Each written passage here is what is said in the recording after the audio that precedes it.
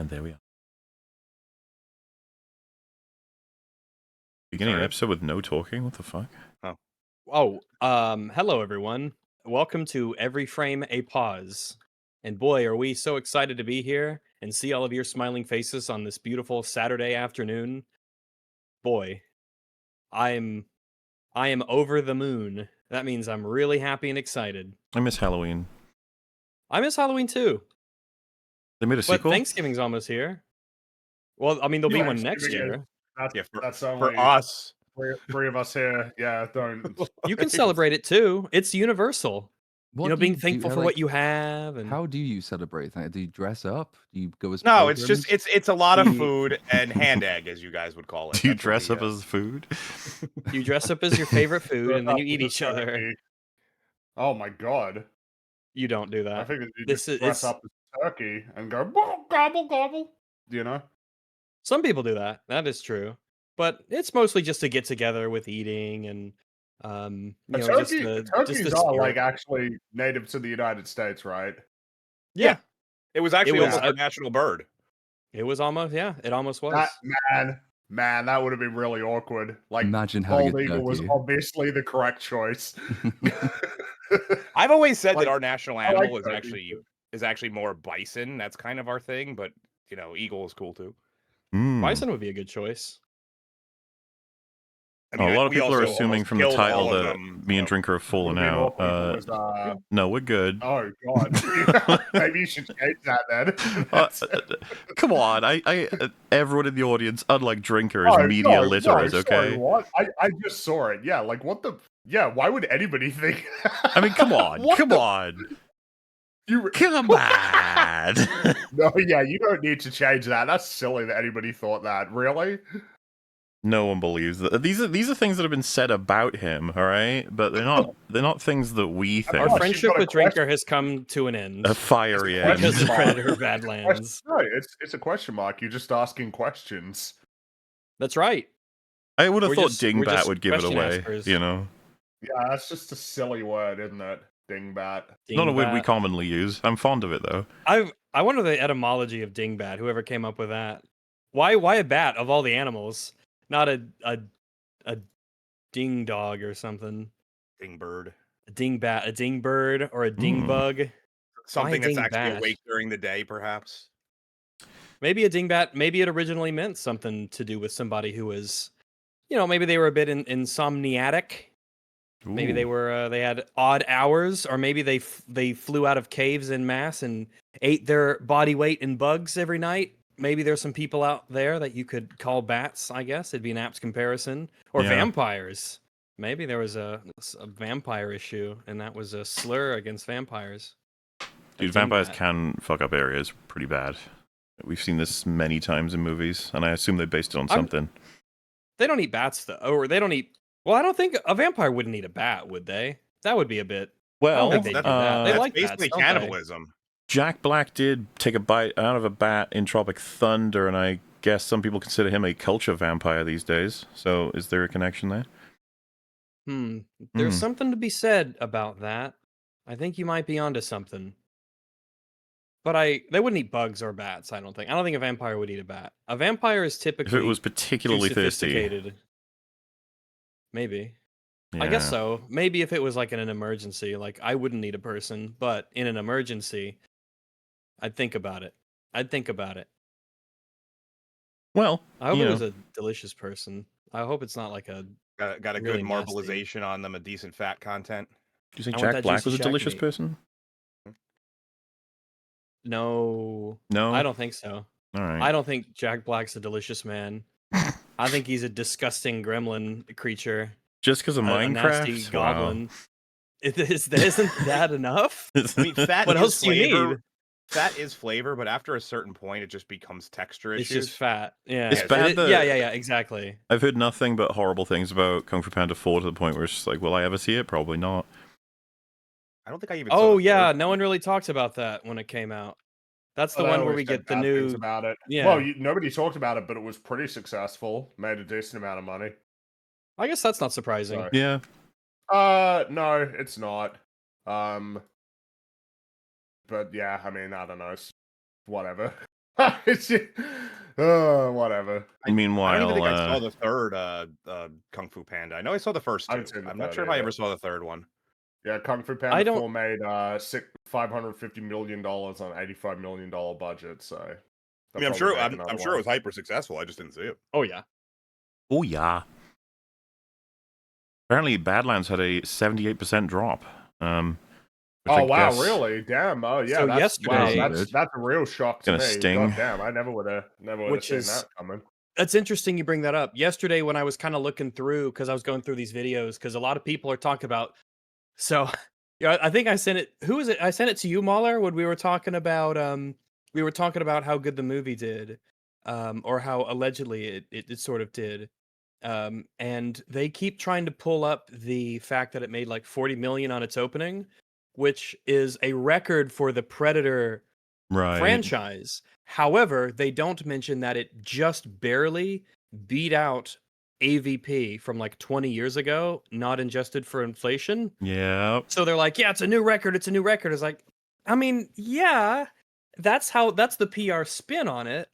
But that's actually not really that impressive Not at very all. representative, This happens all is the it? time. This happens constantly. This happened with Superman. Oh, I was it's the gonna biggest opening say. for a Superman movie. It's like, yeah, but who Although, cares? it is slightly better. Like, no one has to create a top 11 list to say that Predator Badlands That's performed true. really well. That's Like, true. Oh, yeah, but the it thing was, is, It did do okay as an opening weekend. I think it's $80 million worldwide. Now, that's not probably going to be good enough to make its money back significantly, but it's still like it. You it's know, more than what's in terms of predicted. it is more than was Sure. predicted, and it is going to stick it reasonably high up on the list of all-time Predator franchise entries. It's just that, like, yeah, 70. What was did you say? 76% drop in the second weekend. That's not. That's very 70, healthy. 78 It's is what I've almost like heard. if you turn the Predator into a Marvel movie, it's going to perform like a Marvel movie, and it'll get a big bump at the beginning, and everyone will say, "Well, that was," and then they won't go and see it again. They'll never talk about it again. I pulled it up. Yeah, the Predator Badlands garnered 40 million US dollarinos over its opening weekend in the US alone, making it the biggest opening seen by the long-running franchise since 2004's Alien vs. Predator, which saw a domestic debut of 38 million. So it made 2 million more than the 2004 movie. Uh-oh. Not adjusted for inflation, right? That's what you said. Not adjusted Adjusted for for inflation, as inflation, far as that yeah. article talks about. So that's not great. That's Well, and the reality is, like, the Predator franchise has never been like that successful. No. The first film was pretty successful, but ever since then, it has kind of struggled. It's not like well, no, I guess it is like Terminator, because aside from Terminator 1 and 2, that has also struggled generally to be profitable. Did the third Alien, did I guess, Terminator 3 not do well? Because I could have sworn Terminator it was 3 did pretty really well. expensive. It was really Oh, okay, that's why. expensive. That's the problem. So yeah, it did all right, but it also cost an insane amount of money. And then after that, it was just, yeah, it just kept not doing quite well enough. The main problem is a lot of these with almost every franchise that we talk about with Terminator, Predator. It's always going to be diminishing returns, because the further you get away from, not only is it that the further you get away from the original, obviously you have an older audience now from the original, but it's just a lot of rehashing. So people just it's just going to get to a point where people are like, I'll just wait till streaming, and that's kind of where we're at. Well, they told you, like, and the most constant refrain for this movie is that there's no rehashing, because it's a bold, innovative, refreshing new take on the Predator franchise, which means it isn't anything like any of the other Predator movies. It's just everything like every other movie that isn't Predator. I think we brought this up on our previous EFAP. None of the Predator movies are like the previous Predator movie. Nope. They're all wacky and insane every time. From the beginning, yeah. Predator 1 versus Predator 2. Those are already just insane. completely different films. And then I love Predator 2's first half, but I really like the new stuff that they do in it, and it's wacky and crazy, but it's like, this is clearly different from the first. Yeah, They're just a new take on it. Badlands is nothing like Killer of Killers, is nothing like Prey, is nothing like, I guess, AVP 2. No, wait, The Predator, which is nothing like AVP 2, which is nothing like AVP 1, which is nothing like Predator 2, which is nothing like Predator. So, Predators had a lot of. They tried to basically cherry pick things from the earlier movies and redo it. I'm gonna go ahead. That was hard disagree. Predators is a wacky movie that is a mistake. They made a lot of mistakes. If they had copied the original, they would have been way better off. Well, that's why I said cherry pick. I didn't say that they completely, but there was they tried to take things from multiple ones and be like, oh well, let's see how they work together. I also haven't seen that one in a long time though. I don't know. It's like if someone said Alien 3 is like a copy of Alien. I'd just be like, I mean, if it were, maybe it would have been better.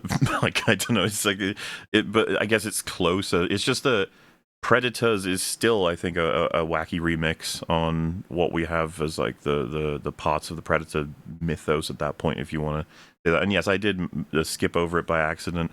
It's hard to remember. They've all got such distinctive names, you know. Predators, the Predator, Predator 2. Tell anybody who's brand new to this, and they're going to be so confused. Predator: The Final Chapter, Predator: The Final Chapter Part 2, Predator Last Rites, Predator Last Rites, and then they had Predator Awakening, which was I think that was one of the best. And then there was Alien versus Predator, Revengeance. Yeah, that's Alien the best Predator one. Revengeance 2. First Strike, I think it was, but yeah, well, a little confusing, but the real fans know. So, and the real fans would have watched last week's episodes. You got all your build up to the Predator Badlands coverage, right? You also need to know there is a foe, a villain afoot in the world of YouTube. He's drunk. He's running around reviewing films, and no one can stop him, except maybe we can. Nostalgia critic. You imagine him He's drunk? running around Oh my drunk God. reviewing films. I would like to see Nostalgia Critic drunkenly review something. That would be very fun. To think that Melvin, Brother of the Joker, was something that he concocted while completely sober and Allegedly lucid is interesting to think. Yeah, he must have been on something, right? Like, I just don't know what it was. He was on Brilliance. That's true. He had Brilliance Inspiration. And it was straight into his eyeballs. That's how I'm you pretty get the certain there real was some coke strong involved too. Coca-Cola. Well, I mean, I didn't specify what kind of coke. So, Predator Badlands has been received in lots of different ways by lots of different people, and it seems that the critical drinker mistakenly, obviously, unfortunately, expressed a negative point of view, and this has angered many people because, of course, the movie's a kind of a runaway success, both in the box office and critically. It's kind of revitalized the Predator franchise, and it's given it new lifeblood that everyone can respect and understand, and it took it in a new direction. It gambled, and it won. Sure So, did. what is this guy's problem? That's what we're here to find out. I Of heard, course, we favored it one of quite a the bit. debates- Alcoholism is probably his problem. That is a problem. I did hear someone say, like, sort of scoffingly, "Oh, the only people who have a problem with Predator Badlands are the same tired chuds who had a problem with Alien Romulus." Nah. Yes, A movie that had is a true. Correct. A movie that also had a pretty significant second week drop off, even though it quite a bit as far as I remember. But boy, Alien and Predator, what amazing! They're in such good places, both of those franchises. Yes, they're just they in are. such good places. They have these incredible creative heads at the leading the helm. They've got these great shows and movies. It's never been healthier. Now we just need all the main characters from Badlands and Romulus to meet up and fight an alien Predalien Queen King. It would be the best movie ever. And people would say, man, I'm so glad that Disney bought Fox. That was a really good thing that happened for the world. Hell yeah. All of us benefiting from it. Anyway, a lot of people have said that. They've said that I'm so glad that Disney got the rights to Predator. It's weird. There's a lot of people that are just weirdly in favor of massive consolidation of media companies just because of one specific franchise that they feel has benefited from it. So, like, being someone who's been around now for too long on the internet, to the point where I should probably go outside, I don't know if did any of you guys? I think Dark Hour, you kind of mentioned you maybe, but watch Nostalgia Critic in his heyday. Anyone here do that? Yeah.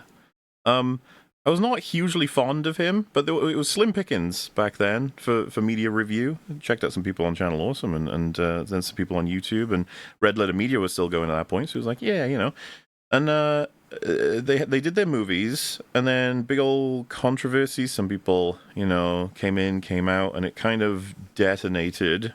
And then a lot of criticism videos started to spam out, which, by the way, is kind of where I think Cinematic Venom got a sort of big video. I remember, because he was inspired quite a bit by Nostalgia Critic. But what I'm trying to say is Nostalgia Critic was considered someone who kind of ruined film discourse at one point, if we rewind really far. And a lot of people made videos about how cringe he was, how he didn't know how to break down movies, how he ruined a generation of media criticism and all that sort of stuff. But he got overshadowed because not long after his reign of terror came CinemaSins, which, you know, chat, you're going to know. We've covered CinemaSins quite a few times, and people even that have guested on this very podcast made their careers, started them rather, criticizing CinemaSins. You know, it was very much viable. Same for doing it with good old Nostalgia Critic. It's kind of an interesting history, I would say, in terms of Nostalgia Critic was squarely the most popular film reviewer, and then as he died down, I would say CinemaSins probably then took his place. And now he has died down. Even though, you know, rewind a few years back, you'd still get some posts saying CinemaSins destroyed a generation of film review, and you still get like the, you know, anytime someone, in fact, someone today, Yes, it does. There's this clip that got released from the new Stranger Things season. It's where 11 is like running through a training course. Everyone's shitting on it. And something that annoyed me is there's a tweet with like, it's getting up to 70k likes, 75k likes, where it counts the cuts, and it says in 30, I think in 30 seconds there's 40 cuts, all the other way around. Jeez. That's actually not that bad at all. And that's why it annoyed me. I actually quote tweeted and said there's more cuts in the average action scene in Hot Fuzz than there is here. So the cuts are not why this scene is bad. Would they look at the, you know, the Hot Fuzz bits where they're, you know, loading their guns and it's doing the zooms and the yeah, like, oh wow, look, there's like 100 cuts in 2 seconds. Wow, yeah, it turns out bad filmmaking. Obviously it's about how you use cuts. It's not the number of them. Yeah. And there's a lot more wrong with that scene. The main thing that I thought people were noticing about how wrong the scene was is that, no offense to Millie Bobby Brown, but she's not convincing whatsoever, like athletically. And so I'm assuming that's why they've cut her up. Is because you got the body double and then, you know, you cut it quickly and you know, it's whatever, I guess, if they didn't give her time to train or whatever. I don't even, the other thing is, like, if you know anything about Stranger Things, I don't know why they're putting her through this retarded course when her mind powers need to be trained. Yeah. Didn't get enough time to train. It's like, was it like 3 years? Oh, whatever, I don't know. Yeah, I was just thinking that myself, Ricky. I was about to say, like, how did she not Hey, have man, enough she was time? busy making, what was it called? Dabsel. Electric State. Yeah, that's right. Well, she And also Electric ran a State. damsel and it looked horrible. She should just get a running coach and then she'll be fine for all of her roles. She does do this weird thing where, like, she seems to propel herself forward by punching the air, which is not really how running is supposed to work. And I would have thought that's the kind of thing you can train out of someone quite quickly, but I guess no.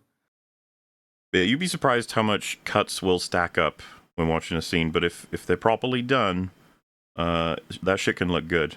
Like, it's always, I assume anyway, because I've not edited an action movie, but the art of having the viewer be able to follow and understand the action, right? We came across a criticism of Lord of the Rings from Nostalgia Critic, where he was saying sometimes you'll see a similar shot more than once. It's like, that's actually pretty common in a lot of action movies or in a lot of action sequences, or in sequences where you want to create more time for an emotional sequence to be further understood. There's all kinds of wacky decisions that an artist might make to create a certain experience, but you know, it's doing cuts for any kind of athletic. If a person isn't athletic, whether it be fighting or a sport, doing cuts will alleviate that somewhat. But if you overdo it, then it just makes it look choppy. Can indeed. Well, everyone always references the Taken 3 climbing the gate thing. Very amusing. Liam Neeson climbing the fence. Yeah. They make it epic as fuck. It's cinema, but yeah, I don't know. It's just it's the kind of thing that someone I've seen other people quote tweeting the fact that they're counting these things and being like, so this person was inspired by CinemaSins, such a CinemaSins thing to do. Yeah. And again, I'm just like, well, I mean, you know, what's annoying is, like, you know, you've seen us cover Nostalgia Critic, and we've said, like, he can say valid things, he can say wacky things, and he's so energetic and passionate that, you know, there's something charming there. You know, CinemaSins is, I was about to say 50-50. That's too generous, probably. He's kind of mostly miss some hits, and when he hits, he's fine. He's like, you know. 2080. Yeah. Oh, yeah, maybe. And there's nothing wrong. with his format inherently. It's fine, and it's a bit of No, fun. there is something wrong with this format. I am God, and I have ordained that you are not allowed to analyze movies in this way. I see. This is the wrong way to analyze movies. You were incorrect. There are no incorrect interpretations of art except for that one. That one's All wrong. right, fair, you got Yeah, me, but if I don't like you, especially if I don't like you, you're actually not a real critic. Your interpretation is not correct. You're well, the just good wrong thing about film. is, and this is I have this on good authority. The demons, both Nostalgia Critic and CinemaSins, have been slain, staked, if you will. They are gone forever. There is a new boogeyman on this wonderful circuit we call the. I actually think Film Nostalgia Review Critic Internet. is unkillable physically. He I can't think they be both killed. are. They're both fine. He's immortal. They're both Apparently my going. mic I mean, his is low. physical form is unkillable. I He see. is like a vampire, some sort of mythology creature. If you stake him, does he turn into Melvin temporarily? Is that like the defense system? As he's going, Melvin, brother. And you run in fear because you're like, I don't know what's happening. Oh God. It's good. It prevents people from getting that second stake in the heart, which is what we get him. No, there's a new film reviewer that has drawn the ire now regularly of so many. is rising. I mean, I guess it makes sense. It's if you're going to be the most popular film reviewer on the site, you're going to garner a lot of people who hate you, and then you're going to garner a lot of people who want to make videos to capitalize on that. Which yeah, you'll make your own is cottage industry about you. it's not a problem in and of itself, because as we would have mentioned, there's plenty of reasons to make videos on Nostalgia Critic, plenty of reasons to do it for CinemaSins. We have engaged in both of those wonderful fellas.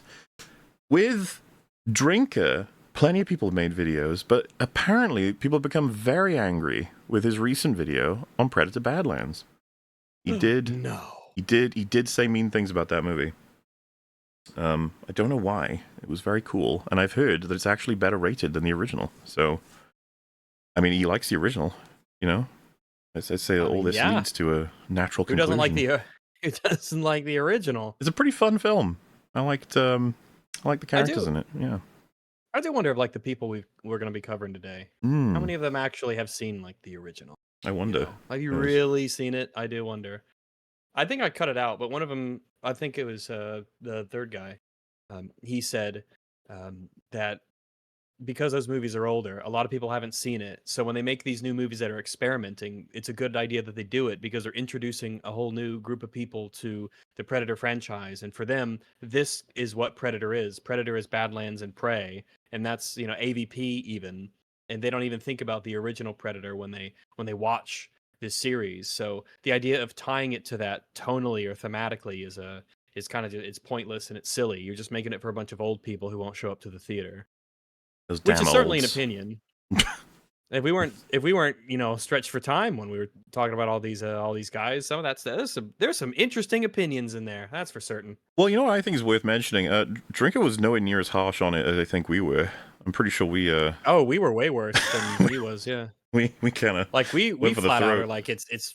Yeah, we said it was really, really bad, and we talked about it in great detail. But he has some nice things to say about it. But You probably do have the lowest opinion of it, because I was on FNT like the day after it came out, and I think they sort of broadly said it's a mid movie. It's probably about a 5. It's fucking no, it's not. It's not a 5. 5 is far too high. It's probably 5 is average, and it ain't there. Yeah, no, it's absolutely. Well, it's average in the set, like depending on what you're comparing it to. It is a very it's average on the modern Predator movie. grading curve, but that means it's bad. Well, that's the other thing that gets me about it is when they say, it would be a good film if it wasn't called Predator, right? Like if it was called Alien, not Alien. That's a different franchise. Yeah, that actually doesn't make it any better. If this was called Alien, it would be a better Predator movie, I guess. But it'd be a worse. They tried Alien that already. movie. That was when they did Prey. They were like, "Oh, we'll just stealthily not call it Predator, and everyone will love it." Yeah, Call it fucking. That's all I had about that. Spooky interstellar monster.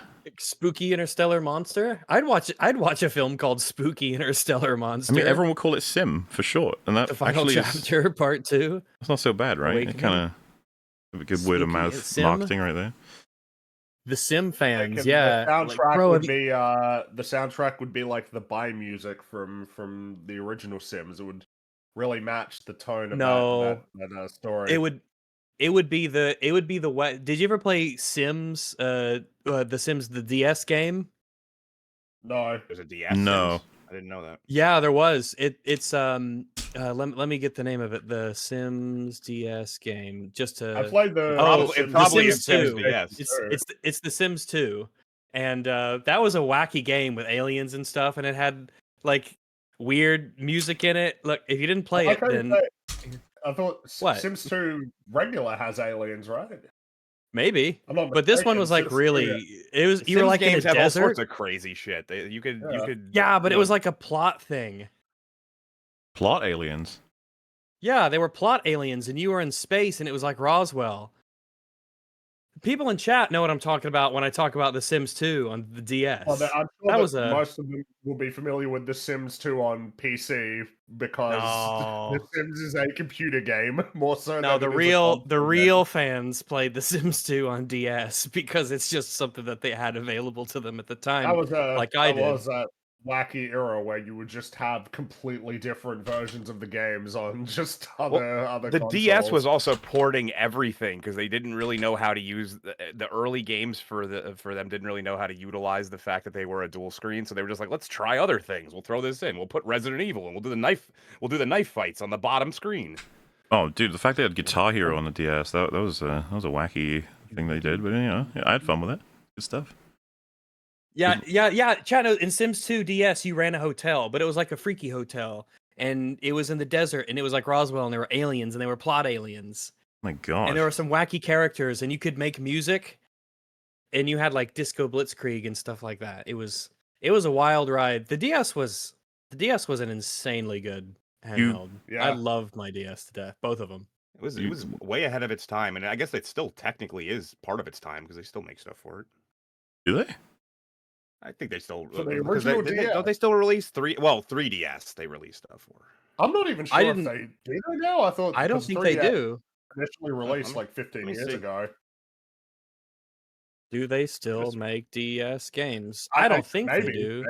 Maybe I they know don't. that they kept making PlayStation 2 games like all the way until like 2018 or 2019 or something ridiculous. Yeah. Oh, maybe they did shut it down. I would have thought. I just thought. Yeah, it's been a while. Apparently, it was shut in 2023 was the last game Okay, released, so and that was when they stopped eShop services. Did they say what the last game was on there? What Yeah, was do they have game all the for last DS? physical cartridge It was made for it was? Silver Falls Gaiden Deathly Delusion Destroyers. Never Not heard really. of it. I mean, like, Heard of what's it really called? Apparently, that is actually it. And then Ninja they- Gaiden Death Delusion Destroyers? I'd buy it. And Ninja Gaiden Triple T? Yeah, that's got to be a direct translation that they didn't bother to fix. Well, anyway. Yeah. Shout out to the Nintendo DS. The 3DS XL that I got. Ooh. Whoa. So I had the green one that was the Yoshi color one. I think that was Yoshi Green? Yeah, the Yoshi green one. I love that thing. It's not apple green, right? No, it Or was kiwi? it came like preloaded Kiwi with all of the all like Super Mario Brothers DS and stuff. So they called it Yoshi Green. I see. Okay. I didn't know that. It's special green. Okay. All right. So anyway, like I was saying, with all that information now, we're prepped for this wonderful adventure where we've got several people who have decided to take this dingbat down, hence the title. All right, it's not Stinky poo-poo head. It isn't necessarily our opinion of the drinker, but it might be by the end of this. Might just realize some stuff about him. I've got an open mind. Exactly. This I could got an go open anyway. mind. So Yeah, I have no opinion of that guy. I think I could be swayed. Well, make one up and see what happens. Yeah, he in Pretend no you way. like. Pretend that you like Drinker and see how it feels. He in no Ooh. way changed my life 3 years ago. No way. So what kind of What did he- format are we in for, Rangolius? What's happening here? Well, nothing fancy. We're gonna have one Hmm. video, and I've cut out some of the chaff because I don't want us to be here all day and night. And then we'll have another video after that, and we'll watch that, and then there'll be another video after that, and then we'll watch as much of that as we feel like, and Whoa. then we will go home, and it will be done, and we All will right. all be happy and satisfied, Sweet. except for Drinker. So unfortunately, it's sort of like good for us to have watched Predator Badlands before doing this, I guess. So hopefully everyone in chat It will has be too. helpful. Yeah, if you've seen Predator Badlands, and if you did, it was probably last week statistically. Then yeah, it'll help out a lot. You'll know who's true and Oh, who I've is seen false. a few mentions and asks about the Running Man. I can't see any reason why Yeah. worth covering that It's- one. It's No. It's just I'm not disappointing. really talking about it. Yeah, very I haven't even watched disappointing. it yet. Edgar Wright has lost whatever, he's not the same guy who made the Cornetto trilogy. yeah, I'm gonna man. watch. I finally got my It- whole my hands on a completely legitimate copy of that movie, and I'm gonna probably watch it tonight and try to do a script, but no promises.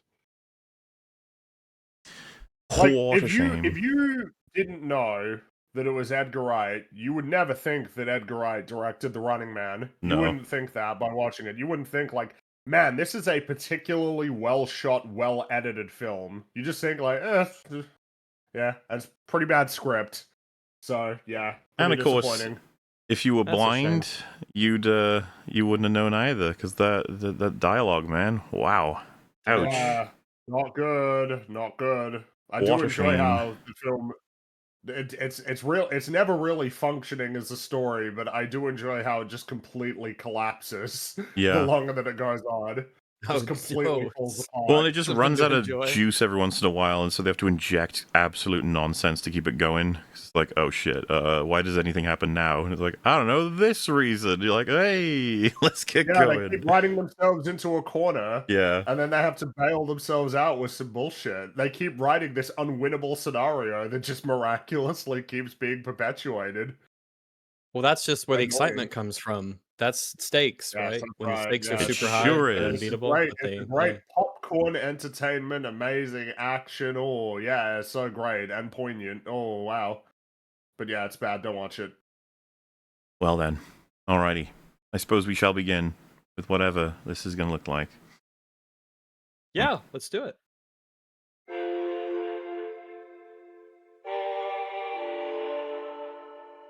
I assume this is copyright free, Tunes. What's going on, everybody? Ah, It is copyright-free tunes. Do not you worry, and that's all there is anyway. wonderful. We're back with another YouTube video. So I got the chance to see Predator Badlands, and I gotta say, it was absolutely peak fiction. The title of his review is Peak fiction, which sort of, I guess, establishes a baseline to go in that Predator Badlands is peak fiction, of which there is nothing higher. All right. Yeah, that's Okay, yeah. That's where all you right. put it. I guess we. peak fire yeah. indeed. pretty interesting. Disney consumes another franchise. True, definitively. I mean, this is I'm just thinking, absolutely correct because Disney did consume it. It didn't belong to them, and then they bought it. So Ate it. it's just true. It's true. Whether or not that's a good or bad thing is up to you, but this is just true. What will happen to it is going to be probably the same thing that happens to everything else that they get their hands on. Yeah, They'll that- milk it for all it's worth, and then it will fade into obscurity. That and that will be that. iconic Storm quote from X-Men 1, she was fucking right. She just needed to be talking about Disney, not Lightning. Even though I guess it applies to Lightning too. Same It's also- thing that it's happens like to everything else. Especially bad in the case of this movie, though, because it's not just that Disney consumed it in that it bought the rights to the franchise, and it's not just that Disney consumed it because it will probably perform the way that other Disney movies do. Like, it is so blatantly obvious in this movie that the whole thing has been Disneyfied. Every usual stock trope of a modern Disney movie is in it. It's almost the best example you could use when you're trying to describe what Disneyfication really means. It's this movie, and yet apparently lots of people are just very keen not to see that. I've actually got a tweet. There's a lot of. Can I copy this? Surely it will let me. Right? Because what's funny is Because it's from a. if you know what the Predator is like, is that evidence of a Disneyfication or whatever? It's like nobody knows what that is. Shane Black was insane. He'd lost his mind making that movie. Oh right, hang on, I can get that up. I assume I won't need a copyright cover for this whole thing, but sometimes I don't like to take the risk anyway because people's footage, There you wa- know.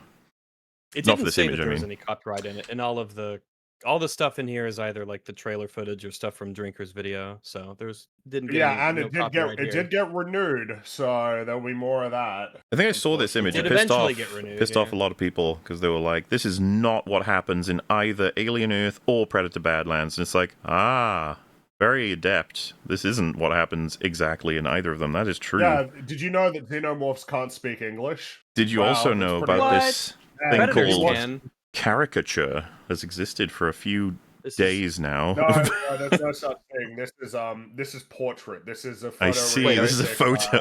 Rendition of what actually happened. This is a very realistic image. What an interesting concept that you could use cartoons in a very quick and easily digestible format to not make a literal point, but to make a symbolic one of a larger issue than what it is on its face. I don't That's an understand anything you interesting just idea. said. You sound media I don't think illiterate.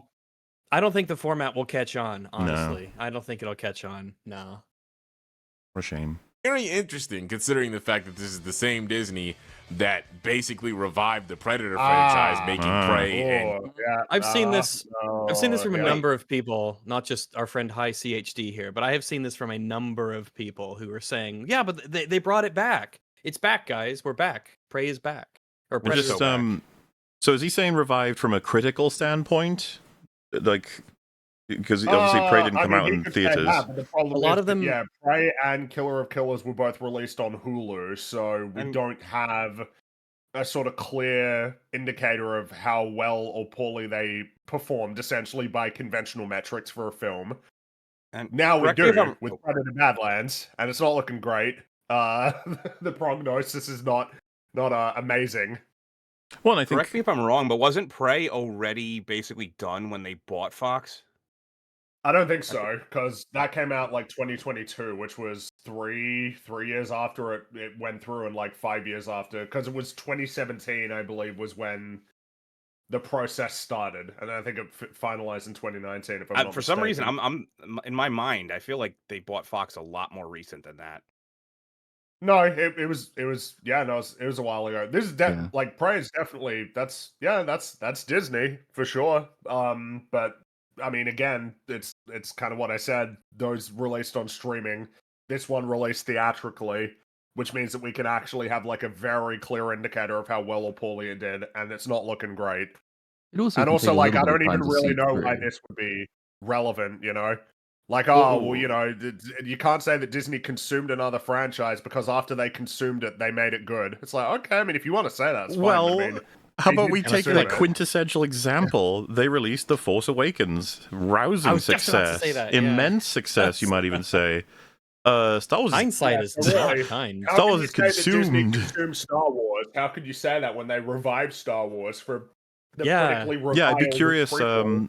what qualifies and what doesn't at that point. Because We got the Han Solo movie, we got Rogue One, we got The Force Awakens and The Last Jedi, and we got whatever the fuck peripheral stuff they did that no one cares about. Wow, Well, and if it's peak Badlands, fiction. What are you Um, talking about? So many careers were started by the Acolyte. It was a very important. They're job historical creators. piece. Yeah, What they're is, they are changing the economy as they go along. what does Badlands need to hit to be getting into even starting to make profit?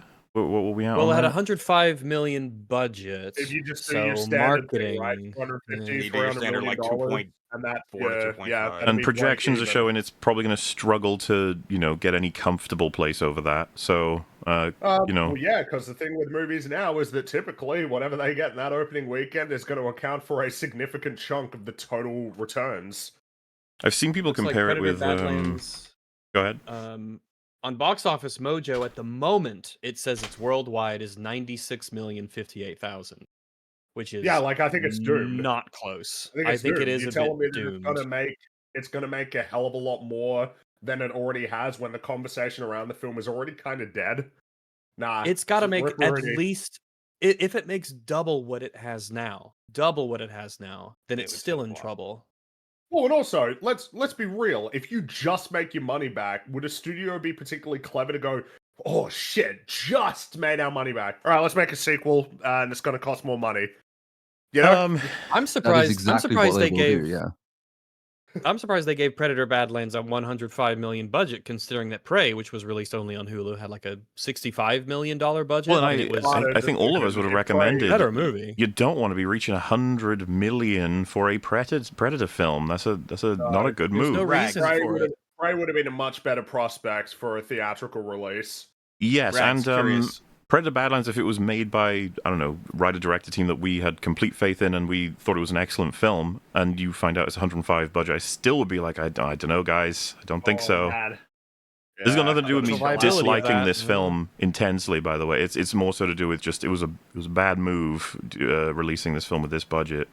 Be more careful. Does it say on there the domestic versus international? I'm just curious. I'm always curious about that with every movie. It says domestic 56,800,000 and international is 39,254,000. So 59. That's actually closer than I would have expected.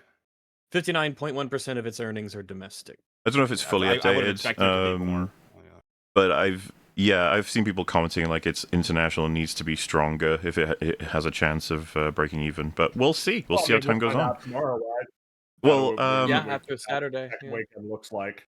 Az has tweeted out that it's dropping 80%. I'm not sure which website he uses, but I doubt he put that out if he didn't have a source. We'll see. I look forward to all of the tweets that talk about the big 80% drop from the same people that were like, "Oh, Just so I don't made get $80 fucking. million. Budget was 105 million." People, I just wanna rounded see that 78. bullshit He said rewarding. 78. I rounded, okay, because I know good. those I points do appreciate the matter. accuracy there. That's good. No, it's good. It's good. It's good to be accurate. I will say, because obviously, if in hindsight, these videos age a lot worse if you go in with the numbers that we kind of know now, because of our show being like releasing at Saturday 1 p.m. here in America, at least, we're kind of on the cusp of the Saturday pull for that week, and especially if it's like the second week of a movie, you can't quite tell a lot of the time, but these videos age a lot worse if this movie does not do well, because boy, do they count a lot on saying, well, the people have spoken, look at how much it's making, records are being broken, when it's just a record that we started off the conversation with, the 40 million opening that's only 2 million more than the 2004 movie. But Yeah, the numbers.com has more up-to-date information. what did they have here? A 78% drop, at least reported on there. Oh, that's Could get what Box updated. Office Mojo has. Yeah. But, on the conversation of the health of the franchise, of course, I'd say the box office would have to be considered. I'm sure that we're all happy to concede critical assessment is relevant as well, and it seems that Predator Badlands is well-liked by a lot of people. It's also well-disliked by a lot of people. But the thing is that, as much as that can be said, it's like, why? I think it's bad, so... Well, it's, and it's I don't unknown by I don't most really people. view Disney as having saved this franchise personally, but, And it's saved it in the sense that they will do more, and I think the result that it gets, even if it just makes its money back, I think they'll take that as an indicator yeah, you're that probably right. what have they attempted to do with this? They've attempted to vastly expand its audience by making it PG-13. They've attempted to target a very different audience than Predator typically will appeal to, and they will treat this as effectively the first entry in that new approach. So it doesn't have to be massively successful. It just has to convince the studio that there is enough potential interest there that might scale over time with more movies. So if it makes its money back, they'll say, well, that was okay, good enough. Evidently PG-13 didn't completely turn away everyone, so let's do it again, and then let's do it again, and then let's do it again. What a and thing then to let's do it say. again. Oh, well, PG-13 didn't turn away everyone. I know. What And- we made it I find it funny. PG-13 specifically to cast a wider net, and it's like, oh, well, it didn't scare away everyone. I do find it funny, by the way. So they have 3 movies. It's a trilogy of movies that all set up. I guess it's not a trilogy because they're not immediately related, but each one of them sets up to go further. So if anything, that's the most Disney thing, in my opinion, is that they were counting their chickens before they hatched. Oh, do you mean like already? All 3 of them Every have a single one. cliffhanger? So Prey, Sequel baiting. yeah, they all sequel baited, all 3 of them. Prey, That is pretty Killer funny, of actually. Killers, Yeah. and- yeah. Well, man, maybe we'll get Prey was, 3 more. Prey was the one that did it the least, in my opinion. But the after they added that other scene to Killer of Killers, they clearly sequel. I kind baited of, there. And this one was pure sequel bait at the end. I thought it was a bit fun in Prey's one, right? Because they had the outro credits, which all kinds of movies will do with their own stylistic choice, and it's recalling all of the events of the film, and then they go further than the events of the film. It's like, oh, that's neat. Like to imply something else will Yeah, that happen. one You're was like, kind "Ooh." of cool, whereas the one in Predator Badlands was just like us. It's my mum. Well, Oh, good stuff. Anyway, Killer of I Killers, like two of film. some of the most beloved pieces of Predator media in the franchise. So most, but Sort of. I mean, we got to go relative, right? Like, technically, so but the first obviously takes the crown. It's the most beloved Yes, universally. that is the best. Yeah. Predator 2 is pretty well liked, I would say. I think so. Pretty I think well because of the liked. structure of Predator 2, it is a pretty. I don't know if it's a consensus. I haven't asked many people, but as many say, we really like the first half, 3/5 of that movie. Yeah, if we try to build I out agree this with that. scale, most hated, it could be AVP 2. That could be the case, but I'd say the Predator kind of takes it. The Predator. Yeah. I think so. the Predator dethroned AVP R. Well, a lot of people shit all over Requiem, I think, without even remembering much of it anymore. And I'm not saying that they would change their Requiem- mind if they rewatched it, but I don't think they remember it.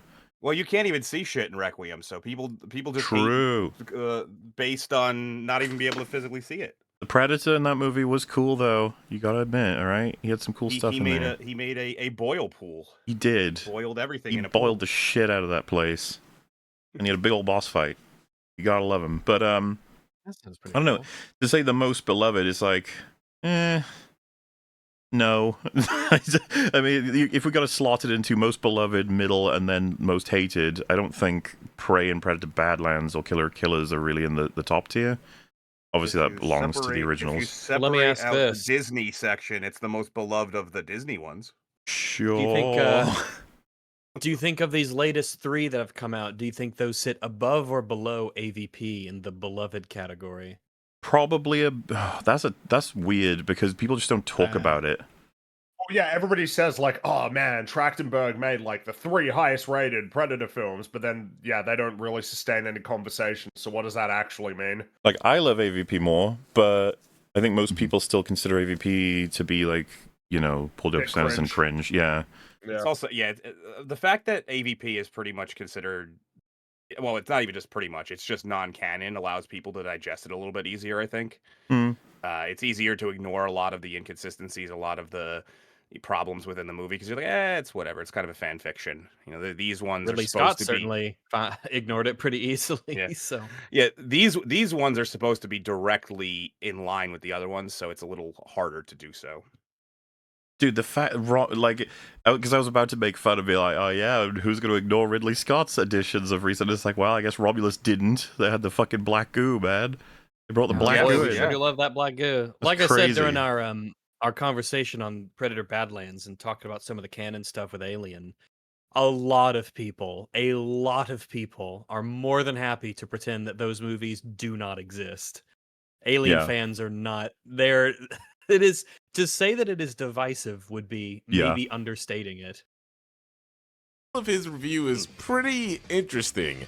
Disney consumes another franchise. Very interesting considering the fact that this is the same Disney that basically revived the Predator franchise, making Prey and Killer of Killers 2 of some of the most beloved pieces of Predator media. What's funny on this note, by the way, is that Disney made Tron Legacy, and then we didn't get another Tron for 15 years? Question mark. I think it was even more than Well, that. but wasn't it? Ares made up for it though. Well, my it was worth point the wait. being, I think Ares was loads worth of the wait. people love Legacy, and so you'd be like, well, and I guess they revived it. It's like, I don't think so. It seems that it went dormant, and then it came back as with Ares, and now it's dormant again.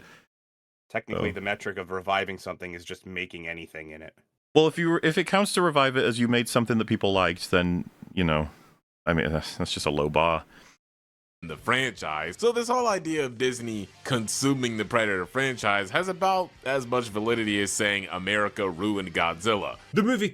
I mean, some people would say. So we can ignore that second part, but if we're gonna, but I mean, Disney did consume Predator. It's just true. It's not a question of how valid of a thing to say it is because of the fact that you personally like some of these movies. They did. They bought it. They gobbled it up. Now they own it. I'm They just consumed amused. it. And then, of course, if you want to talk about the actual meaning of consumed in a more descriptive sense of the film itself, it's what Platoon mentioned. There are a lot of hallmarks of the sort of standard Disney movie Yeah. that have been injected into a series that otherwise was devoid of these things, like There's the a lot cute of, alien sidekick and the quirky sidekick that never stops talking. As well as the fact that it has to be sanitized. It's PG-13. It PG-13, no necessarily humans is It's getting ripped sanitized. up. completely devoid of any kind of tension, any kind of threat, impossible to invest in any fighting scenes, etc., etc., etc. I mean, there are also a lot of hallmarks of America ruining Godzilla, which I would class as Yeah. quite similar, in the sense that I the would last agree, Japanese Godzilla we got was Godzilla -1, and the last stellar. American version we got was Godzilla X Kong, which is one of the most retarded movies that's ever been put to screen. Well, it's also everyone's referencing the fucking I think you Broderick mean movie coolest. as well. So it's He had so a power funny. glove. Like America have had loads of Godzilla movies, and people just are like, "Ugh, what have you done?" Matthew Broderick and Jean Reno who team Hell up to kill yes. babies, to kill all the Little Godzilla velociraptors. babies. I'll never forget how the Japanese, what was it, Final Wars treated that one. It was so poetic the way that they dealt with Zilla, as they called it. Yeah, he had to be considered like the retarded Godzilla because Yeah, he got killed. He got killed within 10 seconds of showing up on screen. It was fantastic. the weird fun Fruit chat, fact that's a lot of that fish. a surprising amount of the Simpsons cast are just in that movie for some reason. In Final Wars? In the Roland Emmerich Godzilla, I don't Oh, the exactly. Roland Emmerich. Yeah. I'm not sure why, but they are Harry Shearer, Hank Azaria, and I think the voice of Lisa. Yeah, Cartwright, no, Nancy Probably an Cartwright agent did just. it. Nancy Cartwright. That's the one. Usually that just means an agent had their hand in the cookie jar and just got Just a friend of all of them. bunch of them. Yeah, I don't know. Kicks off on the Predator homeworld, which funnily enough looks almost exactly like the other planet where the bulk of this film takes place. Hats off for the imaginative environmental design, chaps. Anyway, for that reason, I'm gonna call it generic alien planet number 1, because that's all it is. Yeah, I'm not really sure where he got this from. You can clearly see the differences between the Predator homeworld and the Jenna planet in which the film actually takes place. I feel like I should put the cover up for All right, this. so I'll put this in here because I do think, and I know I just chilling for the Drinker and everything. I think that he misspoke here. I think Drinker actually misspoke at the beginning of that. I think that he meant to say that both of the planets are generic, not that they are both copies of one another. Because obviously they look completely different, but they're both very generic in their presentation. There's nothing memorable or really interesting about either one. That's what I think he meant to say, and he clarifies that later. But for fairness, I did want to put that in. So yeah. And it is one of the criticisms, though, is the planet of death, or whatever the fuck they call it. It's not so much more planet of death-like than the Predator homeworld is. It has more trees, and it has some grass. It has more foliage. It has lots of jutty, sticky-out, evil-looking rocks to tell you that the place is really very spooky horrible and mountains. evil. Very spooky mountains. Tim Burton mountains everywhere. Yeah. So there are superficial aesthetic differences. I actually think that it's more of a criticism of the Predator homeworld than it is of the second planet, even, because you're simultaneously expected to believe that this is an advanced interstellar traveling alien species with high technology, a complex clan structure, and yet they live in a barren wasteland and they live in hovels, but they also have spaceships. Full of skulls, yeah. Full of skulls, yeah. When I was thinking, let's. oh, go ahead, Rex. I was just gonna say, I agree. I would have expected more. I would expected more sci-fi mixed with a more tribal honor culture aspect, but I think, I think they dropped the ball on that. So Yeah, one of the reasons I didn't end up doing a video was because when I sat down with my notes, I realized very quickly how repetitive my notes were, and it made it hard for me to even put it in order. And the first thing I wrote about their planet was how everything kills everything on the planet, because they show that immediately, right? They show everything kind of eating itself.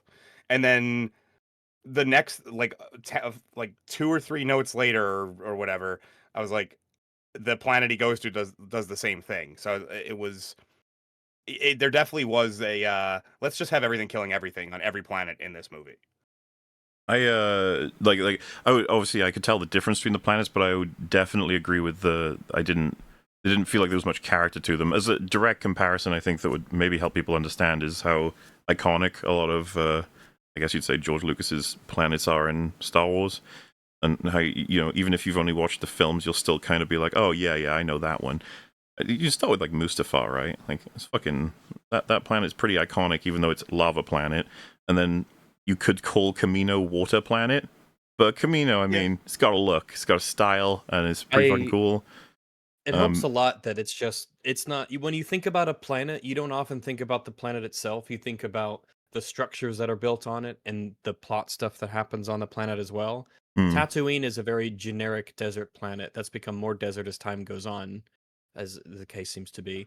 Look, Mos Eisley used to be by a river. I was there. I saw it. Okay, I was there. Yeah, I agree with But, Rags that the structures are very important to Yeah. an identity of a yeah, planet. the way that the buildings look and is like, oh, it's attachment to Luke Skywalker and all that sort of stuff. The events on the planet are often what you think of as kind of in tandem with the planet itself. And if you can't really attach stuff, if you can't attach the goings on to the planet itself, then it will seem generic and it will seem super forgettable. Novaria is another good example from Mass Effect. It's just it's a frozen, barren, rocky wasteland, but you remember the stuff that happens in it and what you do in the Mass Effect game, and you're like, oh yeah, Novaria, I remember being there, and other examples. Well, and to give an example that doesn't even have necessarily structures, I think that people associate with it, but Felucia, right? In good old Yeah. Battlefront 2 is what I think of. It the sticks most. out in my There's a head. whole map there. Yeah, and it's got a unique, I guess you could say, a unique biome, or at least one that's a variant of a familiar one. And yeah, I don't know, Star Wars does a pretty good job of helping me remember planets. At least it used to.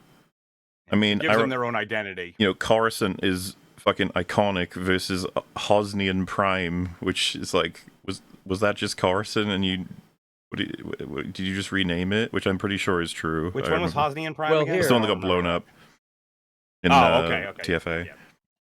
I don't think because So- there was the stuff in the leaked, is it the Trevorrow version of Episode 9 was going to have them go back to Coruscant, which was like an abandoned ghost city populated by demon wolves, which sounds incredibly gay to me, but apparently that's what they were thinking of doing. So I think Demon they are wolves? supposed to be different places. It's just they couldn't be bothered to tell you exactly what Hosnian Prime was. Hosnian Prime, someone just said in the chat. You know, Do you remember the planet from the Acolyte? What it was called? The No. Mother Planet? Oh no. Oh, Unknown Planet. That one. Brendock. Brendock, Brendock. of course. Yeah, that's Brendock, Remember yes. old Brendock. Old Good Brendock. old Oh. Brendock. Um, Remember, it used to be barren, and then the Force magically made it sprout Not- full yeah. of life and everything, and that's just sort of a thing that happened. That was fun. You know, to give Well- credit as well, I was going to say Exegol. If it was only in a film that was not shit, it might have been something that everyone remembers. Exegol could have been cool. Yeah. Exegol is a great name for an evil planet. Mhm. Yeah. It sound. The part It is sounds that it great. was in an evil. The problem is that it was in an evil movie, so it kind of got swallowed up by it. And as That is mentioned, an issue with those movies, though. When you're with those planets, I should say. When the identity of your planets is just this is the desert planet for the most part, this is the forest planet. Eventually, you do run out of identities. oh, you just got to keep trying, man, right? But someone in chat say Liverpool. What the fuck? That came up on Open Bar, I think. But so mentioned Maigito as well, which the huge bridges suspended like really high up, and it's this is what I mean about what was just said, right? It's like you can take again a basic biome, just how you present it, and it can become super memorable. Yeah, And that was give it my memorable issue with architecture. Some cool Utapua is, or is it Utapua? Utapau. Utapau. Utapau. Yeah. Utapau is another example where you remember the way that the aliens look. They have that kind of vampire-y kind of teeth look. Yeah. How the They all structures live are in built into the sides sinkholes of the as well. Yeah, cliffs. that's pretty cool. Yeah, they live in the canyon thing. Yeah, and you're like, oh yeah, by that, like the planet has sort of become a part of that, whole entire section of the movie. You remember it, and it's sort of, the home gets mixed in with Well, there's a it. reason you can just say How- the names and everyone on this panel, and it's not just because we all broadly really like Star Wars and remember lots of it, but I think that's kind of, you could say it to almost anyone who's watched the movies. You can just name the planet and immediately summons to mind Yeah. a very Bespin. distinctive visual identity. Bespin's Yeah, another one, wow. Yavin 4 is another one.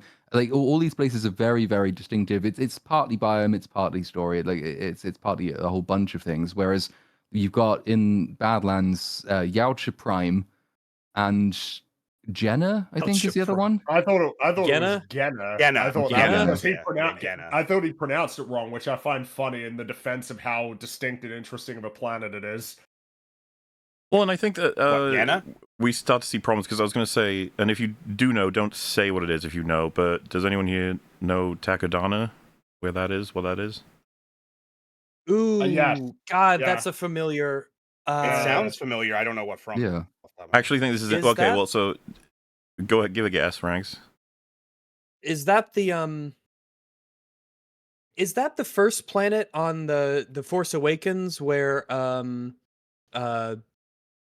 he kills where Kylo Ren kills the guy Max von Sydow? That's on Octu. The Octu. Oh, then I that's don't the know. that's the totally not Tatooine planet. Is it where Maz Kanata's castle Correct. is in TOA? That's where fuck. Takodana is. Oh, okay. And see, I to me, remember it for Maz Kanata, but not for the planet name. that to me is indicative of like it's become weaker in Star Wars, right? Like Disney, they've still got some stuff you can remember, but a lot of it is like it's a bit thin, and maybe that's because the story sucks so much, or that there's a lesser focus on memorable architecture, or Everybody's saying you're perhaps... wrong, but you're not. I don't know why everybody's saying that you're wrong on Jakku. Oh, sorry. No, Oh, I am wrong, because sorry. Octu is the one with Luke is Jakku. That's, that that's fair. kind of proves the point. That Yeah, not even I you mixed can them up. That's my remember. bad. That's my bad. It kind of proves the never point, mind, yeah. really. It Octu kinda is does. the Irish island, right? Skellig, I think, or something. And then, yeah, sorry. Jakku is totally not Tatooine. And then Jakku and Octu, they do kind of sound similar. Jakku, Octu. Octu. A lot of Haktua. sci-fi has this issue where they make these mono biome planets, and then that becomes their sole identity, and that's really where Star Wars went eventually. But it gets yeah, confusing when you change it. Because remember, there was all the argument in Rise of Skywalker as to whether Kylo Ren was moonwalking on Mustafar, because there were trees and lots, and like it just didn't look the same, because everyone's very vivid visual memories of Mustafar have no trees. It is rocky volcanic lava planet, and so there was an argument for a time as to where exactly that was. And I think everyone did settle on the fact that it was Mustafar. It just looked incredibly different, and the fact that it took people time to arrive at that conclusion is evidence that even with quite a simple concept, essentially biome determines planet identity, they still managed to fuck it up. Because Crate, right? Like it's just like Salt planet. Salt planet. Yeah, people will Salt remember planet, Hoth yeah. forever. Crate is one that you get people being like, "Which one was that?" It's like, I actually think yeah. Crate has, of all the planets they introduced, has the most staying power, only because of how stupid it is. We're a planet of salt. I think that There's something to be said about the visuals. Well, red and the white and but red, it's right? just- Everyone said it's like yeah. wounds getting cut across the land. It's like there's a visual thing for there's it. something But to that. Yeah. Shame about the story that takes place on it, but yeah, about sequel trilogy. But yeah, hopefully this illustrates at least our point of view. I think this is Drinker's point of view. I doubt you would say that the barren planet was easy to mix up with the lush, flora fauna planet. I think what he meant. he clarifies Australia. later. Yeah. He mentions later specifically that it's generic planet 1 and generic planet 2, that they're not. So I think he just misspoke at the beginning. So I know I'm gonna have people being like, "Oh, you're just covering for him." It's like, no, I just think he legitimately misspoke. He clarifies multiple times later what he means. Sometimes Drinker does his videos very quickly to get them out there, and sometimes I he was has gonna to say clarify very later in the video. intoxicated, but And also very intoxicated. There's a couple of things working against him there. Is to find and kill the Kalisk, the most powerful and dangerous animal on the planet, and return victorious to generic alien planet number 1 so that he can take revenge on his toxically masculine dads. I mean, call me crazy here, but why not just go straight back there and kill him anyway? I mean, it's not like he's gonna have you back even if you do succeed. Whatever. Let's just go with it so that the rest of the plot can happen. Because he would lose. His brother, who was more experienced in fighting than he was, literally got his head chopped off protecting him. Why would he go back after watching his brother get completely outclassed by him? Kind of a weird thing to say, because he wanted to. That was very specifically what he was intending to do until he woke up. Specifically looking for he was specifically looking for revenge. Even when he talks to Thea, and I think even before in a monologue, he says he's going to get revenge. He's going to kill the Kalisk, and he's going to get revenge. He's going to fight his dad either way. And also, as we will have to say 1 or 2 more times due to the others that we'll be covering, he doesn't learn anything on his Genna adventures that will help him defeat his dad. He just beats him in a sword fight. No, He yeah, which is doesn't really do disappointing. anything. Which is the difference. The movie thinks that by going, like, he spent all this time on fucking other place, Genna. Death Planet. That's the one, Genna. It thinks that what it's done is that it's given him a series of trials which he's overcome, thereby he's gained knowledge and skills and experience which he uses to go back and take out his father. Actually, that doesn't really happen. No. Like he 'Cause it's does just a sword survive the fight. planet, but yeah, like he doesn't use any skills against his father that he picked up on Genna. He just goes back and wins a sword fight. It's almost like the movie is sort of settles back on this idea that now he has this almost like just belief in himself and his own worth, and he has his own clan now, so he's his own independent young man. He can go and be stronger at this point. The bit where he actually uses the skills and experience he picks up comes before that ending. It's the previous but one ending, which is when he uses some of those. Well, he goes and picks up the spray snake slippery penis cannon Name is shoulder mounted Squirt. launcher. That one, Squirt. He uses Squirt. So he Thank you. uses the advantages of nature to take out some generic synth androids. Yeah. And Very that's it. easily. So, I know. As So Chad is what the guy mentioning, is who made he this video, grinded he wants XP.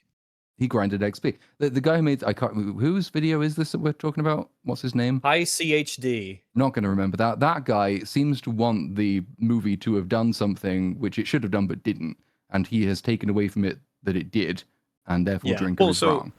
yeah, just to be clear, right? So what I got from what Drinker said is why pursue taking down this big creature to thus prove yourself to your dad when your dad's probably not going to back you on that instead of just trying to take out your dad. And you want to kill him anyway. Yeah.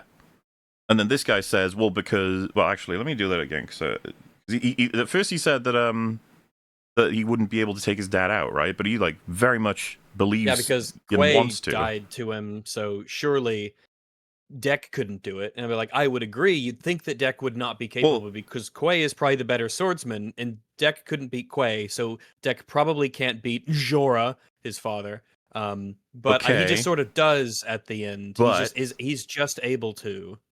First of all, I don't believe the Predators are making this kind of mathematical decision. Like, if he beat my brother and my brother beat me, then I cannot beat him. But if he were, then why would he think he can beat a monster that his dad is afraid of?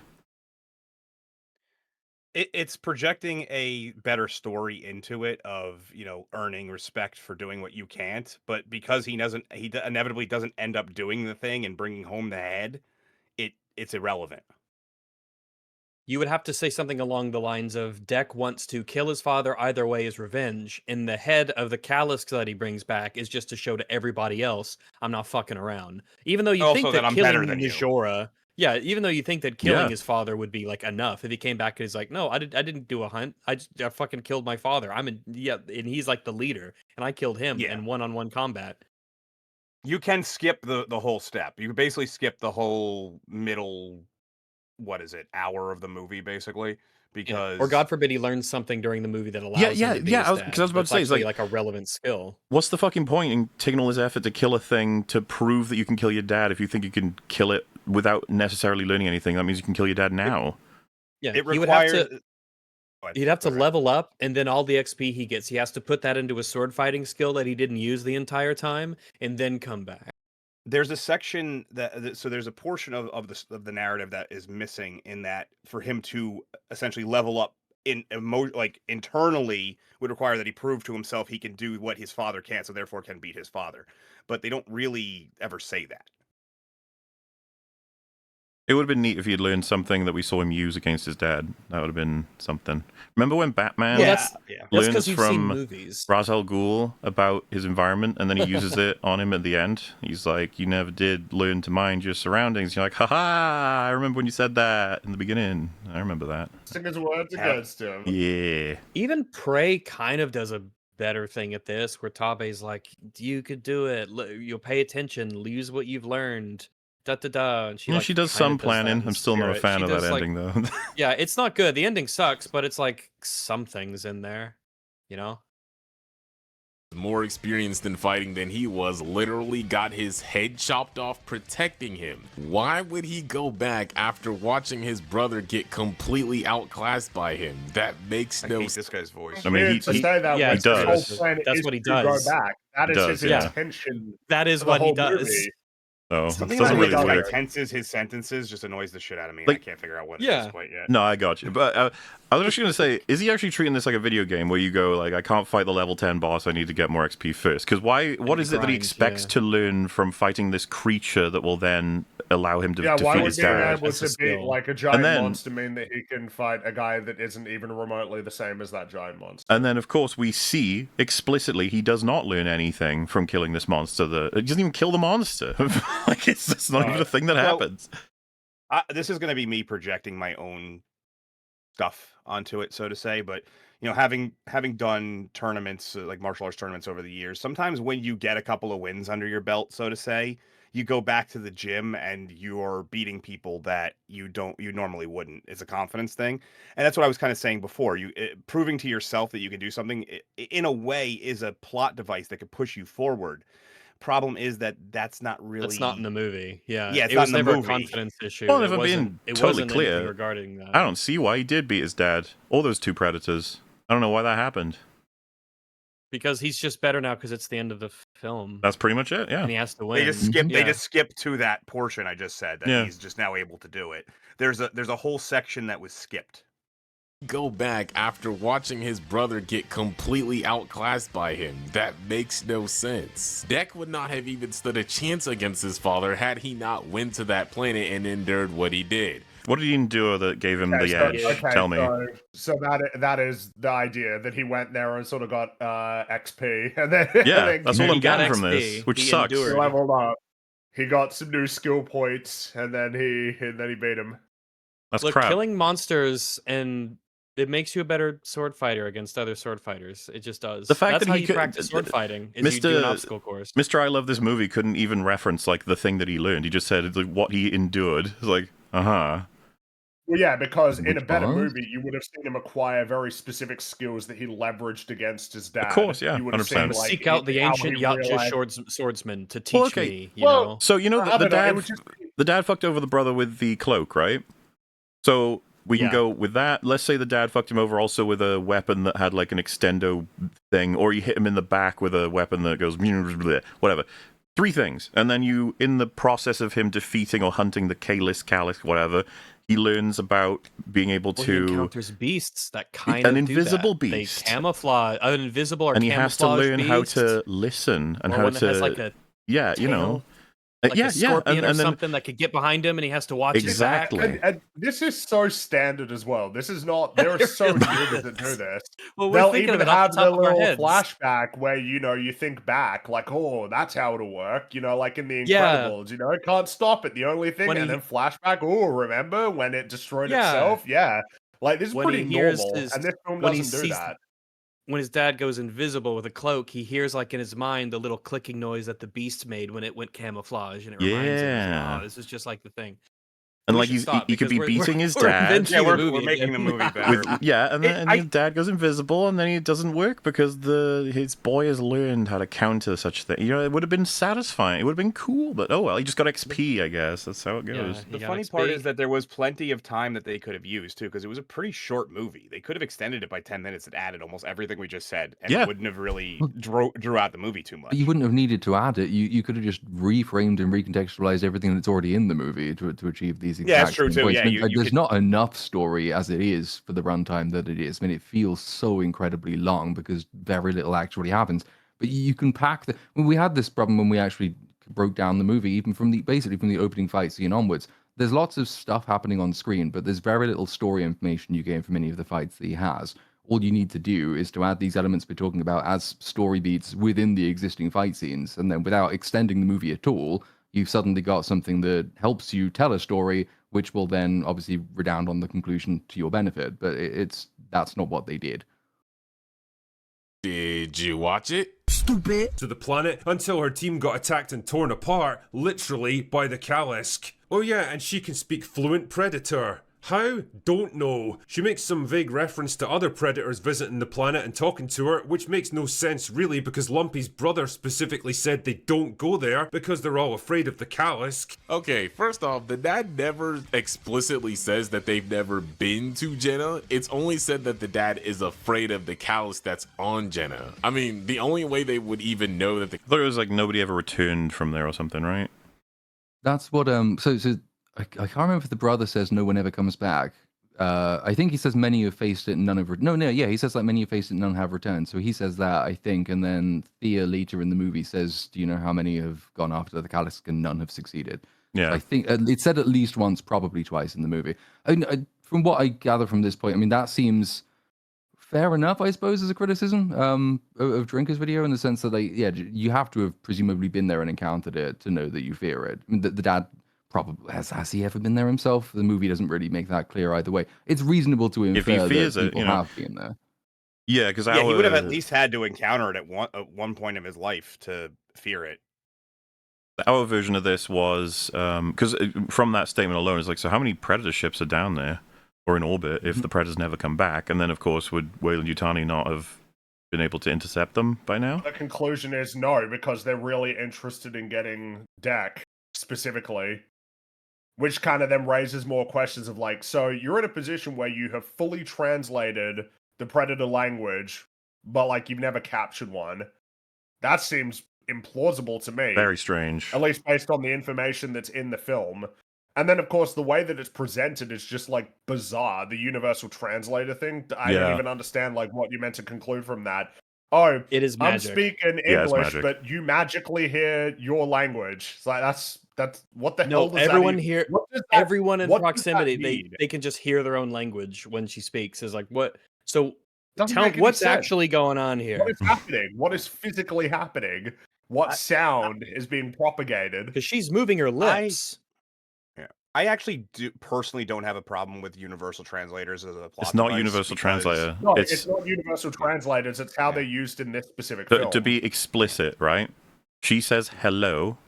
The sound that comes out of her mouth for 3 different people is 3 different words. That is impossible. That doesn't make any fucking sense.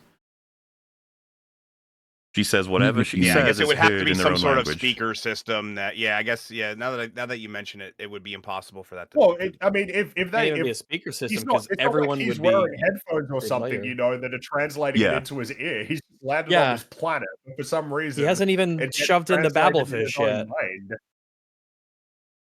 And Yeah, even if you do sort of write your way into saying, okay, well, let's say that she's an android, so she's got multiple speakers that can send out multiple noises at once, which is bullshit. But it's not impossible That doesn't to write even- your way to that position. You then get to the point later in the movie where them having a universal translator breaks the entire point of the scene, and so they just don't have it anymore. So they haven't explained it. They didn't think it through.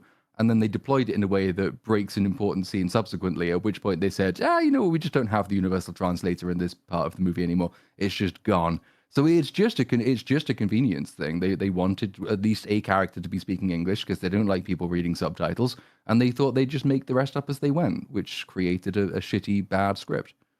Because even if what you just said, that would mean it would need to like scan and account for any creatures in nearby and then send a unique signal to them based on whatever language they have They would- natively. Mm-hmm.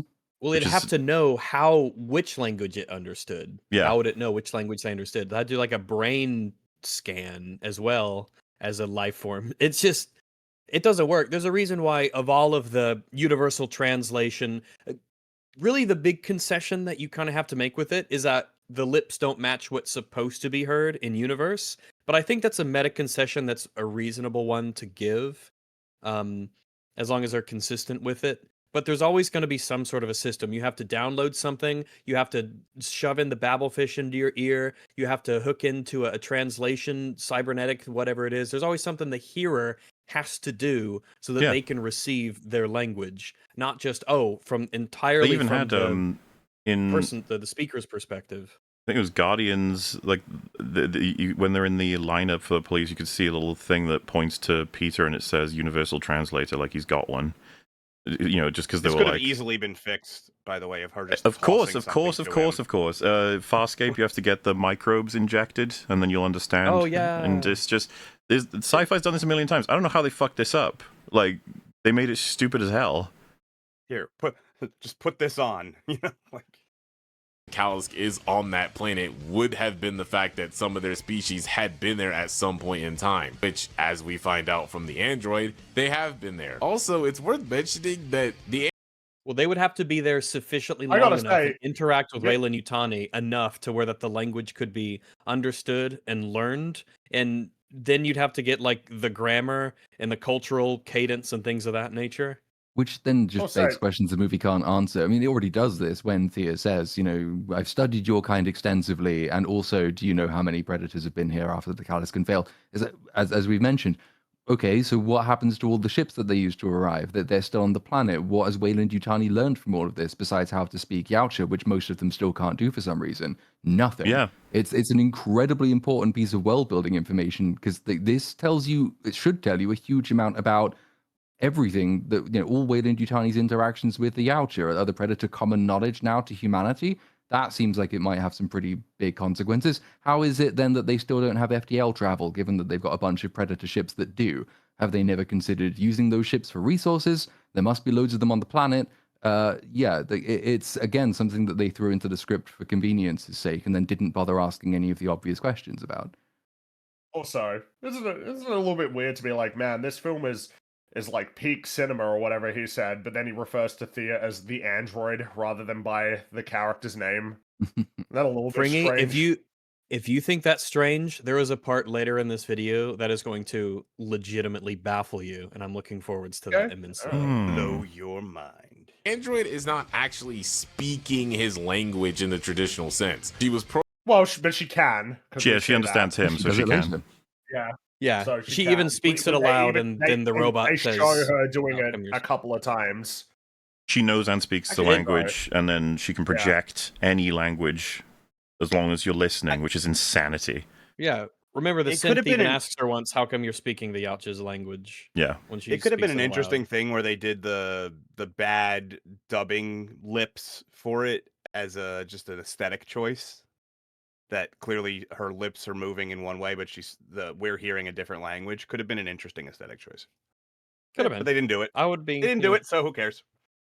programmed with a universal translator that merely allows her to interpret what he's saying and translate it to English, but she herself is not actually. So you just highlighted, how would she, okay, she doesn't know Yautja, however she can interpret what he's saying into English. And she's an android who can do this on the fly. Yeah, certainly. You understand what I'm saying though, right? Already, That is no, what, I know exactly what you mean. that's translation, meaning you know the both languages. How do you translate Yautja to English if you don't know Yautja? And again, it is just made awkward by the Universal fact that translator. the film just shows her speaking it directly, like speaking it, Yeah. literally. So, yeah. Did you watch the movie?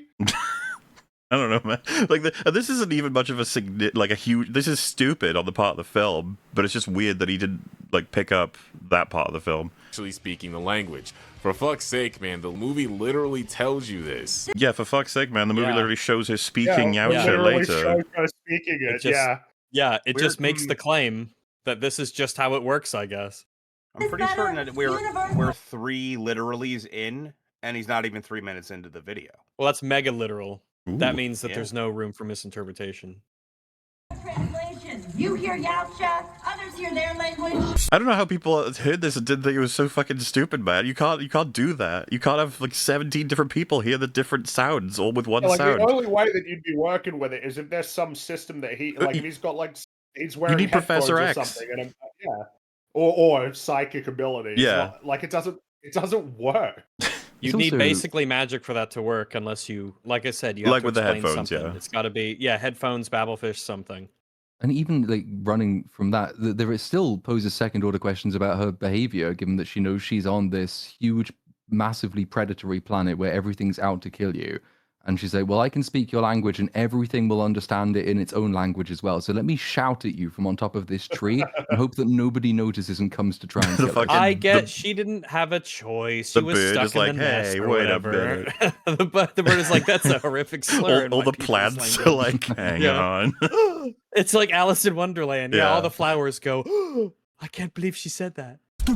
Also, what are the chances that they'd land right in the very location where she just so happens to be and not just immediately kill her? Matter of fact, what are the odds that Lumpy would just so happen to run into her as well when he could have landed literally anywhere on the whole planet? This was all very lucky, wasn't it? Yeah, like if any, that's a Yeah, this is, major issue with the film. Like, the- it's so fucking This is the lazy. biggest issue with the plot of the film. That Yeah. Deck lands really, really close to Thea, and also really, really close to the Baby Yoda. They're just gonna like both of these things Facilitates are everything. essential to saving his life and facilitating the entire story. And there's no reason other than pure luck that they bumped into each other. No is pure valid luck. It reason is other weak than as that. fuck. It's pure, complete luck. Really bad. Now, realistically, there was a chance he could have landed anywhere else on the planet. Ultimately, he ended up landing there because the writers needed the plot to go faster. We don't have time. Welcome back, Pat. Media Willems. literacy. Alright, Yes, Alright, nice. our Nice, good, yeah. our dear friend. It's been a long time since we've seen you, but I appreciate it. So, all that's happened here is you've repeated what Drinker said, and it sounds like you agree with him. Cool. The writers did it because they couldn't solve the problem. That's it. Else on the planet. Ultimately, he ended up landing there because the writers needed the plot to go faster. We don't have time to make Predator, traverse past 2 to 3 hours of land. Bro, you could even have skipped that. I You could enjoy have that him there land were- and skip it. You don't even have, I enjoy this paradigm as if like there's no other way that the story could have been written yeah. to make it make more sense. Was Like- like, no, we have to operate as if the story as it is that he just happens to bump in these characters is the only way that the story could have progressed. So It's in really that stupid. case, well, we can't have him walk around for a couple hours. We got to just have it be quicker because that's what the writer wants to do. Not like they could just write a different scenario. Well, there's just so many reasons why you could have the Predator do his first week there or some shit, just exploring and staying careful everywhere, and then he scopes out the whole Fighting place, critters, and then he yeah. comes across Instead of her. bumping into her like what, an hour later? It's Like, insane. like an It's hour insane after and he stupid. arrives And then on you the come planet. across just that have it- fucking goober creature that is so important too. Or just have it to where Quay says, yeah, this was, this is where the Callisk's den is. This is where Well, and people it's- go to hunt it. And well, boom, they It's know the pre-programmed coordinates of the into den. the ship, Really either. The awkward as ship could have the well. coordinates, and the ship gets knocked slightly off course, but at least it's landed in the same vicinity because it locks onto the coordinates of the thing that they're going to target. That's one way of getting him into. Yeah, Crash yeah, landed. something. His Crossing ship, Problem. Plan. his ship could pick up He a crash landed. distress signal that she's putting out as well as it scans the planet or something. No, I will say that even with all of these, the film does have the fundamental problem of it's just really lucky that Thea and the other Wayland Yutani androids Oh, there. were doing this Callisk mission round about the same time, and it's always going to be lucky that that Baby Yoda just happens to be in some place where they are without the actual Callisk. These, It's kind like even the fixes that you're suggesting kind of can't. yeah, deal we with have how, to go further how back. You're bad right. the problem is. It's really a big problem. And these are all. It's so much easier to make a story when you don't have to justify any of these things. You just go, I don't know, fuck it. They were lucky. Because I just saw someone spot. They said, well, you're only going to tell a story where lucky and coincidental things happen. You don't want to tell a story that are boring. Like if you're talking about him scanning the planet or moving around the planet until he finds something, they do this in movies all the time. You just do a montage cut, or you just cut. And you say 3 weeks later or something like that. You don't actually have to He show us tracks that it part. down a little bit. Or Yeah, something. There's anything. a lot of stuff you could do. That's where like, I mean, that's where the talent comes in, and being a writer to come up with narrative reasons for why you can have the story you want to have happen instead of just saying, oh fuck it, it's a just massive insane contrivance that they happen to land next to each other on this gigantic alien planet.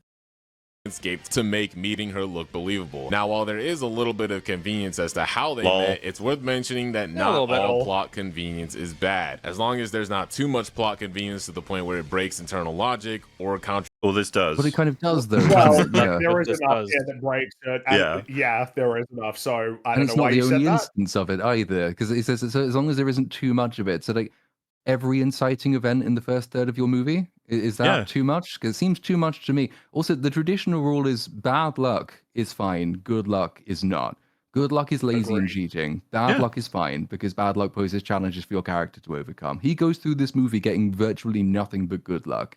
So even if you don't have a problem with the use of convenience, it's still making a way less interesting movie than would have been the case had he actually faced challenges to completing his objective, which he doesn't. contradicts I mean, broadly, he's conceded it's a problem. He's just like, it doesn't matter. And it's like, Not a big cool. problem. I mean, it's about as big as you can get with the plot writing. And so it's like, Yep. there we are. any established universal rules or like rush any Except like time and space, I guess. It's fine. Don't worry about it. Yeah, no, but that's not established Predator rules. Oh, so right. that's, There's no all good. clocks in the Predator universe. important character moments, which it did none of these. It was literally just done to make the exposition move quicker. Then it's fine. It's And not ultimately, exposition. not a It's defense. not Exposition. exposition. It's Yeah, plot. exposition. It's It not is plot. exposition, yeah. That's a bit funny to refer to it that way. Yeah. Get exposition done faster. Exposition. That's its Deal. own weird Badlands more or less discussion. works as a slightly dumb, undemanding, but reliable sort of movie that doesn't ask too much from its audience. Here's the problem though, it's not a generic sci-fi adventure movie, it's a fucking Predator movie, and that name comes with some pretty important expectations. You don't walk into a Predator movie looking for a quirky buddy adventure with cutesy animals and family drama any more than you'd walk into a Saw movie looking for a romantic comedy. I mean, there's definitely some comedy in there, but it's not something that completely breaks the entirety of the story or anything. Badlands for I mean, it's kind of Broke missing the the story, point whatever of that means. Like, I'm not really sure what it means for the comedy Well, but, to like, that's not break even- the story. Did Drinker even Like- say that? He's saying that you No. don't expect Yeah, comedy. which I don't even know how He's you can basically of deny. this I kind. don't know if that's true because there's always been some degree of comedy in Predator, not necessarily from the Predators themselves though.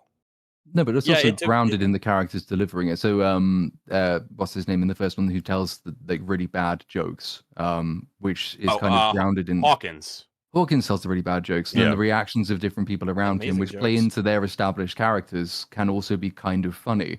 But that's character-led, character-driven humor, which is used very occasionally just to lighten up an incredibly dour and serious type of story. Whereas in this movie, you can't get anywhere near seriousness without having a joke, which is independent of character, designed only to extract you from the scene. So Well, there is- seemingly, there's the big moment where he finally finds the Calisk. He's also learned about his betrayal by Thea. Should be a really serious, dramatic moment. He's going up against the thing he can't possibly beat, and he's been betrayed. What happens? Oh, you get a cutaway as he gets smashed through the room, and she loses the legs that are being attached to her, and she says, "Oh, for God's sake!" And it's like That just happened. That is kind of comedy that's breaking a Disney. scene, if not a story. That's Disney happened, comedy, yeah. as opposed to Predator 1, which the comedy is offsetting. It's basically telling a story in and of itself that these soldiers are so hardened that they tell jokes kind of in the face of death, basically. Mhm. You mean I just And go also as far the- as saying it's very character focused. The telling of jokes in the original film Yeah. does a great Bud job. just exists essentially. Obviously, Bud has incredible plot implications, but Bud is a comedy, fun, cute character. That's Yeah, it's Bud's nothing point. new. That's Comedic the point. Cartoon it's Jar Jar Binks. We've done this. It doesn't work very well historically in a lot of things, but hey, you want to give it a shot? Go ahead. He's not as annoying as Jar Jar, I guess. Though I've come to love Jar Jar in my guess. own way. the most part, takes itself pretty seriously. The only character A lot of the seriousness is very much undermined in this film, semi-regularly. So who makes jokes here and there is the android character Thea. Deck, the Yalta main character, makes one joke throughout the entire movie. I don't know if that matters, considering most of the time is spent with either or both of those characters making jokes all the time. So, the There's also idea the Yeah, is like, subject and of again, joke Bud scenes. is a comedy character. yeah. Yeah, and Bud's comedy is riffing off of Deck as well. So the one joke Deck tells in the movie is the Yautja toy which explodes, but he's part of other comedic scenes in which he's either the butt of the joke or he's kind of an interlocutor in the joke. So with Bud, you get the bit where Bud is mimicking Dick's sort of nighttime routine stretches. Again, Predator movie. Fuck off. But that's what's in it. That's a joke in which Deck is a participant. So By the way, none of this has anything to do with what Drinker said. He's just talking about expectations. Yeah, he's talking about genre and franchise What he said is- expectations, which I I think would is say- totally fair.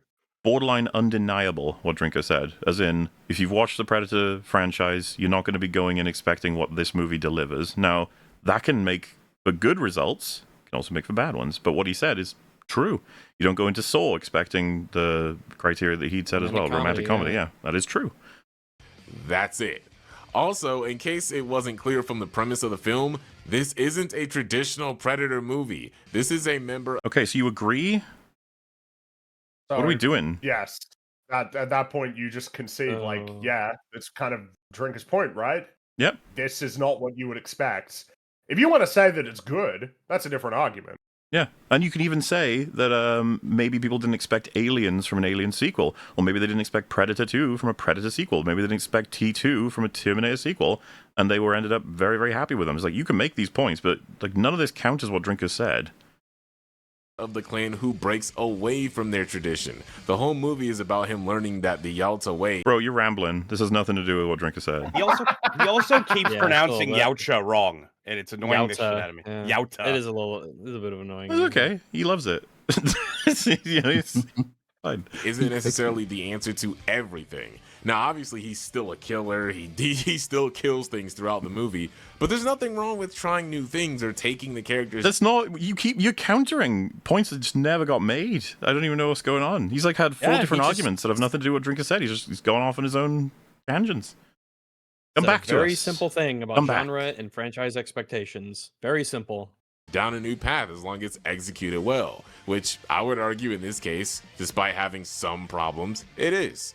Honestly, go watch the original Predator, then skip straight to this thing and just think about what you've witnessed. The difference in tone, style, and intent is more jarring than taking an F1 car to 200 miles per hour and throwing it into reverse. Categorically correct. Completely agree. Which is true. Yep. These feel like they are just in different planets. Yeah. These two movies. Just made with different era, different sensibilities, different artists, different quality, different everything. The tone and the pacing and just the deliberateness of it. Oh, it's totally different film. It's insane to think these two movies even belong to the same franchise. Yeah. Quippy humor. We've been there many times now, Drinker, with so many franchises. How do they belong to the same? But yeah. And animal sidekicks absolutely do not belong anywhere near a Predator movie. I mean, why do you think Shane Black's film was such a gigantic clusterfuck? I'm sorry, did you create the Predator franchise? Do you own the IP? What? You can only criticize if you invented the thing. Come on, what man. What the hell? This is juvenile. Sorry, Drinker. Did you create the franchise? Do you have the IP? No. Something that an actual child says. So Disney gets to say every single thing that they want to do with this franchise, and you're not allowed to have any say in the matter. What a weird thing to say. I mean, well, it's just, he's got nothing. This is the best he could pull. It's like, you don't own the IP. Like, oh, you got me. I'm fucked now. You don't get to decide what does and doesn't belong in something. How the fuck does... I before you told Drink that, I'm sure he didn't know that. Yeah. It's like, oh shit, I don't get to decide what happens in these movies that I don't make. Oh, Thank you, High CHD, for telling me that I didn't make it. How the fuck does a movie from 1987 look better than a $100 million Disney project with cutting-edge special effects? A question we will never have answered, that we ask every fucking day about every fucking franchise. Don't worry about it, though. Just don't worry about it. How have we gone so it's meant to look like shit. Yeah, that'll be the thing. Like, he's supposed to be the runt. Of course he looks like that. Right. So, to be clear, the original Predator is not handsome. All right? Yes, he is. That is not the issue. I disagree. That is one sexy motherfucker. He's a beautiful boy.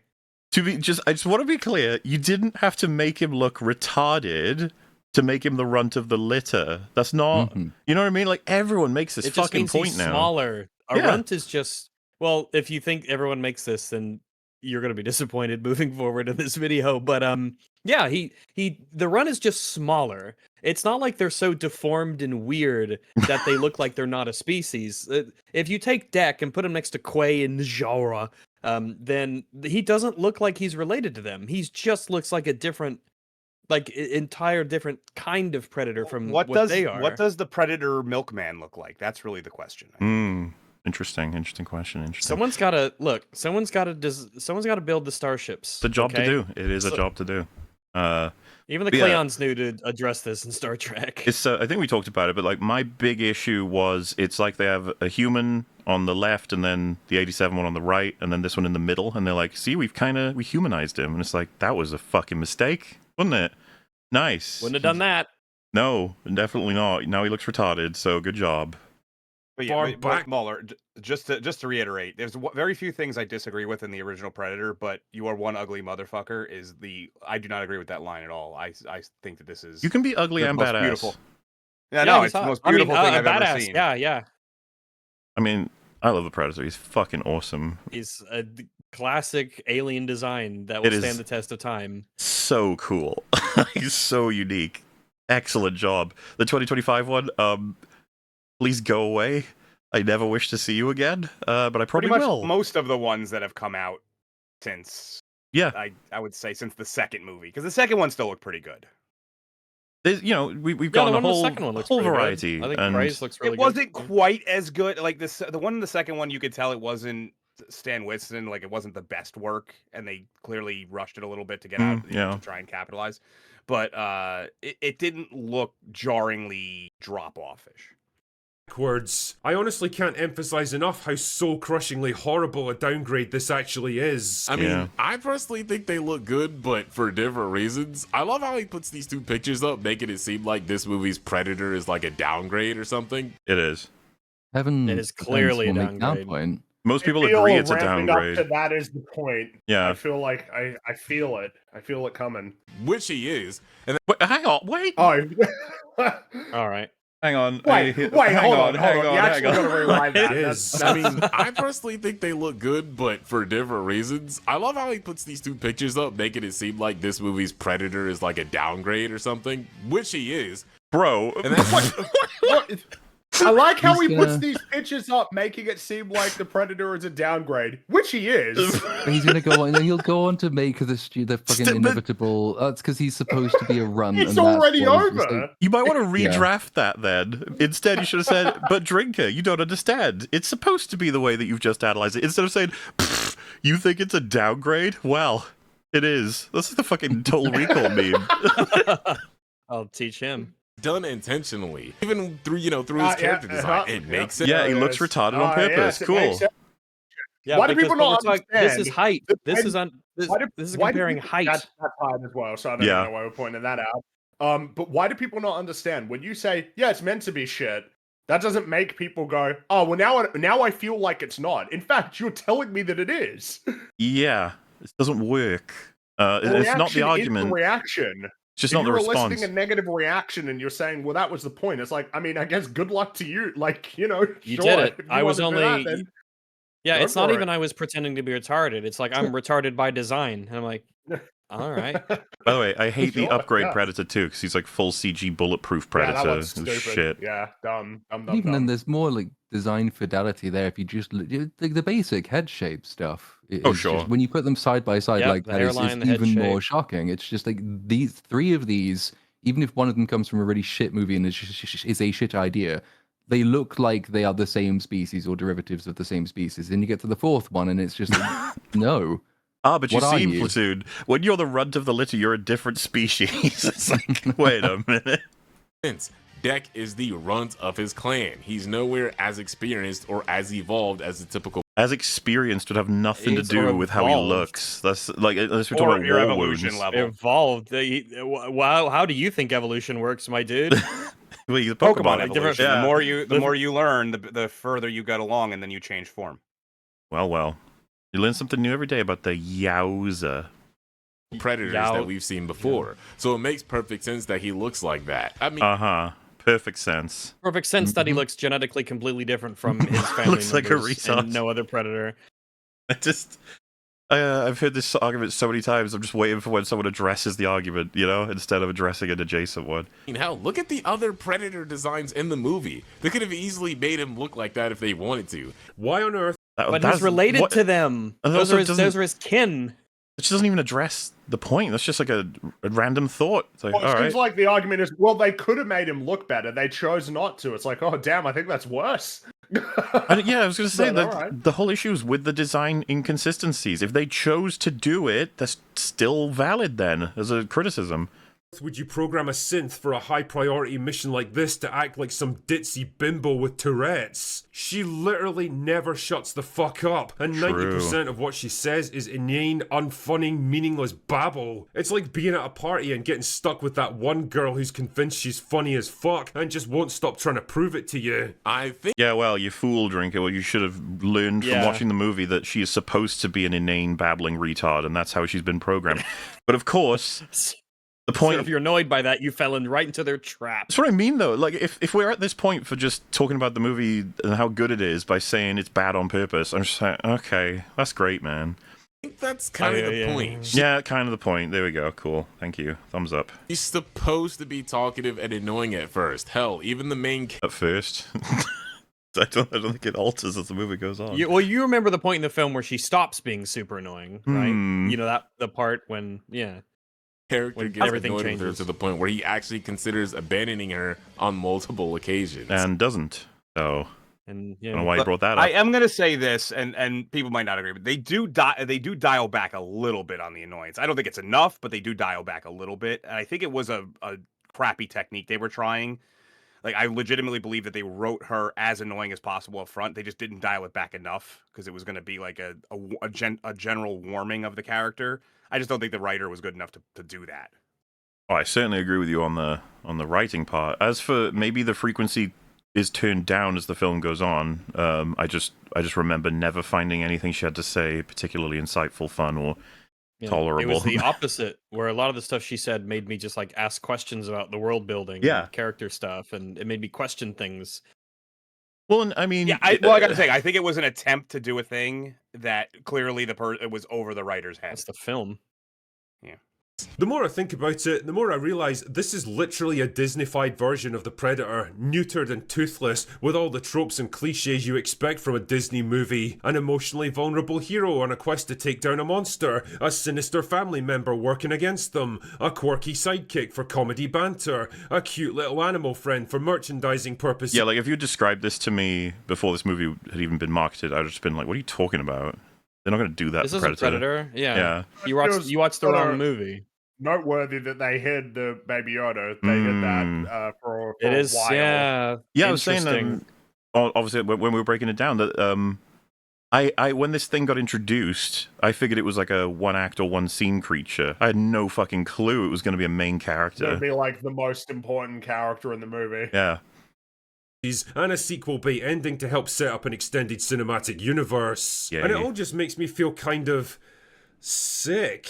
The realization that just like Visual. Alien, this is what the Predator franchise has devolved into. A financial commodity instead of a sharp and violent artistic endeavor, reshaped and remolded into a safe, inoffensive, focus-tested corporate product, ready to be churned out by the truckload until it becomes financially unviable. Many such cases. Sad. Lissai. Yes, guys, this is what the Predator franchise has become. This is what you should be afraid of. This is how much Disney hates the Predator series. This man just said Disney made That's what I do Predator to kill safe it. and inoffensive. I mean, it's... Well, hang on. Isn't this Prey? This is this is a different film, but He calls I was- this safe and inoffensive. He calls No, he called Predator Badlands safe and inoffensive. Yeah, he was Mhm. specifically Yeah, this talking is- about Badlands. yeah, Drink, this is a Drinker's... different- this is a different film. from that. correct me if I'm wrong, because I've seen Drinker's review. Doesn't he say it made Prey look like a masterpiece in comparison? Or he said it looked really good in comparison, something like that. He's more Basically, favorable. A few Praise- times as well. I He's mean, more there's no favourable of equivalent in Prey. Badlands of this scene, for example. No equivalent whatsoever. Badlands is so much tamer and safer and less Yeah. edgy than this, which is not particularly edgy or offensive, but it's still more of a shock moment with more behind it than anything you'll see in the next one. And for the record, Prey is obviously safer than Predator. It's just that, Mhm. you know, Predator Badlands is notably... I don't know what the exact... Like, it's Disney-fied. That's what a lot of people called it, and I'd agree. this safe and inoffensive. No, this is a different Another movie. Yeah, Yeah, Dude, this I movie. feel like to any Predator Different film. fan, this should basically tell you all you need to know about his idea of the Predator as a whole. He's not judging the movie on its own merit. As You... he was, and then Yes, you yes. switched it to two other movies. Started so- talking about a new film. a Predator movie or any of what you're actually supposed to do in a review. He hates it because it's Disney making it. That's basically all there is to it. That's So all those references he gave you that you then switched to a different film, thus made his argument fucking moot. Like, how do you listen That's to... it's quite a strategy. Very powerful. Yeah, like how do you watch this over old and go, bait and man, switch. what a coherent response. Yeah. I'm really proud of this. Good job. basically any of his reviews on the Disney property nowadays is, regardless if it's actually Oh good or my not. god, that's all, All right, go of ahead. them, man. Fucking defend the newest Every Star single Wars slop. Go for it. Why not? Tell It's me why actually the totally Acolyte really is good, actually guys. great. Yeah. Anyhow, he doesn't really make any good points, so I'm just gonna end it here. That's gonna be it for the video. Okay. All right. That's all That's that one was down. even approaching something of fodder in there. So that's one down. One video down. And now we proceed to our next video. How Ooh. exciting. Ooh.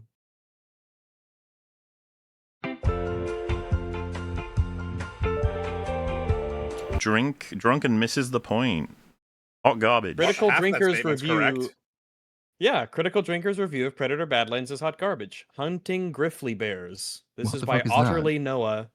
Well, this is I guess Otterly Oh, Noah's grizzly because bears, he's a but they grifter. grift. He's a Grizzly, grifter. yeah, Grifter, grizzly yeah. bears, but they grift. Wow. They thought He's that really was clever. really clever. Holy really shit. good stuff. Holy Yeah, fuck, that was- that's amazing. Oh my Griftly, god. grizzly. Grizzly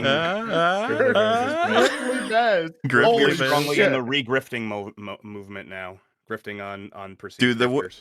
That might be Mhm. the least useful word on the internet at this point is grifter.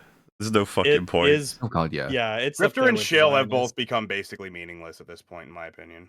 Pretty They're- much. they Shill's get thrown- got, they get- Shill's got a little in the tank still. But, Little bit. Yeah. More than just a little grifter. Exciting stuff. So just recently, Predator Badlands just released in theaters, and surprisingly, against all odds, actually I do like that phrasing though. Recently, it just released, which is like, oh, that's true. You know, that is true. ended up waking up the box office after an incredibly slow October. But thankfully, Predator Badlands seems to Well, I don't know that I agree with that. We've been looking at these numbers, That's, right? that's something that I've seen people saying on Twitter. That feels like just another one of these things that people say, like, oh, yeah, man, box office was in the shit. And then Predator Badlands came out. It's like, oh, so one major film from a major studio came out and made some money that you would expect, but also not good enough. Well, so it's Nah, it really it's was the below box its office. projections, the average projections anyway, and then it's Probably will tracking. not. It's tracking like quite not far away negatively. from Tron Ares, which was October, right? Or am I misremembering that? That was all. That was, Yeah, I think, that one of the was biggest things to October, yeah. release in October. And But I also It think- just I guess came the out and I can't counter- remember. The counter Yes, it argument is is gonna be that a bit everything in awkward, yeah. October like underperformed, and obviously the big news story was that it was the lowest October box office for 27 years or whatever it was, and then here comes a movie that did not underperform its own expectations. Therefore, the trend has been bucked. I you think, mean, is It's It's not loose. like I just don't think it's significant, but okay, fine. Like it's doing a little better than some of the other stuff's come out in October. Is it going to make more profit than Shelby Oaks? That's what everyone's wondering. We'll find out. Ooh, Well, Battle of historically, the October's pretty Titans. slow. Hell yes, Battle of the Titans. have revived the box office for November with a $40 million debut. And especially with Tron Ares, I think you can draw a pretty apt comparison between that and Predator Badlands, since they're Funny if this film made about as much as Tron. It will be Ares, very about funny, yeah. $40 million. That's very It's possible. wild. Like I half said, of the with- budget though, so yeah. It Somewhat, is that's half more of an the budget, indictment of but- Tron than it is of Predator, though.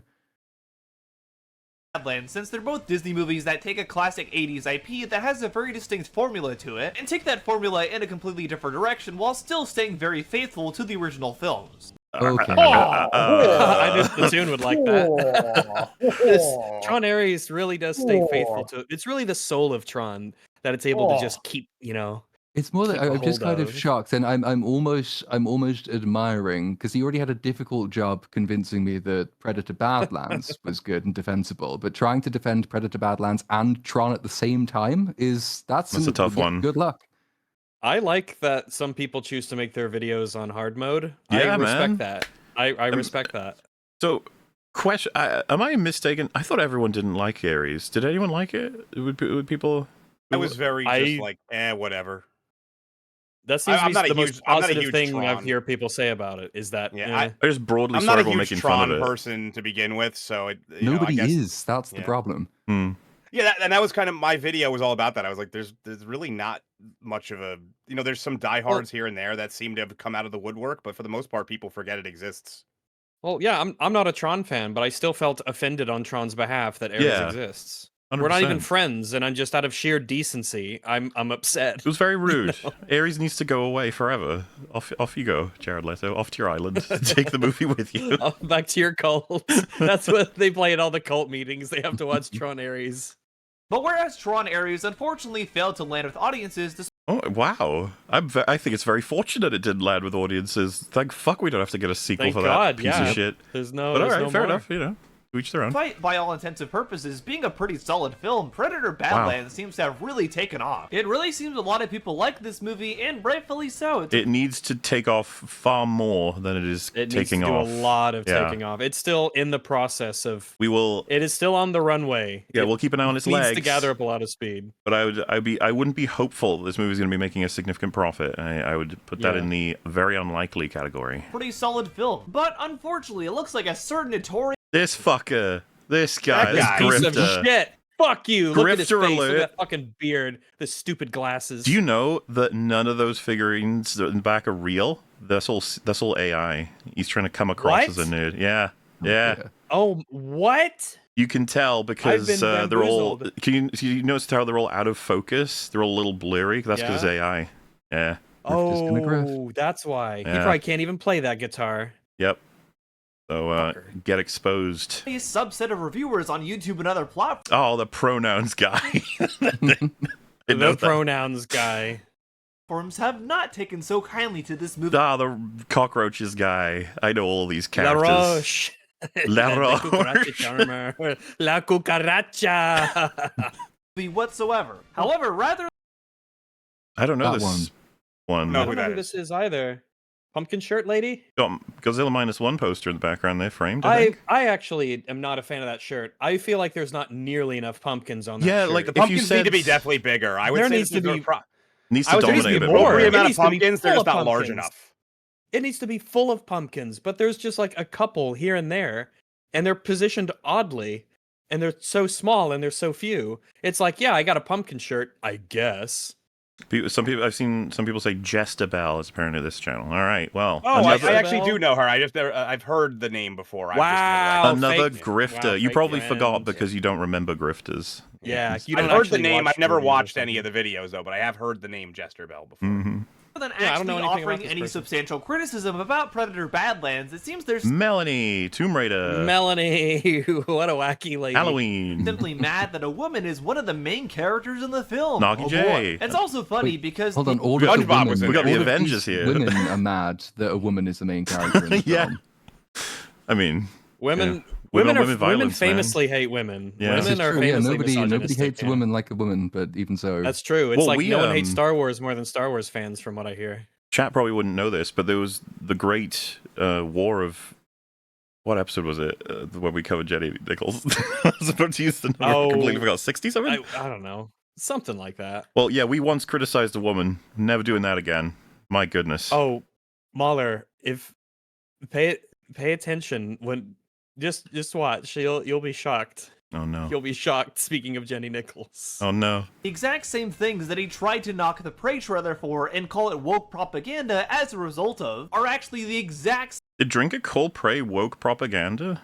I thought he said it was okay when it came out, and then sort of revised Oh it. wait, years or at is, the or is time. this the thing of that he said that he thought the trailer looked shit, and then he said the movie was all right, and then everybody said that he was because he saw said it was advertising, surprisingly okay. he abandoned his Yeah. pretty much that he didn't actually change his mind watching the film. He just realized, oh shit, everybody likes this movie. Well, I guess I gotta abandon that position and just go along with what everybody else I is saying. see.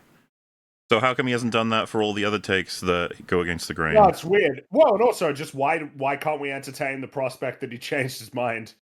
No. It's No. impossible. Because that doesn't. No. The whole point of no, calling he's a people griftly grifters- bear, and You griftly bears can't. never You change can't their possibly mind. change. You Griffly can't possibly change your bears. opinion. Your first initial gut reaction is the one that you're required to keep at all times. So that way Well, and we also, can continue. I mean, to, you we know, can it's a little continue bit- to hammer our point home. You're allowed to judge a trailer. The whole point of a trailer is to be judged. They just To want be you to judged. judge it positively. That's it. I judge books by cover. That's what the cover is for.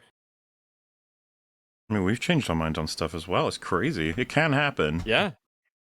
same things that he gave praise to the 1988 Mulan film for when he was reviewing the live action version. So I can fucking guarantee you that Drinker would never have said that the reasons why Mulan, the original film, are good, or why Prey is bad, or whatever the fuck logic you had there. Man, Oh, sometimes no. I just like assume he's not only like super lying and disingenuous, but he's like a hyper retard.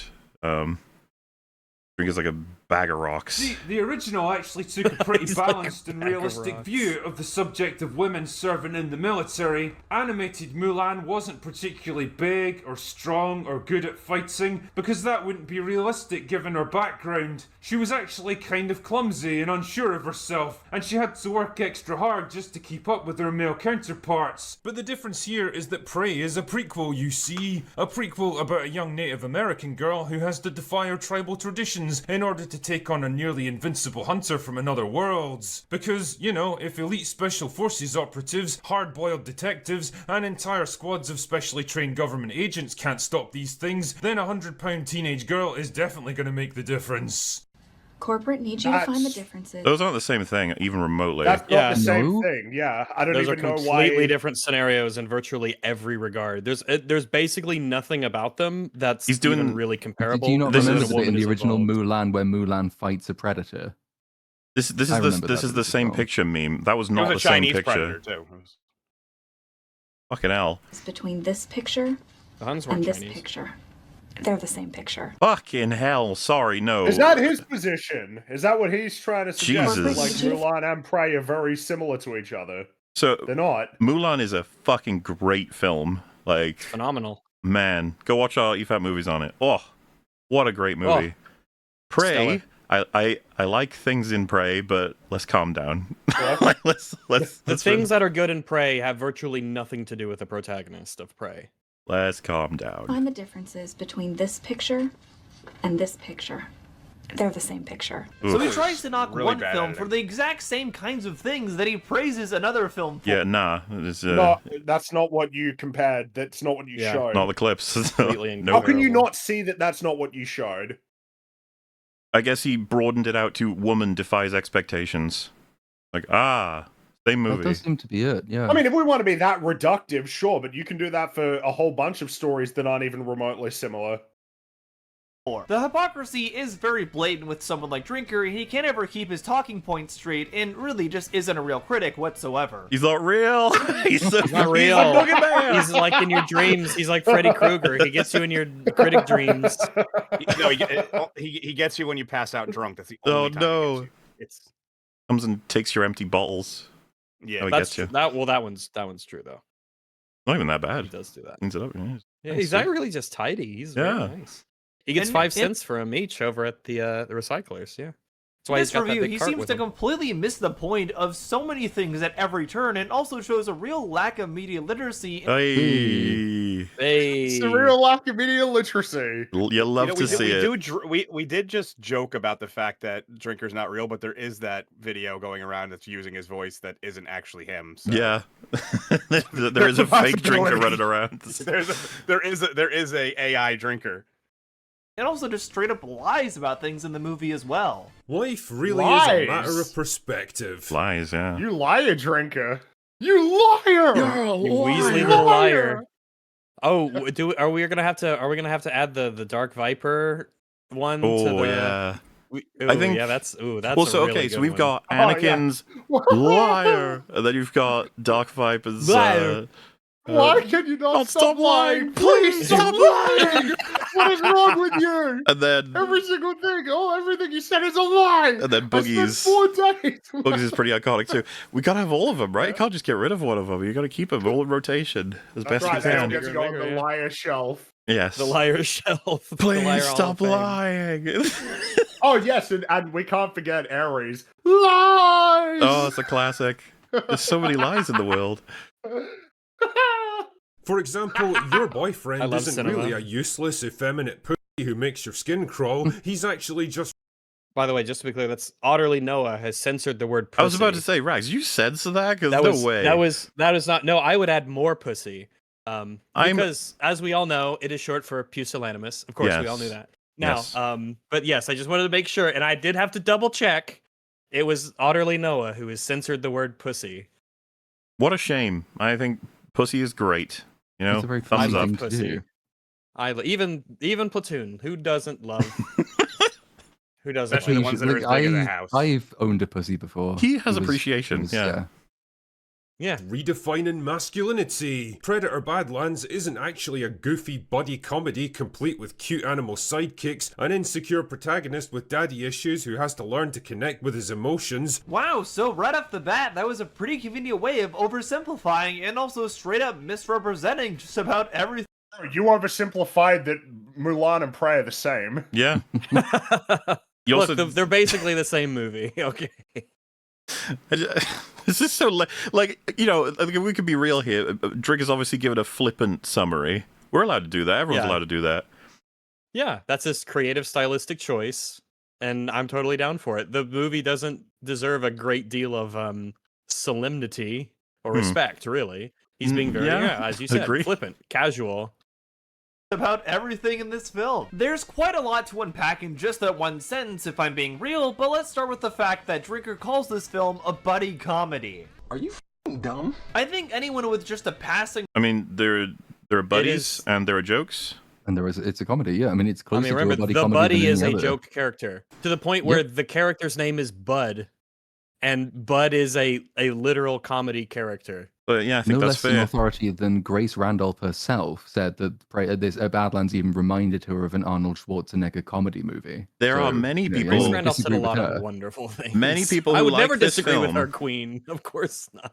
Many people who like this film and celebrate this film refer to it that way, and they are happy about this choice creatively. And for the record, if you had someone who's amazing at writing, maybe peak Edgar Wright, maybe he could have made a buddy comedy Predator movie that we'd all enjoy. Tough, it's a tough one, 100%. but you know. Knowledge of the Predator franchise as a whole can very easily tell you this is not a buddy comedy franchise. That Not a franchise, but that that's wasn't the the point. claim. This movie, it's this movie. Is he saying, like, Drinker, what an idiot. You think that Predator is a buddy comedy franchise? I almost want to go back because there's no way he went that far off the reservation immediately, right? Like, come on. Simplifying and also straight up misrepresenting just about everything in this film. There's quite a lot to unpack in just that one sentence if I'm being real, but let's start with the fact that Drinker calls this film a buddy comedy. Are you f***ing dumb? I think anyone with just a passing knowledge of the Predator franchise as a whole can very easily tell you this is not a buddy comedy franchise. Toy Story is a buddy comedy. Blades of Glory is a buddy. What the fuck is happening? What is happening? No, hold on. Play it for a little while longer. I have a feeling that the point hasn't gotten there yet. I think he's backing into his point. Okay. I think he's already screwed up, but we'll see. Let's see. I mean, I don't think the point's going to work. Action thriller franchise. I think you could also say there's definitely some elements of horror in the Predator films as well, although it's not as prevalent as something like Alien, which I would consider. He's lost his mind. He's just randomly gone into my previous statement. I apologize to everybody, and I will. You were nice for having faith in Otterly. No, yeah, I apologize. I will take my own life after the end of the stream. You haven't been here long enough. All is these he people saying have that Drinker has to be lying here because he knows very well that the Predator franchise would never have a buddy comedy? Is that the point? I don't. Well, he didn't say that. He just said it's not a buddy comedy franchise. But that's as though he thinks that that's what the claim was. Yeah, what the fuck's that got to do with what Drinker said? I don't understand. But nothing at all, and especially given everybody else praises the movie, and this guy probably would as well, for being a new direction for the franchise. Yeah, it's perfectly possible for this movie to be a buddy comedy, while no previous Predator movie has been a buddy comedy. Rags, you didn't remove a section in the middle there, right? Like you're not fucking with us. There's not like a line that you removed in the middle. All of these fine films are available on youtube.com to watch at your leisure. Okay. I did not remove anything that was important to any of the points being made. Okay. No. So then I can only assume that he removed at least 20 seconds of his own video where he was, because there was no connection point there. In much the same way he censored the word pussy, he must have accidentally also censored the part of his argument that has anything to fucking do with what's being talked about. Exactly. Alrighty, well, good start. Good start. Horror franchise. Predator tends to fall under the category of action thriller for a lot of people since it focuses more on action and spectacle rather than suspense and horror. Why is he explaining this like I nobody don't know. knows this? I don't know what's going on. I'm waiting for it to come back to drink it. As you know. But I don't think anyone would tell you these movies are buddy comedies, and that Nor would Drinker. What are you talking about? What's happening? actually includes Predator Badlands, even though Drinker apparently thinks it is a buddy comedy. But I think one of the funniest parts about this sentence is how he refers to the Predator in this film, whose name is Deck, as an insecure protagonist with— Oh, we're moving on. There's the next point now. We're going to address the next. Cool. He squashed that. Get fucked, Drinker. He's destroyed your point. So I think, okay, I'm going to try to translate this retardation. With a universal translator? Yeah, with my universal translator. I think what he was trying to say was people called it a rom-com. And this is not a rom-com. I think that's the point he was trying to make. He said buddy comedy many times. But he ended up saying buddy comedy instead. Many times, though. Buddy comedy. And so like that's the point he was responding to. The rom-com point is a separate point, which some strange people did read into this movie. And yeah, that doesn't exist, but was that's not the one he's responding to here. This is the actual journey that we went on. So Drinker thinks that Predator Badlands is a buddy comedy. Did you know that the Predator franchise is typically considered an action thriller franchise? It's got some horror elements in there, but not as much as the Alien franchise. Anyway, the Predator films are not buddy comedy films, including Predator Badlands. Moving on. Yeah, so that, yeah, I maybe, yeah, that's what I thought, that maybe that, because I never actually ended up watching Drinker's video on this, so this is the first time I'm being exposed to a lot of the lines he's saying. Fan, but all right. It's just a common theme. If anybody begins by saying, "Oh, so and so they lacks media literacy," the person saying it invariably ends up being a completely illiterate moron.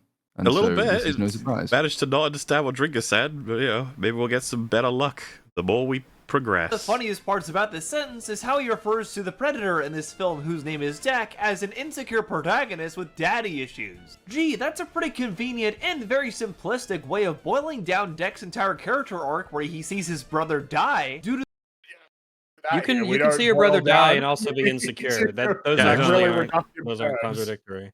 If anything, watching your brother get killed might make you more insecure. Drinker also didn't lay out the relationship with the android. He also didn't go into depth about the little alien creature in that sentence you're picking apart. It's like, yeah, he didn't do a lot of things because it's a summary. It's a flippant summary of what he thinks of the film overall. But also, I'm sorry, you said that Mulan and Prey are the same movie. Like, oh yeah, let's not be reductive here. Let's not do that. The fact that his father actually kills his brother at the very start of the film, and ends up going to this alien planet as a result to slay this unkillable beast, since he thinks it's what his brother would have wanted for him, and after meeting an android played by Elle Fanning has— None of this actually counts as what Drinker said, though. No. He's going off in his own direction here now. His ideas of what being a hunter really means challenge for him, and also really begins to question himself on why he's actually doing this hunt, and also learns to break the cycle between him and his dad. And also sounds like something an insecure protagonist sounds like he's got do. some insecurities there. Yeah. And a lot of this is that's just not the film. All these things that he's considering or thinking about, they're just not. That just wasn't in the movie. It sounds like he's offended that you would refer to what he's going through as the result of an insecurity, when I'm sure Drinker would concede, as well as us, having an insecurity in your character is not a bad thing. Nope. Not necessarily. As long as you make it a story. Yeah, Drinker's obviously making fun of it, which he's allowed to do, and you seem to just be laying out how he's accurate in his description, but that you're offended that he didn't take more time to lay it out in more detail. I guess get over it. Far more of a man than his dad ever was. Funny you quite literally left all of that out in that very telling synopsis of yours there. Yeah. Well, yeah, but you made all that up. I enjoy this. It's funny how you didn't describe the whole movie.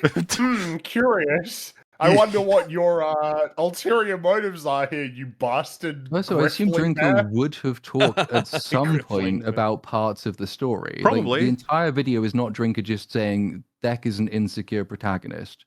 There's more to the video than that. So address the point specifically, maybe.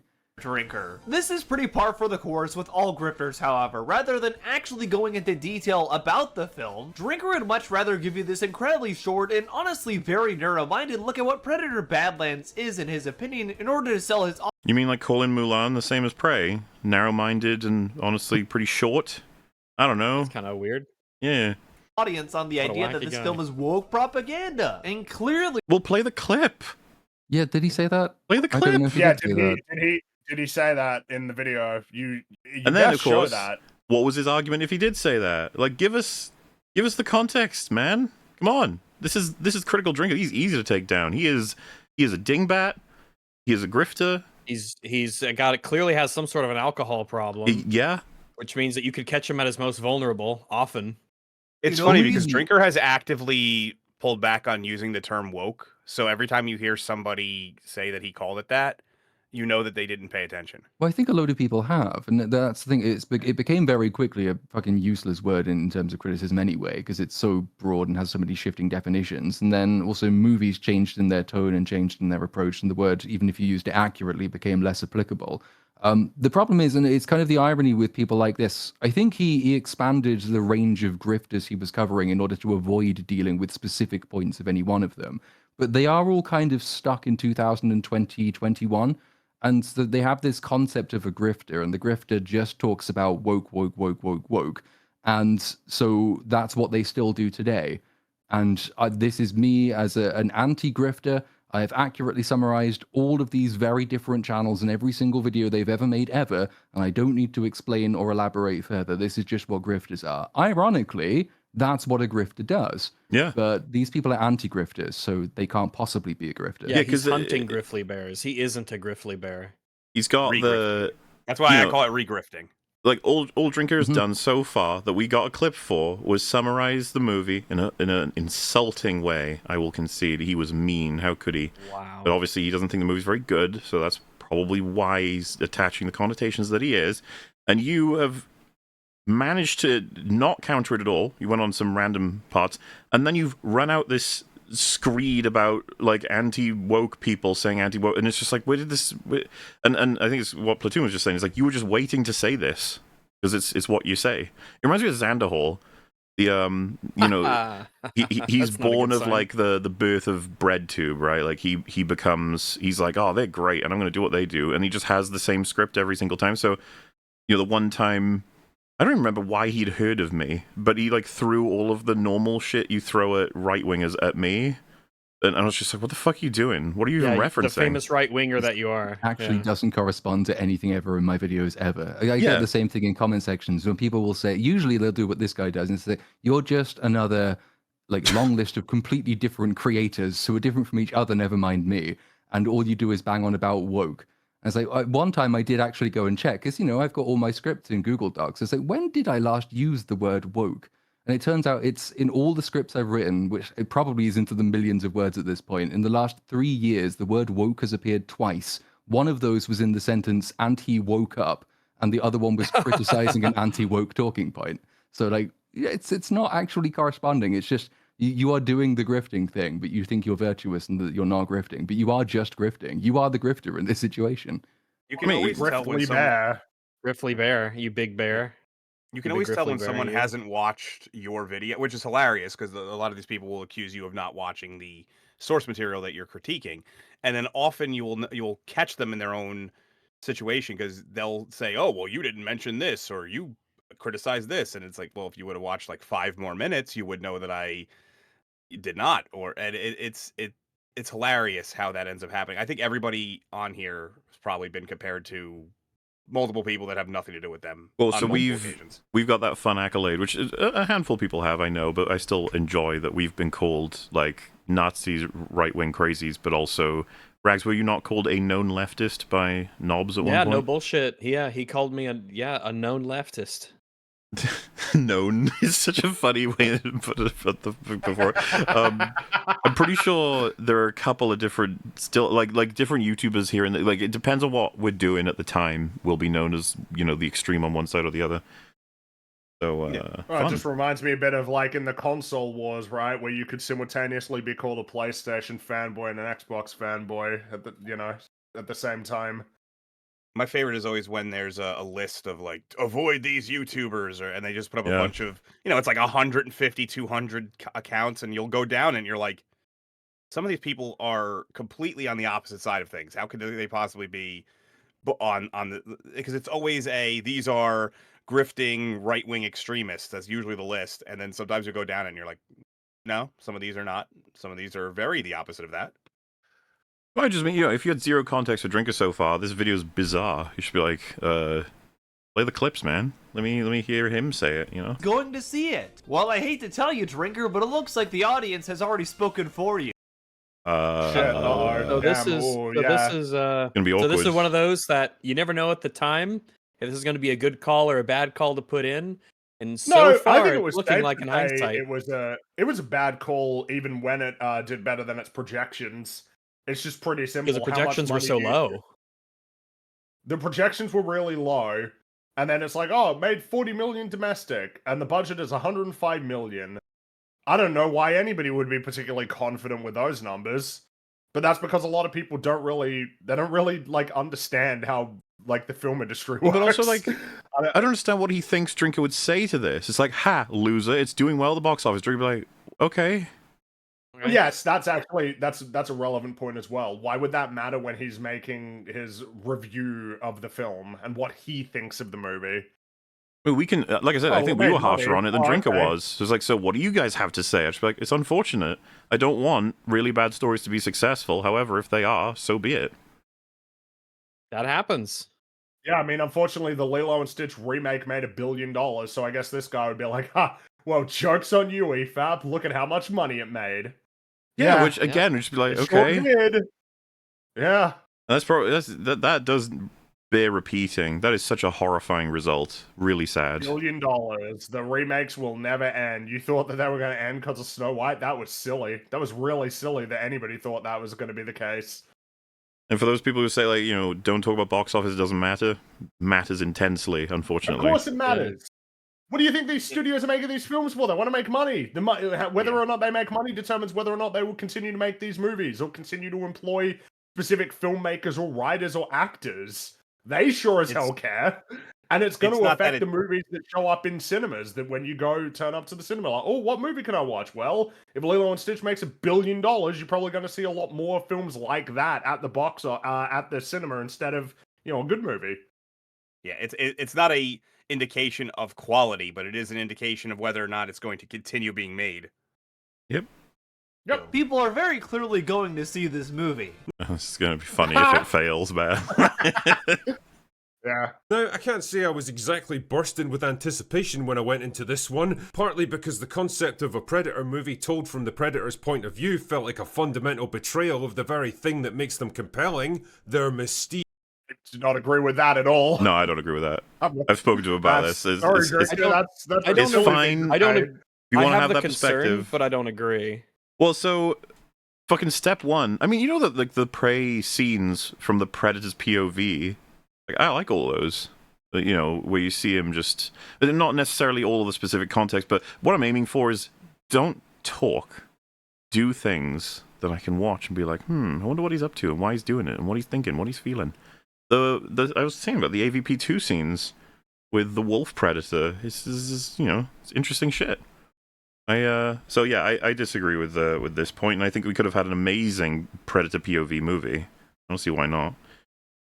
But yeah, I think it'd be difficult to do, and I think to a degree, you're playing with fire, and you could potentially kind of ruin the mystique. But the idea in and of itself is okay. It's all about execution. This is certainly not the direction I would have gone with it. But you know. No, of course not. But I mean, I would not want to be ruling that out as a possibility. I don't know why we would. Yeah, like I don't know why we'd say that necessarily having a film that explores the Predator's perspective like removes the mystique. Or that even if it did, that like ruins it. It would have had to be with if you're not doing the speaking thing, it's basically just a Predator version of the first portion of Castaway before he gets Wilson. You know, it's a lot of physical acting. You know, a lot. No, of I would definitely not. I definitely wouldn't want him talking like he does in this. No, movie. I think that works. Is what I'm saying is it clearly works to have someone reacting to their environment. I wouldn't necessarily call it talking, but I would definitely be utilizing the recording and repeating phrases of the people he's hunting. And the thing about using them is you can be really clever, which phrases he copies and what it might mean that he copied them and is repeating them. You know, it's the fucking first movie is glorious on that front, by the way. But yeah, you know, like I think one of the things, because on Open Bar, I was saying that like, if we had a far-flung future on a sci-fi world where all of his opponents are actually pretty adept and far ahead of him technologically, but we follow him, and we have to see what kind of, you know, intelligent things he has to do in order to hunt his prey in that until he's maybe exposed or whatever have you.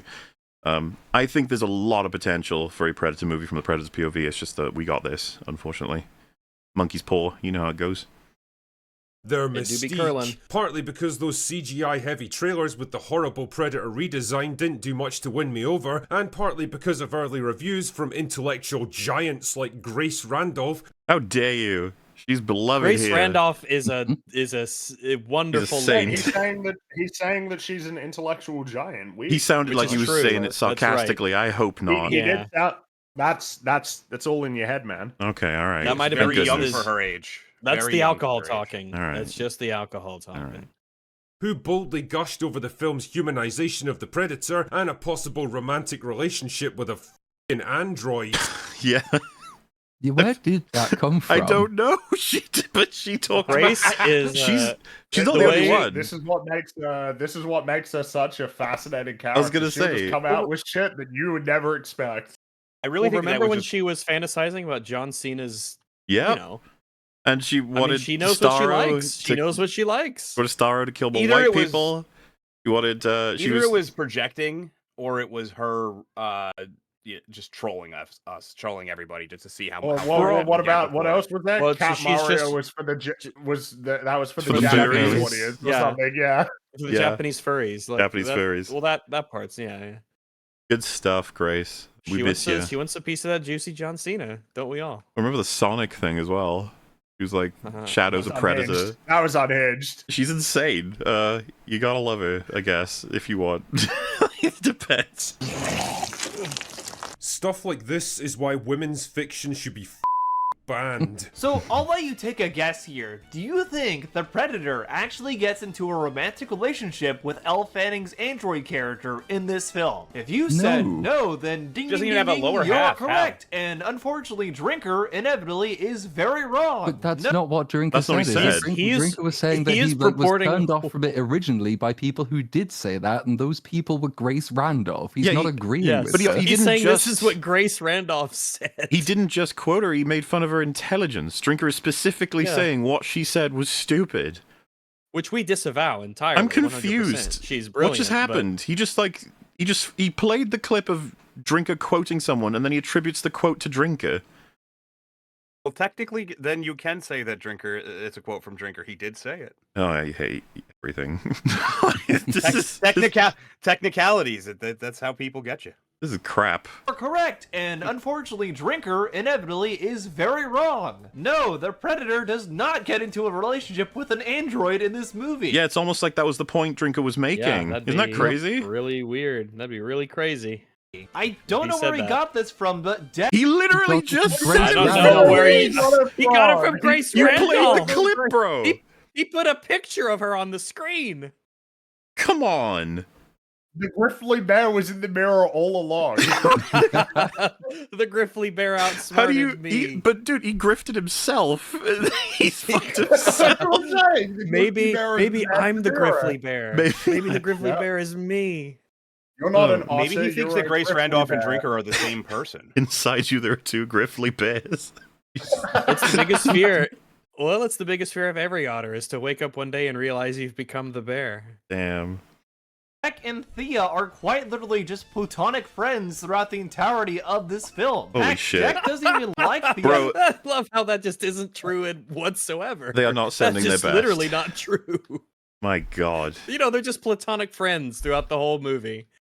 They're just platonic. He doesn't even want to fuck her. They're just platonic friends. At the start of the movie, he refers to her as a tool. He thinks he's just using her as a way to get to his prey. I find it so funny No, they're platonic friends the whole way through. that of all the things, Drinker thought these two characters were in a romantic relationship with each other. You thought No, that he thought Jesus that. and What? He clearly said this is something that Grace Randolph Like- reported about the movie. This is so He very awkward because clearly did. every criticism and insult you now levy at him for this only applies to you. That like In front of an innocent woman. it's so awful. Like, oh God. When no, that is very much not the case at all. Intellectual giants like Grace Randolph, who boldly Oh, black and white would be your clips, is it, Rags? Yes, I just replaying that just Yeah, to, because holy shit. gushed over the film's humanization of the Predator and a possible romantic relationship with a androids. The movie kicks off on the Predator homeworld, which funnily enough looks almost exactly like the other planet where the bulk of this film takes place. Hats off for the imaginative environmental design, chaps. Anyway, for that reason, I'm gonna call it generic alien planet number 1, because that's all it is. Not really. The two planets this film takes place on are actually shown to be pretty different environments, that being the Predator homeworld and also the planet Jenna. The Jenna, on the other hand, where Deck is Why does actually everybody hunting keep mispronouncing it when they love this movie? I'm Fringy, sure, if I'm not you- mistaken, right? They all call it Genna, don't they? In the Yes. movie. Yes, they do. They all love the Fringy, movie, but they if don't you- even remember the name of the planet while defending how unique the planet is. If you enjoy mispronouncerating things, then you're gonna love something that's gonna appear later in Otto's video. God, You're okay. you're gonna alright, well. you're gonna actually love it. Is he gonna fail to say hello and say like halumbo or something? It's gonna be that. No, that'd just be like a gay furry thing.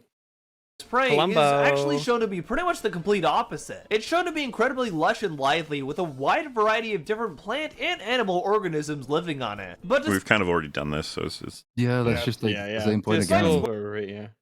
for welcoming appearance, it's still a very hostile planet, and you can tell they had a lot of thought put into each of the organisms that live on this planet in general. Nah, I they wouldn't did go not. that This far. is not. You cannot pretend like you can treat this as if it's a real ecosystem. no. This is definitely just a place where it's like, oh, here's a bunch of crazy monsters.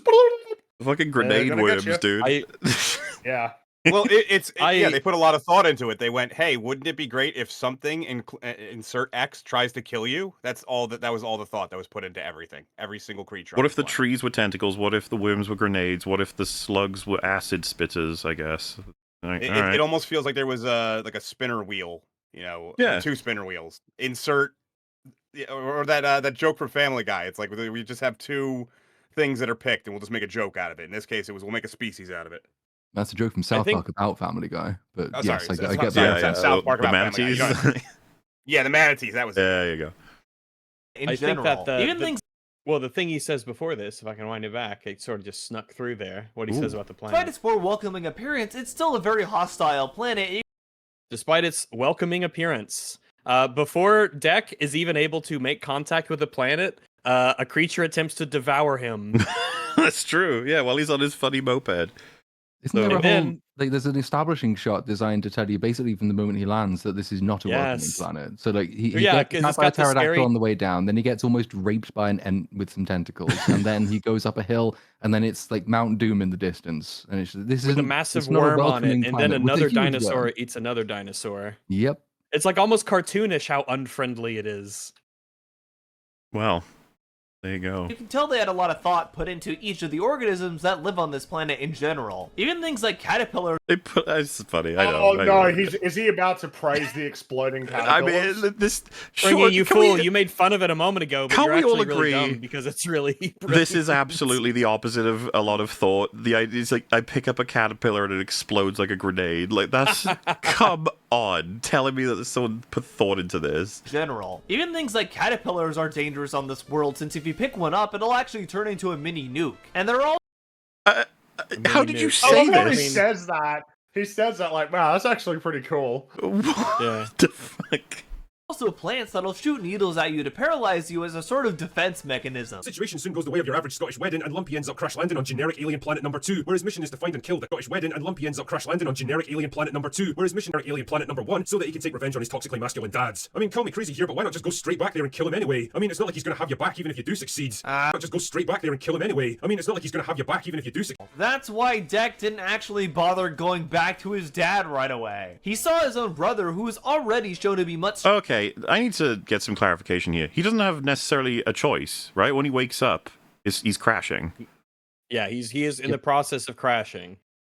So what Drinker's talking about is the motive once he's on the planet is to, instead of get to his ship and go back to his dad to kill him, to hunt the big monster, which, as we talked about, seems like a fool's errand in a lot of ways, because even if you kill it, your dad's probably not going to care. And if he does, you still want to kill him. Leave the ship. And then even if you do kill it, it doesn't give you an advantage over your dad, because those are completely different creatures. Of course, there are ways to show us that you learn something from killing it that gives you advantage over your dad, but that is not what happens. Yeah. So Yeah. stronger than him at the start of this film get completely bodied by his dad and also get his head chopped off. I think Deck is aware, given the fact he's weaker than his brother, that he would not stand a chance against his dad at all. Okay, so everyone's just accepted this logic that he intends to gain XP from this planet. That is it. Yeah, this is he's getting XP, and he's going to put all of the XP that he gained from not sword fighting, and I'll just put it right into sword fighting, and all of a sudden he'll just emerge a master swordsman. If Deck knew there was like this incredible plasma caster that sits in a temple at the center of this world that no predator can get to because it's defended by this horrifying monster, and he's like, I'm gonna get it, and I'm gonna kill my dad with it, and then he does that, I would be like, fair enough. That's not what happens, though. This film happens instead. And he would just die too. That's why he goes and slays this prey to begin with. He initially wants to bring it back to his dad as a trophy of sorts, and hopefully his dad will accept him back into his clan without killing him. Does to be that clear, make sense? Does that make sense to you? He even when saying it didn't sound very confident, did he? He was like, hopefully. Yeah, I guess that might work. I don't know. I hope my dad won't fucking kill me. It's twofold. It's one, why would he think that his dad would accept that? And two, why would Deck even want that? Deck always wants to kill his dad. Throughout the entire plot, whenever he brings it up, he wants revenge. It is not ever entertained he's going to make peace with his father. Yeah, it gets said about 45 times throughout the movie. Make sure you remember. You don't want to be forgetting it. However, throughout the course of the film, he kind of realizes that it's not really worth sucking up to his dad, who doesn't even like him anyway, and decides that he never was going to suck up to him ever. He never once was like, I'm going to make peace with him. Never once. For the record, if Drinker were describing the film this way, it would have made sense to me, in the sense, like, it sounds like you're insulting it with the way that you're describing it right now, you know? Like, he was thinking about sucking up to his dad, but then he decided he wouldn't. It's just like, oh, Predator movie, guys. Instead to just hone his skills while here on this planet and go and kill his... Please, tell me what you mean by that. Hone his skills. Hone his skills. Tell me what you mean. It means this the sort of, like the abstract kind of experience gaining through enduring or whatever. Man. Yeah, it would have to be a much longer period of time he was there. You don't become better. We've gone over it. There are so many ways you could have done it, but they don't in this movie. And that's why the people defending it right now can't say anything. They're like, he got XP. He endured. He really did. His dad instead. That's shown pretty clearly throughout the entirety of this film, so I'm not really sure how... So clearly, you didn't reference what we were shown. You just said it was shown. Good stuff. And you couldn't if you wanted to, because it isn't in the film. Drinker missed this at all. It seems despite Drinker's giant forehead, he can't actually retain any sort of sense... Hey, man. Oh, very nice. Listen, attacking his appearance. Look, here's what you need to understand. It's that it is not okay to make fun of people's immutable physical characteristics. No matter how big their you don't forehead like is. them, in which case it is totally okay and you can do it. Hey, all the more Just something to space for him think to about. store his giant brain, okay? Rude. That's his secondary alcohol tank for extended binge Also, like, I sessions. will say, Okay, his forehead isn't like big. It's a big. normal I don't sized know why- forehead. Well, like, I was funning, but if we're doing this, like, Drinker is very much conventionally attractive, and there's no way you're He's arguing a- otherwise. Drinker's a like, handsome when I man. He's a think very about it, handsome man. Joel He's a Joel handsome McHale has man. a big forehead. Joel McHale's forehead is very big. Yeah. You know, this is more Once like asked- a normal forehead. I once asked weird. Drinker about his opinion of this particular picture, and he was like, told me something about how the interview it was part of, he was having a great time, and this is the most out of context still shot ever. Listen, you know what? He just I doesn't wish look this impressed. was my worst picture. I wish my worst picture was as good as this. I agree. of media literacy behind that skull of his whatsoever. Anyway, this is where... Damn, media literacy referenced media again. Media literacy. Love Take a it. shot. Maybe don't take a shot. Unless you're a drinker. I You're actually just did. drinking, and I did take a if shot. you're I thought we were doing drinker, that you're the whole time. taking shots anyway. You made that up. I think you're just an alcoholic. Lumpy runs into... we were doing shots, right, guys? Right? I was doing it before we got started. You know, so we're just the game. He was part of a Whale of I the like Tiny my expedition to the tequila. I'm sorry. All I was good. just studying. until our team got attacked and torn apart, literally, by the Kalisk. Oh yeah, and she can speak fluent Predator. How? Don't know. She makes some vague reference to other Predators visiting the planet and talking to her, which makes no sense really because Lumpy's brother specifically said they don't go there because they're all afraid of the Kalisk. Wow, you really weren't paying any attention there at all, were you, Drinker? What Deck's brother says about that planet is that their species doesn't currently go there because some have come in the past and they never came back. So what that means is that yes, some of their species actually have been there before. Also, I feel like this should be incredibly obvious, but Thea is not speaking Dex language. Damn, another one. Yeah, here we go. It's so off media literacy. Fucking hell. I'm convinced that media literacy just means accepting without criticism or any level of thought process whatever the story tells you uncritically. Fucking hell, man. When did media literacy become such an overused term? When it's a thought terminating phrase that you can say to call people stupid when it comes to story. You can just say, "Oh, you don't have media literacy. If you did, then you would have the correct answer, like I have." You probably get like an objective answer for this from like statistics or whatever. But I feel like 2 years ago it started to pop up a lot, and now it's just constantly everywhere to the point everyone making fun of it. Because I don't remember. I'm glad its lifespan was short. Yeah, I don't remember it from even as recent as like 4 or 5 years ago, and then out of nowhere it just got spammed everywhere. And I saw it the most with Starship Troopers. That's where I saw it a lot. Everyone kept saying it's like media literate. You got literacy. Literacy. I'm okay. I don't like to read, so I'm okay with being media illiterate. It's just what. Go ahead. But it's kind of, I mean, it's almost an appeal to one's own authority, but it's a bunch of very stupid people who've probably been to university, and they are upset that people who haven't been to university are smarter than they are. So it's like, well, you just don't know how to read properly, because every one of my friends tells me that it means this, and you don't think that, and that makes you wrong. And it also absolves you of the responsibility of having to prove any point. If you can just say, my opponent is dumb and doesn't understand.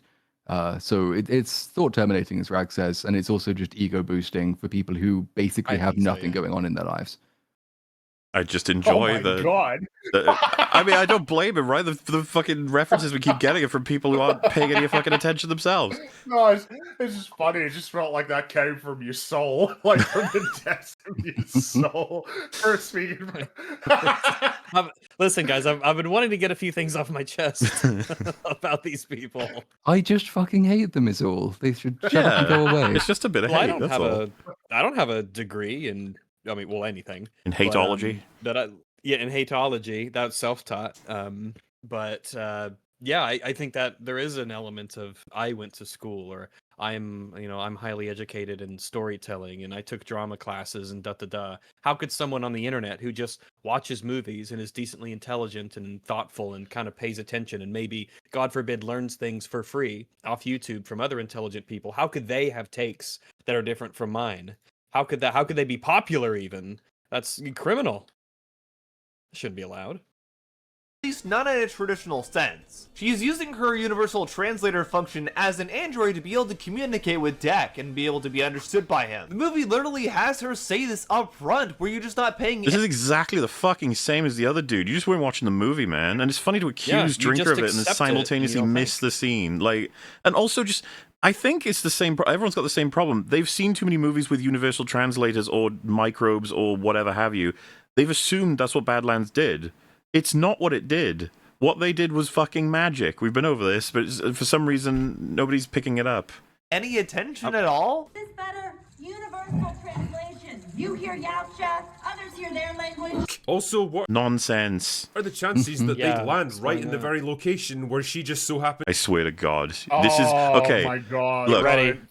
No, get ready. This is your chance to win. All right, Mr. Otterman. All you have to do is say, you know what, Drinker? That's a fair point. And you know what else? It shows you watched the movie. You got me on that one. Not a grifty bear on this one. That's fair. And then move on. That's all you gotta do. Let's see if you can pass the test, buddy. To be, and not just immediately kill her. This is legit just nitpicking. Drinker knows he doesn't actually have anything to criticize or deconstruct about this film, so he's... Oh my God, so I kill me.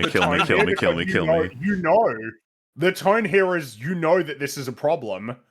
He doesn't have anything to really criticize, so he's going to pick on this thing. The tone is very much, oh shit, he's got a point. All he had to do was say fair. He could have just said, yeah, that's a fair point. Yeah, just say yeah. They could have tightened that up in the script. They could have narratively had a reason why they landed in the same area or done something with the structure. Man, it's okay, man. You know, because everyone would accuse Drinker of this. They'd be like, yeah, you have to run a narrative and you can't entertain anything else about it. It's just like, but this is precisely the problem. You can't entertain that Drinker made a good point. You can't. It can't have happened. Let me ask you guys, because I do this with all my videos. I try to find at least one thing in something I even absolutely hate. I try to find one thing that I could say positive. That way, it shows that I'm not being 100% unrealistic about my expectations. Couldn't someone argue that that's precisely the point of you doing that, is to pretend as though you're not being 100% negative? Yeah, Griffly Bear. I'm sorry, I'm grifting. But it What's just your seems like positive thing about Predator Badlands? Well, he did not hate it as much as we did. I did not absolutely hate it. That's pretty much the best way I could say it. Well, yeah, but what would you point to? What would you say is a positive for it? What would you say is that thing? So when I was attempting to script, I started with the visuals, and I said that whereas I thought that the Predator itself looked terrible, they didn't do terrible with the environmental CGI. So that was one thing that I said. Sure. Looks pretty good. So yeah, looks pretty good. fair. I mean, that's all right. You're off the hook. I try to do that. I'm with you on that because I'll sort of do the same thing, if only because but not to just say to the viewer, like, look, I am trying to be fair. It's partly to say I am trying to be fair. Like, if there is something to praise, even if it's a small, tiny thing, I will go out of my way to do it. But it's also just to keep myself from being really miserable. But like, there's a couple of bits. Keep yourself honest as well. Yeah, honest, and not sad. But so there's a couple of scenes, for example, in Badlands, when obviously you begin, it's visual storytelling and like non-exposition communication essentially. So obviously you get a couple of beats, which is slightly annoying, but nevertheless they are there. So you get the first two times when Deck goes and he sort of yanks Thea up because he thinks that she is a tool, obviously, and he's treating her like a tool. And then there's after the beat where they're sort of sitting talking at night. I think it's the scene with Bud as well. To go on to the next stage of their journey, he then extends his hand to help lift her up. And so without telling you that this is what's going on, it kind of implies through purely visual exchange that there has been an evolution in his attitude toward her as a person that he maybe hasn't even recognized in himself yet. And I thought that's not high praise by any means, but compared to everything else in the movie, that was at least competently done. So I will go out of my way to call that out because fuck it, there's nothing else to call out for praise, so I'll use that. Yeah, so, sometimes it's just you can't find anything. It is there is times where something's just that terrible and you can't find even a single thing that you enjoy. But yeah, I mean that's actually a great point. But yeah, I just the reason I brought it up was because I never see it go the opposite way. I never see somebody who's doing what we're watching right now give the drinkers obviously a target all the time.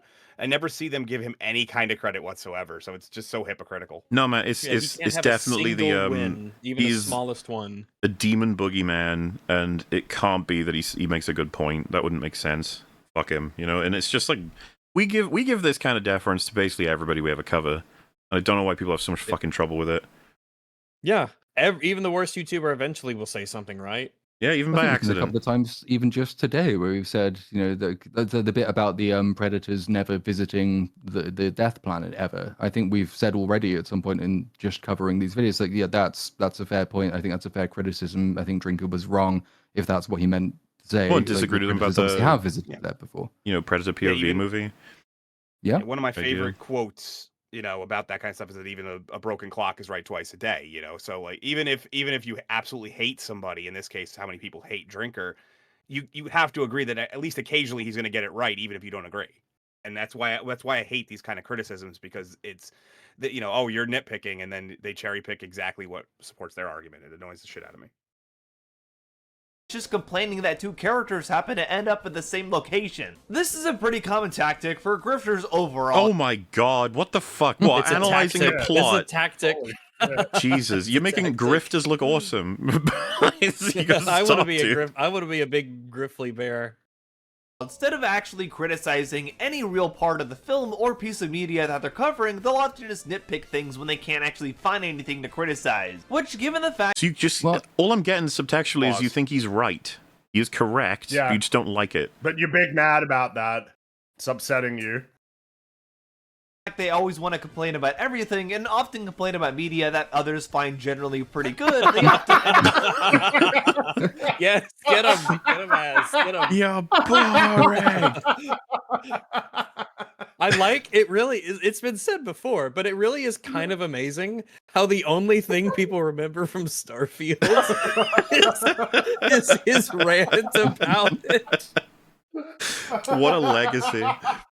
It turns out that Az was Starfield all along. He was. Nitpicking a lot. Shocker. Wait, what did that say? Literally, Is it frozen there on you? Complain about freeze media it that for you. others find generally pretty good, they often end up nitpicking a lot. Literally looks like the unwashed, zombified clone of Walmart Karen. Okay. Damn, doesn't Damn. like whoever this person is. Doesn't like. I don't know. I just saying when we make fun of women. I mean, Yeah, it I don't sounds know a bit about the Raz, utterly guys. misogynistic. We said Jenny Nicholson's lighting was overexposed, and we got blasted for months for like ripping apart a woman because as chuds or whatever. It was insane.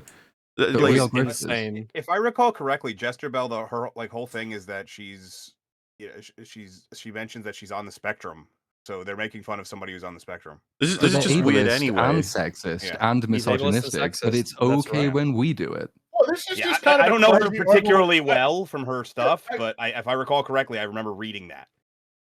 I think it's worth noting, this is the response to, it's kind of crazy how, like, Deck just runs into all of the most important characters in this massive planet, and then this guy just goes off on Yeah, this but- crazy But fucking look at how tangent. ugly this woman is. What the... Like, How Also, dare holy Drinker shit. make fun of the movie? This woman is ugly. How do you think about that, Drinker? But you never thought about that. And not to nitpick his comment, but like obviously all of it, but like unwashed specifically, she's notably clean looking. looks I don't like- know. She Like, looks washed. She looks washed. She looks like It's she a strange washes comment. herself. She bathes. Shocker. I do Anyway, want pretty to soon- throw it out there that if I'm misremembering that she's on the spectrum, I just want to throw it out there. I'm sorry. I don't want to. Yeah, we don't want any stolen valor around here. yeah. Yeah. Complain about media that others find generally pretty good, they often end up nitpicking a lot. Shocker. Anyway, again. pretty soon they strike up a deal. Quirky android lady will help him find and kill the Kalisk if he'll take her back to her base camp so that she can be repaired and rescued. And many wacky shenanigans ensue. They're even joined by a cute little alien named Bud who wants to be part of the gang as well. I hate so much about Wait, is this Drinker or is this the guy? I think this is Drinker. Okay. I think this is the Drinker. things that you choose to be. Okay, so what exactly is bad about Bud's appearance in this film? You didn't really elaborate on that at all. If Drinker had said something like he didn't feel like Bud actually contributed anything to the film, spoiler alert, he does. He's the son of the prey that Deck is. Yeah, spoiler alert, he's actually like, Misgendering, too. so unbelievably important. Unbelievably to the point. I mean- Well, that's you're grifting. That's nitpicking. That's grifting. So nice. That is Good job. actually grifting, yeah. Griftly Bear. It's also, we just have to add the misgendering to the list of sins that this Otterly fellow does. Bud would not appreciate this. That's a girl. So we saw in the other clip that Drinker was talking about the buddy cop expectations element, but I don't have his video in my head, if you know what I mean. So like, does Drinker, is he more explicit about criticisms with Bud? I mean, I'm pretty sure we saw it in the other one, that there's a part where he basically says, "Oh, this is why it's Disney," and then he refers to Baby Yoda as an example. So, like, it's I don't know if designed to this be guy's going marketable, through it in real personality. time, like if he's going through the video in real time and not got there yet. But I mean, if he knows that, it's probably worth bearing that in mind. It's like, yeah, it's probably a reason why he's bringing up that this is just Baby Yoda. Or also that you could just infer that that's the point that's being made, particularly when the video is called the Disney consumes another franchise. It's like, oh, we haven't made any arguments. It's like, okay. I mean, it feels like the arguments are certainly present at other points in the video, or at least readily inferable. Hunting, then while that still would have been a completely BS claim, it would have been a lot more than just simply saying, oh, he's a cute alien and I don't like that. Wait, did he say it would be a BS claim? The whole like coincidence of bumping into the Calyx's fucking daughter. Rewind That would be a BS claim, would Yeah, it? I missed it. Oh yeah, I should probably go back further. than- Contributed anything to the film, spoiler alert, he does. He's the son of the prey that Deck is hunting. Then while that still would have been a completely BS claim, it would have been a I mean, I guess it matches what he said earlier, right? That any plot criticism or any likelihoods and coincidences and stuff, that's all grifter claims. Those are just nitpicks. Yeah. Yeah, it's just, it's Somebody a in the- grifter. It's a grifter tactic. Yeah. Somebody in the chat mentioned this, and I do think it's worth pointing out that this guy might not have even watched the movie himself, because they explicitly say that Bud is a girl. Well,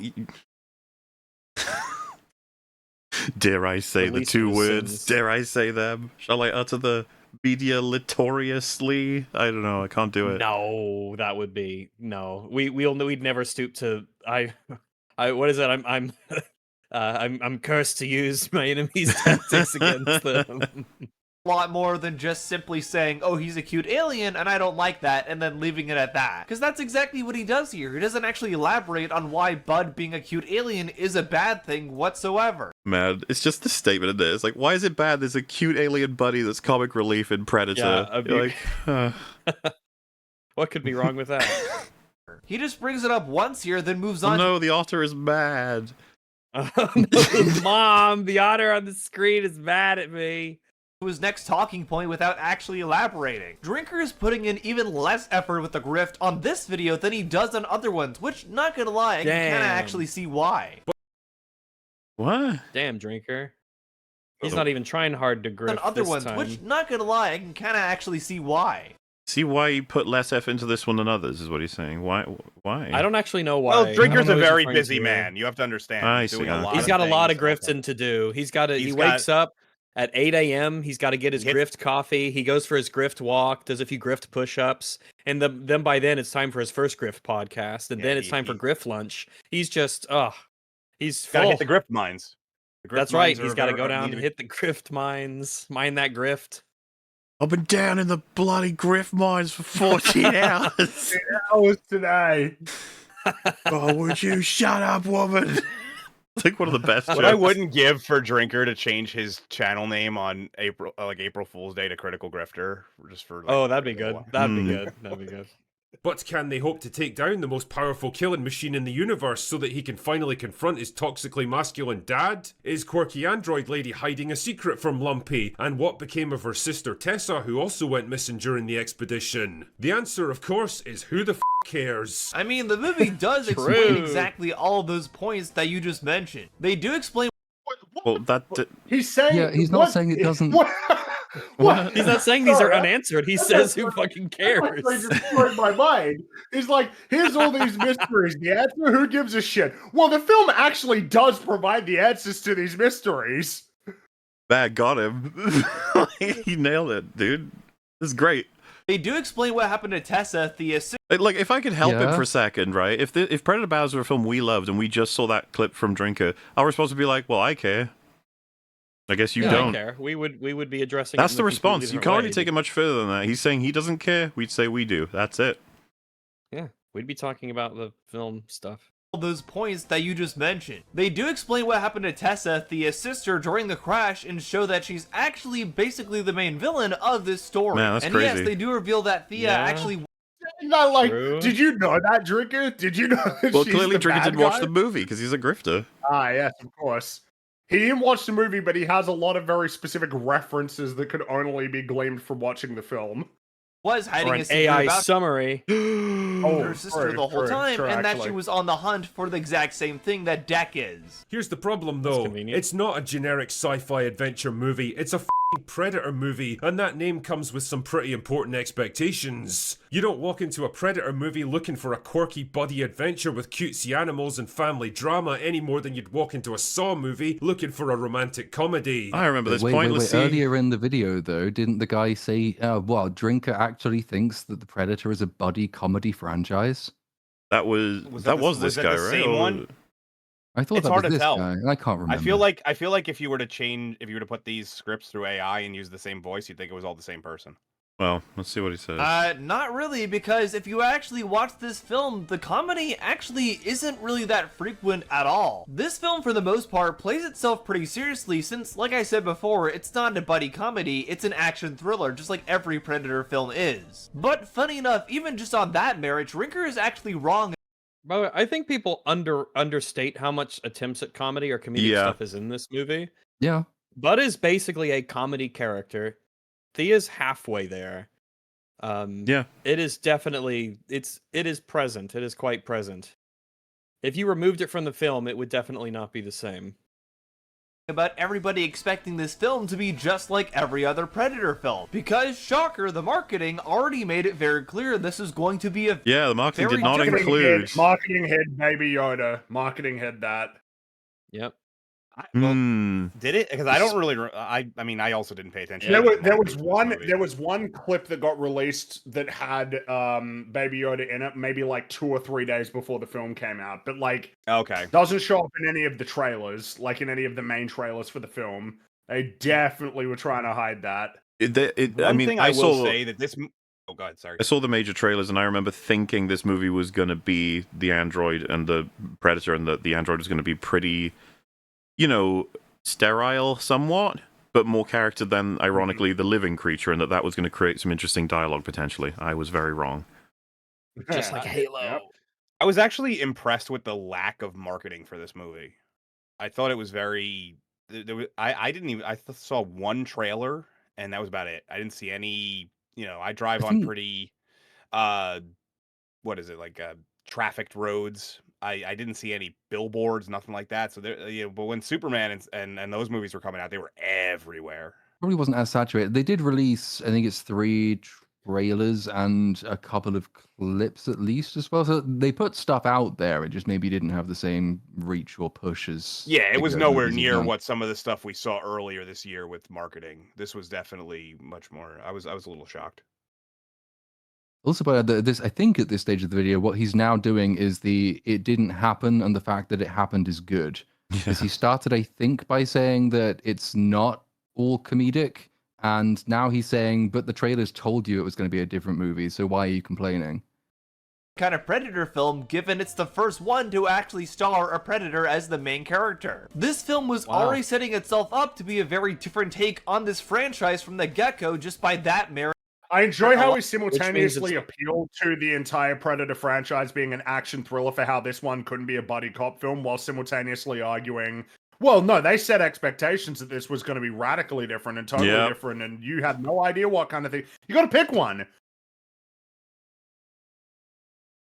No, they don't. Oh, and as a result, the people who were actually paying attention to the marketing knew to go into this film expecting a very different. What a weird thing to say as well. People who paid attention to the marketing, they went in with the correct expectations. Well, he's fucked himself with that. It's like, so what about the people who didn't then? Yeah, what about the people who didn't see the He didn't show trailers, up, but they're and like, that's clearly the situation that we're seeing. Because again, what happens if it's like, well, I've seen all the Predator movies, I haven't seen any trailers, but I'm at the cinema today. Oh, look, Predator Badlands. This doesn't work. What you're saying right here doesn't work for that person. Well, get fucked. They should have watched the trailer. They should have. They should have engaged in the commercials. True. They should different kind of Predator film, which it is, and in a good way. Yeah. It still does keep the core essence of what this franchise is all known for, with a ton of violence and very cool, stylish fights, but also it does have a very different. Okay, I mean, you say so. look, Predator has never been known for stylish fights. They're usually very quick deaths. It just makes me sad, dude. I mean, I can defend a lot of things in a, oh, this is what this person meant, but that has never been a thing in Predator. I mean, there's a bunch of them in the AVP movies, but in Predator and Predator 2, a huge amount of the violence is off screen, and you see the really, really bloody, gory aftermath of that violence. And so the fear is in imagining what happened, what did it, how did that happen. Even in AVP, though, those are not particularly drawn out, stylish fights. They're a little bit more, over the top than what we were used to in Predator, but they're not these, most of them are done within a few minutes, like, a minute or two. And there's more blood and there's more gore and they look better as well. And it's more practical, which helps in this situation. I mean, I do remember in this movie, there's the bit where he takes out the giant Lord Tentacles monster and we see it happen and it's really quick and it's anticlimactic. Then he talks about that scene later and he says, I enjoyed when the blood cascaded down my face or whatever it was that he says. I was like, that didn't actually happen in the movie. Yeah. The movie is aware of how boring and uncool was on your its fight scenes are, and it's had to try and retroactively suggest that they were cooler than they were. And then, of course, the original films, the violence is not like, the tonally speaking, not cool and stylish. It's more like horrifying, if anything. Yeah, it's if you didn't part of it see is the this fact was it's coming and happening you to die. people, not robots that are just like not people at all, or beasts which goo are producing wild. aliens. The first one that comes to robots. mind, the first one that comes to mind when I think about that is Blaine's death in the first movie when he thinks it's safe because he sees a whatever the fuck that animal was that's walking around. Yeah. And all of a sudden he turns around and he gets shot from behind. It's very much like you didn't see this coming kind of horror. Remember the blood that pulls out of Mac's head when he's shot? Rough, man. Yeah, that's another one. It honestly, the first movie and the second movie have a lot of those. Not so much going forward, but where it's the violence is the not seeing what's coming next. Remember when he puts the Billy's skull? He's cleaning it. When he sets it down, the flesh and blood on that thing is like, woof. Yeah. I always It love looks that so you can good. see the hole in the skull that was for Mac. I always love that little detail. Yeah. Angle on it all as well. In some ways, it ends up being sort of a deconstruction of the Predator way of life, and also definitely a deconstruction of toxic masculinity as well. The main character, Jack, is able to learn that the methods his father taught him aren't always the answer to every single situation out there.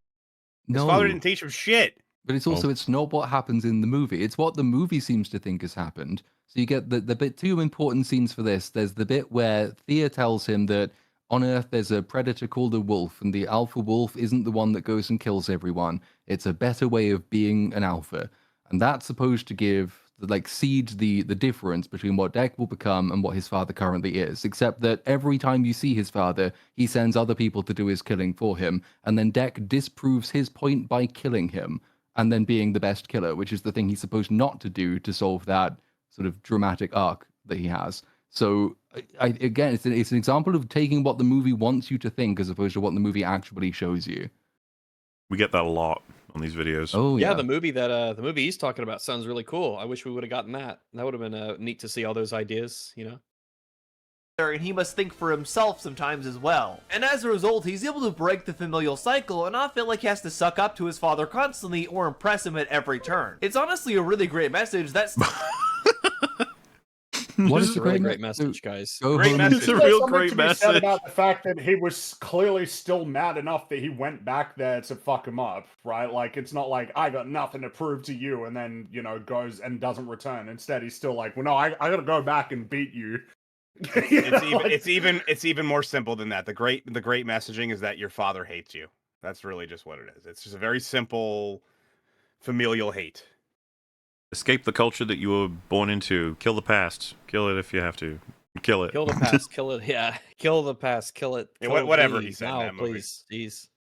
still keeps in line with a lot of the things we've seen in previous Predator films. So no, this film taking a slightly different approach to the Predator franchise does not ruin it whatsoever. Dude, you're so fucking away. Like, I don't even remember what Drinker even said anymore. Like, just play another clip from him, please. It was the point about expectations with the Predator franchise. You don't expect buddy comedy. You don't expect cutesy monsters. It's genre expectations and franchise. He was talking about expectations. deconstructing toxic masculinity and deconstructing the Predator's way of life. It all follows that this is was exactly definitely following in the rest of the Predator franchise, but also it isn't, and you should have thought that that was going to happen. Yeah, but you would have known that if you watched the commercials. Yes. Whatsoever. Honestly, go watch the original Predator, then skip straight to this thing and just think about what you've witnessed. The difference in tone, style, and intent is more jarring than taking an F1 car to 200 miles per hour and throwing it into reverse. It's insane to think these two movies even belong to the same franchise. Yeah, no shit, Sherlock. It's almost like those films were made by two different directors and also came. That's obviously not what he's fucking talking about. Holy shit. Just like there's a difference in artists, that's all. Hey, Drinker, did you realize that the reason why the films are different is because different people made them? Did you know that? Bet he didn't know that there's a different director, different actors, also different technology, different era, different stories. Different companies that own them. Yeah, what a loser. Drinker didn't recognize any of these things because he's blind. About 40 years detected. apart. He needs to Apparently stop a wearing concept sunglasses. that- Oh, Drinker, did you know that? Did you know that Predator came out 40 years before Predator Badlands? He thinks it came out yesterday. Drinker's so stupid. About 40, 30, 38 years. Don't come on. How did they make Arnold Don't look go so too young? hard. Apart. Apparently a concept that Drinker has yet to understand is difference of directorial intent. Two different directors can make two different films. It's almost like that's his man. point, if anything, that they've gone so far away from the original intent, it's no longer a part of the franchise. Yeah, I But feel go like ahead. that's his entire point, actually. But, Yep. you know, sure, go for it. in the same franchise and have them feel totally different, and that's completely okay. That's what keeps franchises. it's not completely Oh, okay if the Romulus. difference is terrible. He showed clips from Tron Ares. He showed clips from Alien Romulus. Yeah, okay, these are different because different directors have different visions and intents. Then the analysis starts. Is one of these better than the other one? Yes. So actually, change of intent and mere difference, that's not a defense. That's an explanation. It's also very funny to use them. You know, like, hey, we got yeah. Tron Ares, we got he likes Romulus, and you're these like, movies, ugh. yeah. And that Sure Teenage do. Mutant Ninja Turtles movie that nobody talks about. I forgot that existed. Please don't remind me. That was... They're making a Always sequel, fun. aren't they?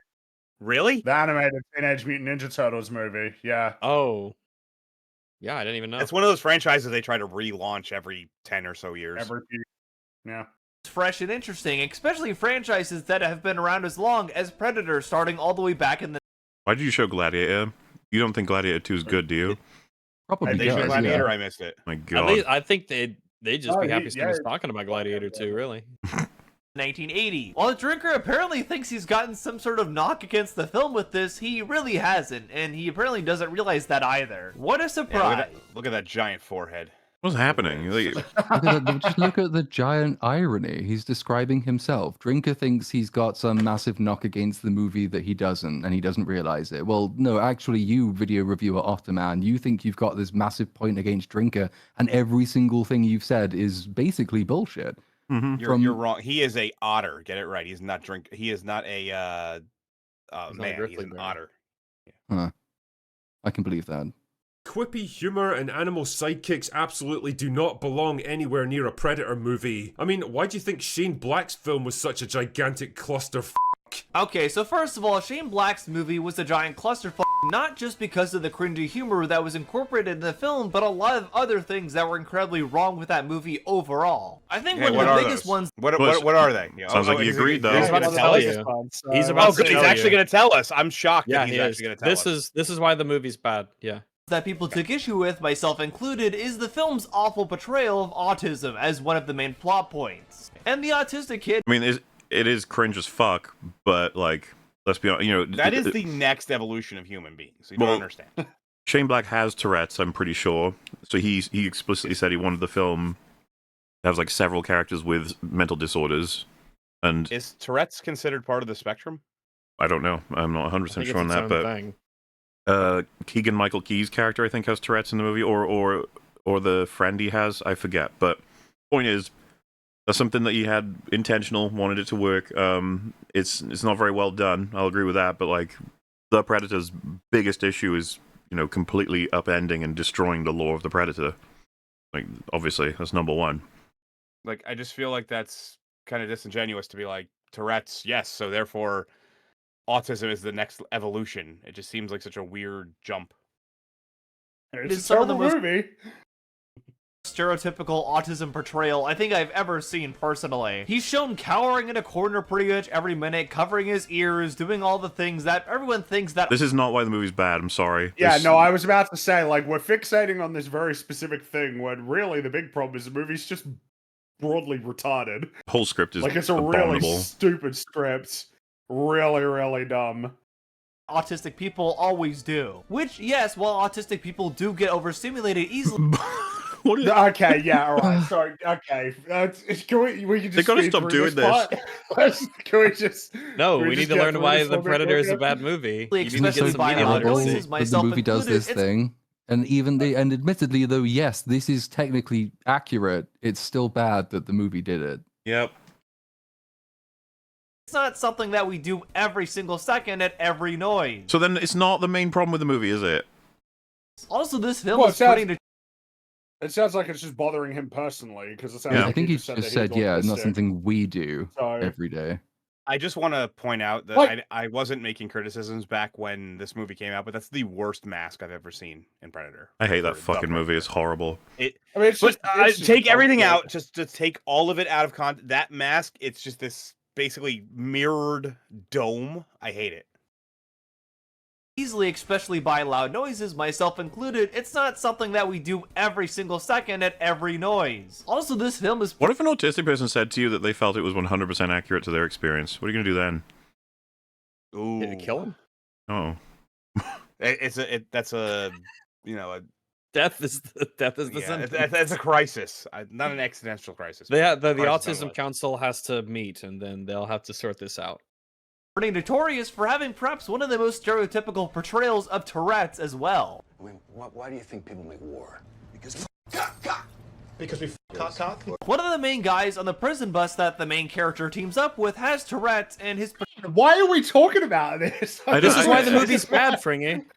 This is why Badlands is terrible. It's interesting to me that when talking about why it's like here's no drinker, this is why the film's really bad because of its portrayals of autism and people with Tourette's. So as a person who kind of occasionally does these, I didn't have a channel back then. I feel like this is what that is. It's like I didn't get a chance to talk about what Drinker said about this movie, so I'm going to do it now. I mean, the just thing to be he's clear, trying to everything do in is this refute script, the idea that the comedy is the reason for the thing being bad, because that's something that Drinker has said as a criticism of Badlands, is that the comedy makes it bad. So I think in the creator's mind, what he's saying is, well, no, the comedy isn't the reason it's bad, because bad comedy is circumstantial, whereas the reason this bad comedy film is bad is for other reasons. Therefore, the reason Badlands is bad is because comedy doesn't matter. I don't really know. I think he's trying to explain the insignificance of the bad comedy point the Drinker raised, though. Yes, by hyperfixating on specifically this point, the autism and the Tourette's. This is a tangent. For a bit too long here.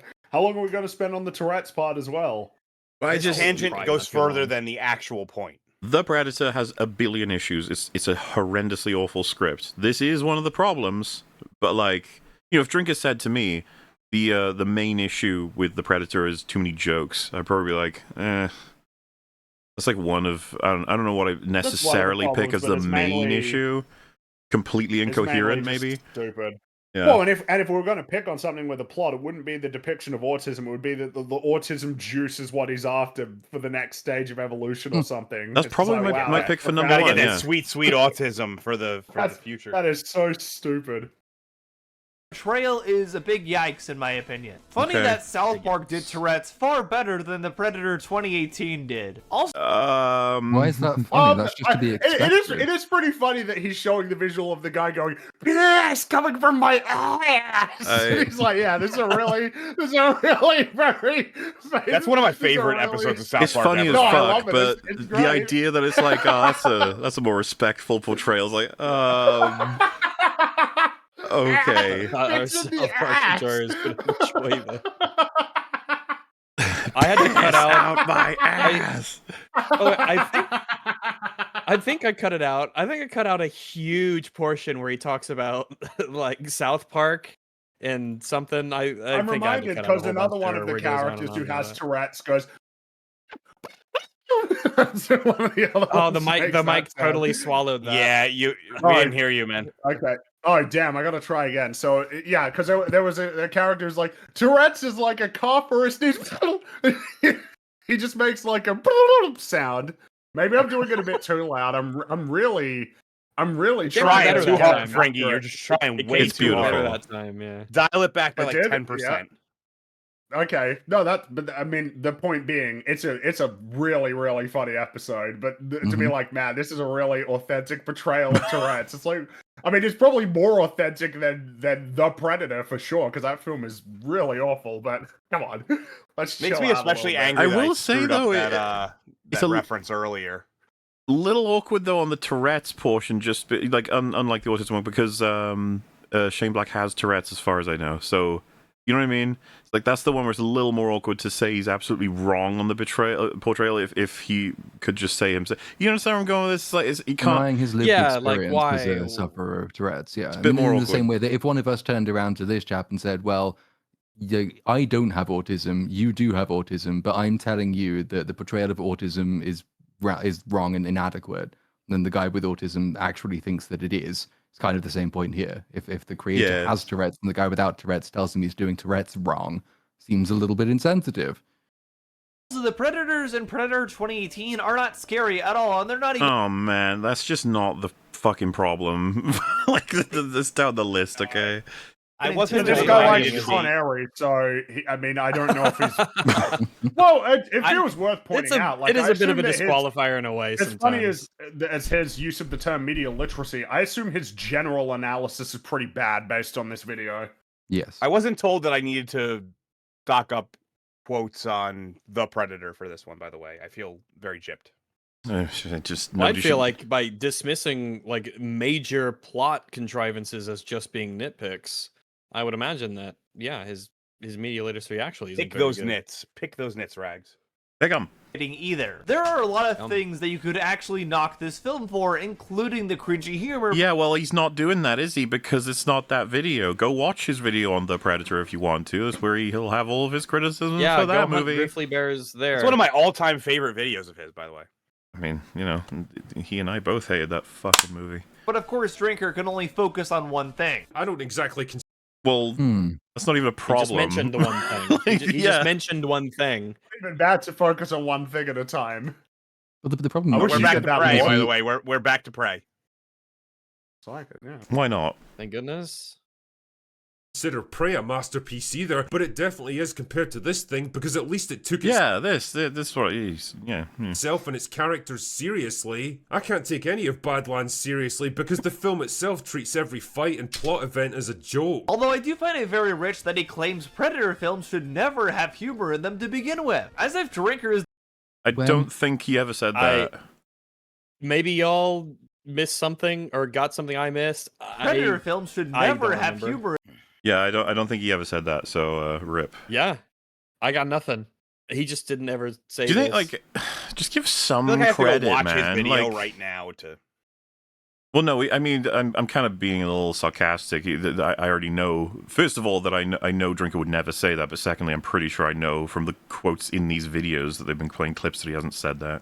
For them to begin How dare with. you pretend you know the Drinker? I'm None of us sorry. know him.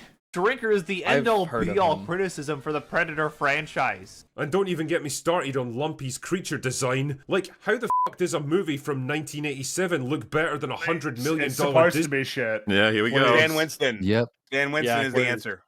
Get ready to project get with fucked. cutting-edge special effects? How have we gone so far backwards? I honestly can't emphasize enough how soul-crushingly horrible a downgrade this actually is. Okay, first of all, he is supposed to look weaker than all the other. Yeah, there it is. There it is. There it is. Whenever Oh, you man. criticize the design in the actual aesthetic design of the Predator, it's always, well, he's supposed to be short. So He's this supposed is to be why retarded. this is why I'm so long, okay, everyone? Because when you do a Drinker and you say a thing where you're even as detailed enough to say, like, production design, you know, is clearly downgraded. You need to make sure that you account for every stupid interpretation of what you're saying. Otherwise, you'll get people doing this shit. Hence the To be fair, longness. you'll get people doing this shit anyway, but you Yeah. might get fewer Well- of them doing it, and at least you can point them to the obvious counter argument you've already given in the video. What you fail to understand there, Platoon, is I get so long that then people don't watch it at all and just say it's bad anyway. It's like, yay, thank you. I'm not gonna bother with that video. I know it's bad. Why would I watch it? Predators because he is the weakest of his clan, and that's a major plot point in this movie. You would have known that if you watched the movie Drinker. You would have known that he looks like Yeah. shit on purpose, idiot. Yeah. Just to rewind slightly, I do love that you only when you release a video, I just have to consume one. Per year? Per 2 years? Yeah, per Yeah. year or whatever. Well, one's on the way. But even outside I know, of I'm that, excited. pretty much every Predator we've seen in these films has a different character design, and there's been a big variety to that as well. Like, compare the Yeah. One's bad. Why do they just can't address the point. They refuse. They just walk around it forever. Predator in the very first film to the Oh man, whenever they show clips of the original, I get sad. It looks gorgeous, that movie, compared to the stuff they make now. It does look so good. Berserker It will Predators in always the look good, too. 2010 film. Or even just comparing those to the upgrade Predator The fucking upgrade Predator. Calling it the upgrade Predator as well, you know? in the Predator from 2018, or to the Feral Predator from Prey. Or comparing any of those to the three incredible... Man, I wish this was relevant to anything Drinker said. Maybe we'll get this some year. Yeah. Maybe you should just make a video on the other Predator movies that you like or something, and you don't even have to involve Drinker. You could just be your own man. You could just strike out and just do whatever you want. It's your distinctive channel, man. designs that we got for all the Predators in Predator Killer of Killers. This series has always introduced cool new designs for each of the Predators, so why is this any different here? You said it looked It's like not shit. a cool new design. That's the Said it the looks problem is bad. whether or not And it's you even good. conceded that. You conceded that, my man. Yep. It's like the other guy did. This is just keeping in tradition with the franchise and also making sure to make the Predator look weaker as to keep in with the main themes of this movie and also the main plot. Didn't have to look like shit to do that. I really don't know how you nothing to missed do with the any of aesthetics. this. You didn't. You just made up that he. He didn't miss it.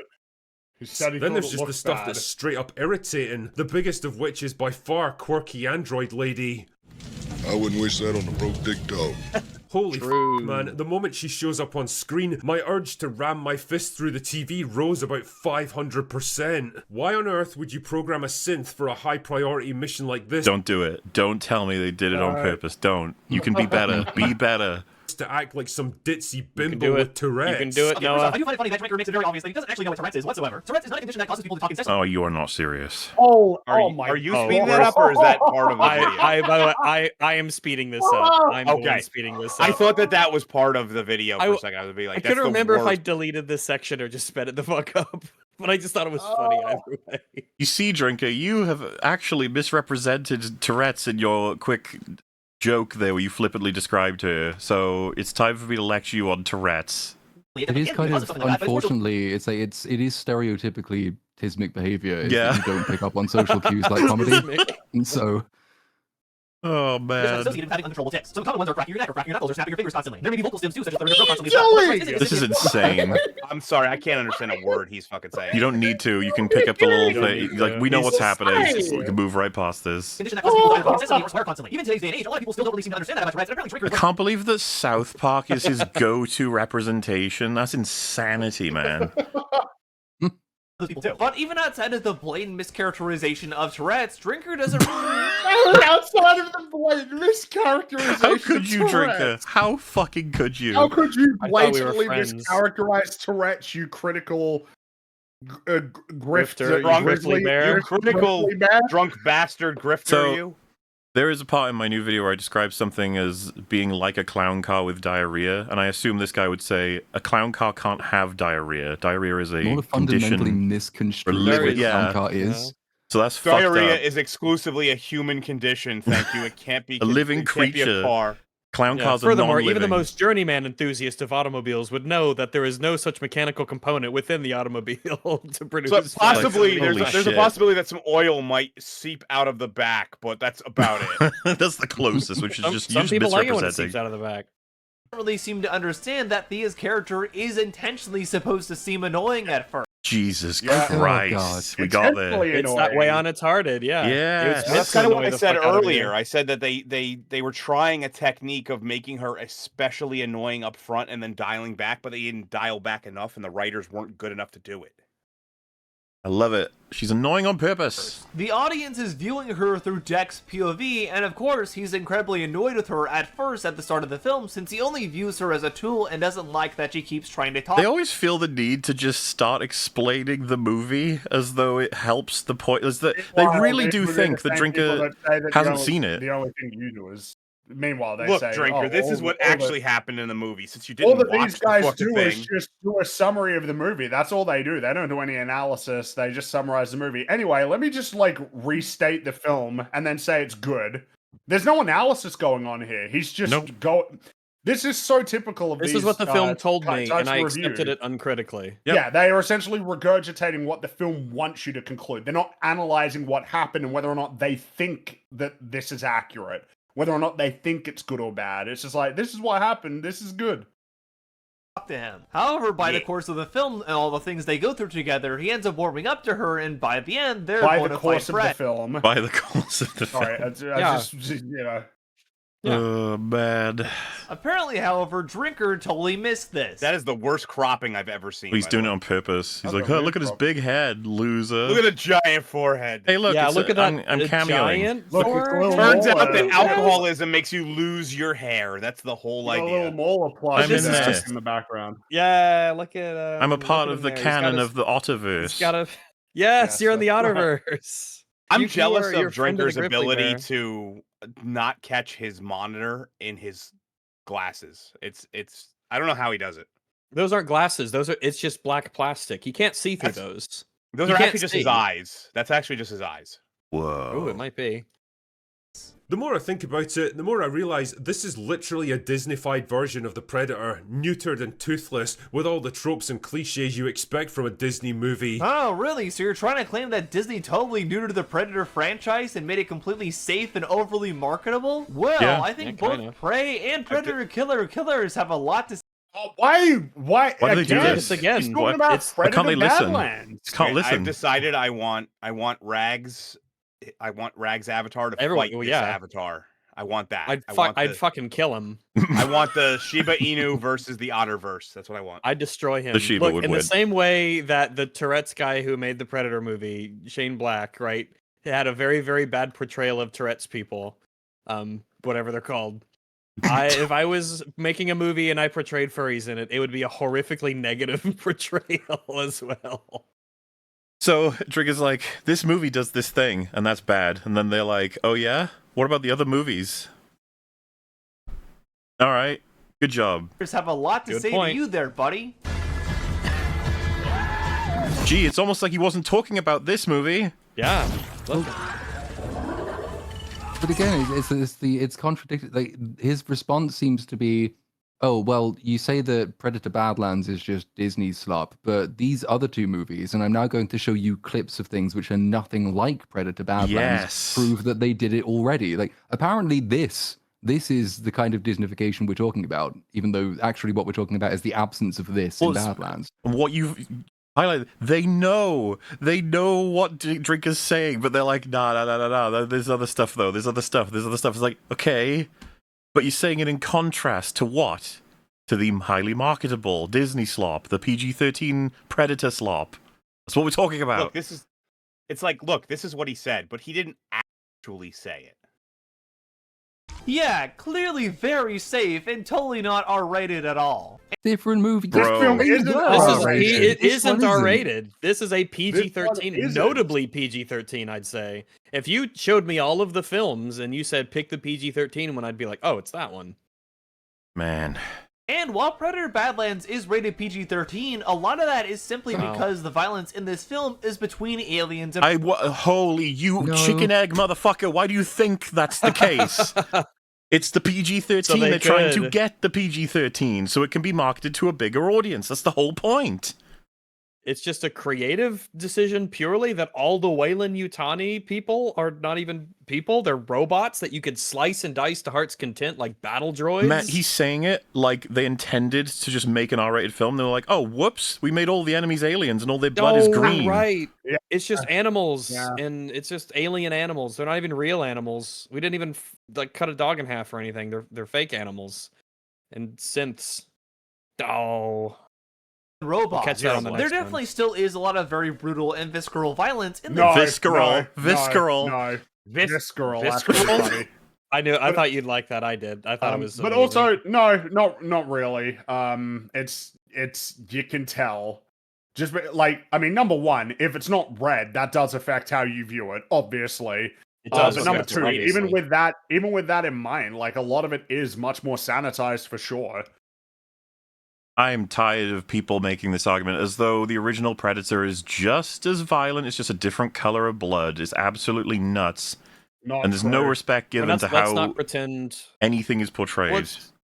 Well, it's just human nature, basically. If you see human people that you know are human and are people and have like thoughts and feelings and hopes and dreams and all that sort of stuff and emotions, and you see them getting sliced to pieces and blood and body parts flying everywhere, that's obviously going to affect you differently than seeing a bunch of battle droids or random Weyland-Yutani synthetic mooks getting sliced and diced. Like, obviously, it's going to be completely different. That's what I mean. There's a It's I was like- about to reason say, why they're not they're battle rated. droids. They're literally just science droids.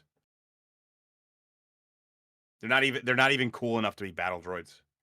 white goo versus green goo versus blue goo. So, just to be clear, X, I got this on repeat. Look at this skull.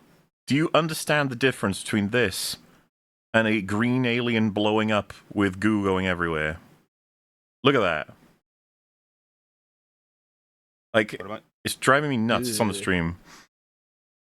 That is some rough gore that is supposed to be portraying something that's supposed to hit you in a particular way. It's very tonally Especially 'cause specific. you knew that character. Yeah, that's beforehand. Billy now. He's fucking dead. And the idea is just like, oh, come on. It's only not R-rated because the blood is green instead of red. These people... No respect is given. It's ridiculous. You just wonder if they've even seen these movies. Oh, have you seen the movie? Yeah, that's right. Visceral. Who can play that game? It's very visceral. Okay. This film, but given the fact it's not actually happening to humans, the MPAA actually doesn't qualify this as an R-rated film because of that. Which I find funny because some of the violence is still just as violent as the things in those previous movies. No. No, not even close. I'm sorry, you're too young to understand, I guess. Like, as in, you not only not seen the movie, but you also don't know the difference in tone. You can't recognize it, can't pass it out. It's, the violence is completely different. He's odder years. Movies as well, but because it's not happening to humans, they won't give it an R rating. The American film rating system is so weird sometimes. That's not even weird. Do you think that and also, like, what are you even suggesting? Do you think that, like, if Nick there from Zootopia got, like, decapitated, they'd be like, well, it's not a human, so we're just going to rate that PG-13. Like, that's not how it works. There is just an obvious truth as well. Kids do deal way better with watching cartoon crazy CG aliens explode with goo than they do. Well, yeah. Why is robots are saying you can do anything you want to a robot? Yeah. Tom and Jerry is pretty violent, but they're like little cartoon critters, and there's no blood. Yeah, there's no permanent like injuries. You're not actually maimed and dismembered. It's absurd. That's like an irrelevant part as well. Is that the violence is like absurd? It's not grounded. Exactly. At all. It's very absurdist. The reactions to everything, the noises they make, the sound effects. The beginning of Ragnarok, where he chops the head off the dragon thing and it spews green and yellow goo all over everybody. Like, if that was red, yeah, the rating gets a little bit more complicated. If it was sinew and flesh you recognize from our own bodies, be like, ooh, Are we careful? The reason that this is rated differently is because almost universally, humans just have an aversion to seeing their own kind being ripped apart and gored. Not than they difficult do to alien understand. made-up species. It's obviously true. This should not require an explanation. This is what the Predator franchise has devolved into. A financial commodity instead of a sharp and violent artistic endeavour, reshaped and remolded into a safe, inoffensive, focus-tested corporate product, ready to be churned out by the truckload until it becomes financially unviable. Well, based on the opening weekend projections, that eventuality might come sooner than expected. Well, that line did not age well at all. Yeah, it did. He said might. Yeah, he said Mike, and also yours is like... not going to age well by the looks of things. It's just he covered his ass. He said it might. This is all you need to do when you say something like that. This is why I generally in my videos don't make financial predictions, because it's hard to tell from week to week. Well, sure. You got to go by vibe. Got to play by vibes, man. I mean, you know, it's fair if you can predict the box office because you believe you have a pretty strong handle on how it's going to go, and you turn out to be correct. It's like, yeah, that's like does get you some cred. You called it. Yeah, it does. I don't always ignore it, but I need to be I have to have conviction, you know. And no, fair. Well, so for example, like people ask, what do you think the next Avatar is going to do? And I'm just like, I have no fucking clue. I'm not going to try and guess. Well, yeah, we talked about it on Open Bar. I said like north of $1 billion, but definitely not hitting the second movie. No clue. Probably I wouldn't even want to make that claim. I have no fucking clue what's going to happen. I would say I'm pretty confident it'll make a lot of money, but that's the second one making as much as it did just made me think like whatever. They're magical movies. They don't even exist in the real box office. They just do things. Given exactly what I said at the start of this video. This film opened with a $40 million weekend and already blew away expectations quite a bit. Well, Variety said it slays, so that means it did. I see. Yeah, all right. Oh, gotcha. Deadline. It's Deadline in this case, but still. Remember, there's a second, soon to be third, I think, time they've held on to this $40 million number without the context of it's only $2 million more than the 2004 movie, not adjusted for inflation. Okay, well, have we ever seen a fantastic opening weekend that's turned into a bad box office run ever? Has that ever happened? No, I don't think so. Exactly. How's that even possible? Wrecked. That's inconceivable. If it did good the first week, then obviously it's going to do great the second week. Well, I've heard plenty of people say, like, the word of mouth is fantastic, so it will have legs. Like, we'll see. Like, I'm just amused by this confidence. Yeah. I doubt that, I don't think Predator Badlands is going to be a Top Gun Maverick situation. New. Since it was expected to open for $25 million instead. It also helps that this film was actually getting good reviews, unlike something like Springsteen Deliver Me From Nowhere or Tron Airy. As a result of the general good Ronnie, Wow, Ari? that was a weird. I guess he doesn't like that one then. The Springsteen movie. I will say Hmm. this: I am a little surprised at the huge drop off. I feel Well, like there Running Man, was some right? good word of. Well, I feel like there was some Running good Man word came of out mouth, whether or not it was justified or not. Whatever you could, argue. I'll be honest with you. I'm not sure anymore. I can't. I was saying this to Fring, and I've mentioned it on the stream before, but that film Black Phone 2, it like came out, and my feed got like filled with these incredibly hyper positive reviews, and then they just disappeared after a week, and there was never anything else said about it. And I was like, I wonder how much of that was real. Black Phone, horror movies in general tend to have, a decent first week and then nothing after that. So My point is, I can't tell what's real. Oh, It's okay. I real at this understand. point, Sorry, yeah, I didn't because when realize we're- what your point was. I'm sorry. Well, Reality Twitter is is like breaking around me. 75% bots. It's like, yeah.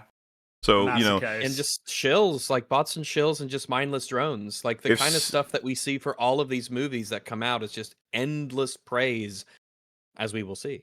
I would never deny I've seen good word of mouth for Predator Badlands. I've also seen really bad word of mouth for it. So, we'll see. We'll have to check out the numbers when they happen. That's all.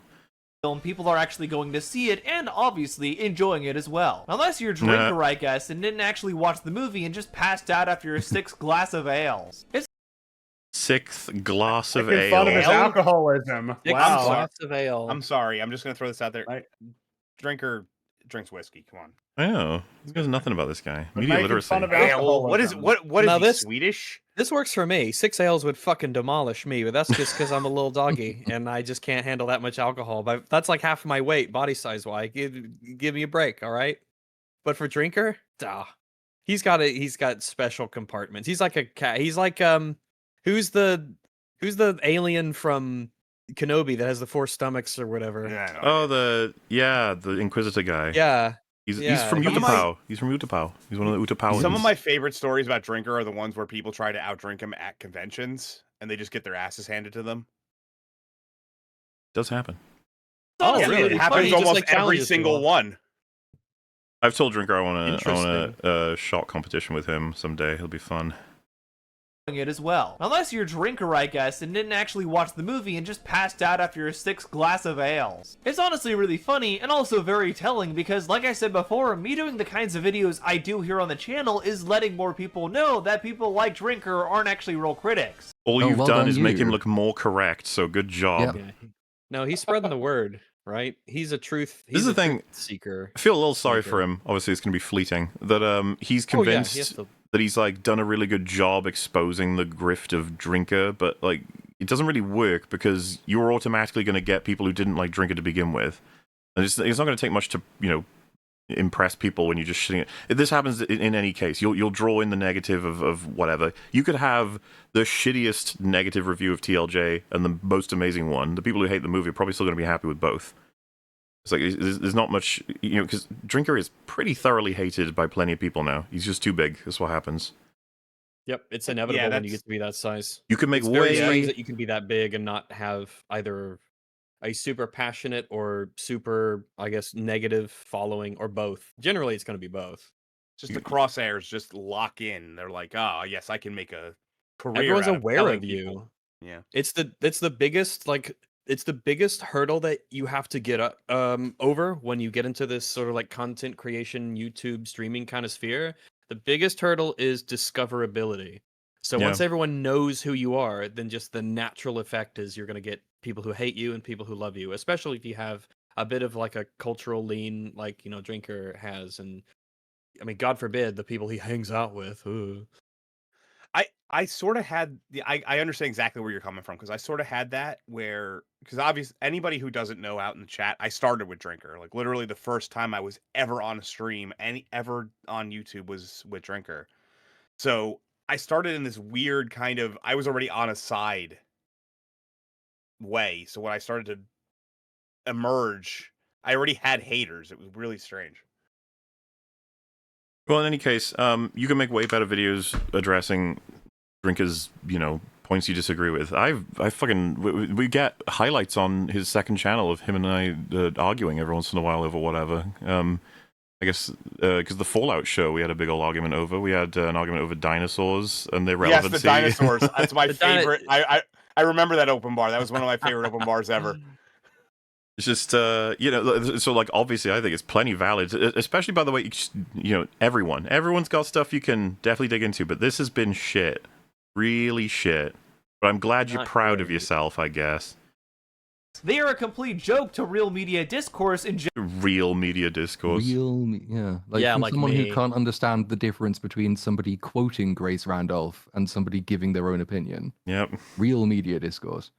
general. And fortunately, me doing what I do here has caused a lot more people to see through that, and also get over yourself. Yeah, I know. Like, he's a hero. He saved media. They all think like this, though. The people who did it to CinemaSins felt like that. And it's just like, he's still around, guys. He's still fine. Like, same for Nostalgia Critic. Thank goodness that he's still around. A better world for it. Wouldn't have Melvin if we got rid of him. It is a better Sure. world with That would Nostalgia be- Critic and Melvin. The world would be a much more grim place without Melvin. It would be darker, the yeah. Joker. also start ripping people like Drinker as well. Overall, even though Drinker didn't watch the movie, I did, and personally, I would give it my I wouldn't be able to fucking tell. Sorry. But, it's just the same thing goes for you, bud. recommendation. But overall, I personally enjoy Predator Badlands, and I hope my video here helped you understand just how awful Drinker is as a reviewer, and most of these grifters are overall. Thanks. It's not a video about how good the movie is. It's a video of how bad this person is, and also check out the movie. No, man, he nailed it. He explained how good the movie was, how bad Drinker is as a reviewer, and then also how bad all the grifters are. You fucking, the trifecta, you got it. Nice. Hopefully it does look like I have me no doing idea about anything about the movie, by the way. No. these videos is paying off and helping people understand where real criticism comes from. You keep saying this. Stop. Move on. Keep glazing The more that yourself. you say it, the more true it becomes. Yeah, I know. It's interesting that you're talking about how he's going on about glazing himself, because I cut out quite a bit of the self-glazing actually, because it was very redundant. I cut out a bit. Any he man just who went on must and on about suck how his fucking own amazing penis. he was. Yeah. And what it actually looks like. So thank you everybody for paying attention to these videos. I'm happy to keep doing my part, and I'm happy to keep hunting griffly bears. Oh my god. Right? Yeah, that's Jesus Christ. I'm not gonna lie.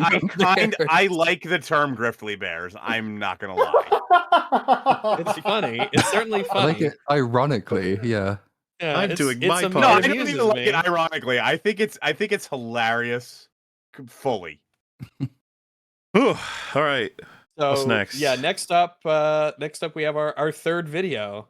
And as you can tell by the time bar, this one was The longest? well, that's okay, because it's our show. We can just fucking quit It's whenever we true. want to. So don't you worry.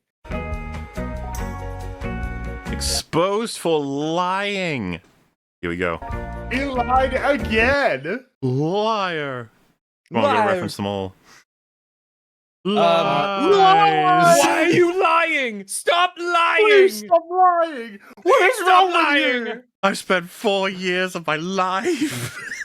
I 4 spent days, 30 sorry. years of my life. Oh, I mean, 4 years is funnier though. 4 years is funny. I'm bored, and today we're going to talk about a bunch of liars. But I absolutely enjoyed myself with this movie. I've already seen it twice. I know a bunch of people that have seen it at least once over this weekend. Some people that have. I saw it 3 times and I wasn't even I saw it- bored. Did you I saw know it that 4 the times, anecdotes and, are just kind of meanutless, honestly? That's why I I don't just- even know what the point is. It makes the I- box office sadder knowing that it was just people going multiple times the same person. So, correct me if I'm wrong, I just referenced one of the earliest EFAP memes of all time. It's when I Hate Everything was talking about, I think TLJ, right? Where he was in defense of TLJ, said, I watched it 3 times and I wasn't even bored. and I wasn't even bored. Which is so irrelevant. It's just like, okay. Yeah. Because normally the one we talk about is the Chris Stuckman. I had to watch Blade Runner over and over until 5 times, and then Until I it was liked it. brainwashed into believing it was good. Yeah, instead of just being And able he to still recognize doesn't, it. clearly. But then remember, what was it? The book about Wait. all the amazing movies, and it was clear that he didn't like No Country for Old Men, or at least he didn't understand the ending. Yeah, and Rags, I just want to protect you from an invisible landmine there. Rags is not What? saying it's a bad film. He's saying that Chris Stuckman had to convince himself that it was a good film. Oh Blade yeah, Runner. Yeah, like Chris Blade Stockman Runner doesn't is obviously a very understand good why film, it's yeah. good. Yeah. Blade Runner is excellent, but he doesn't know why. Yeah. Just like he doesn't really know why No Country for Old Men is good, based on that book that he did, where he pretty much just admitted that he didn't really get the ending. Also going to watch it again, like myself. Cool. And look, here's the other Predator films. It is the Whoa. one with the absolute. Oh wow! high. Oh wow! The cinema score, Bro. Oh, that's amazing! Look at that Fucking cinema hell. score; it's so high.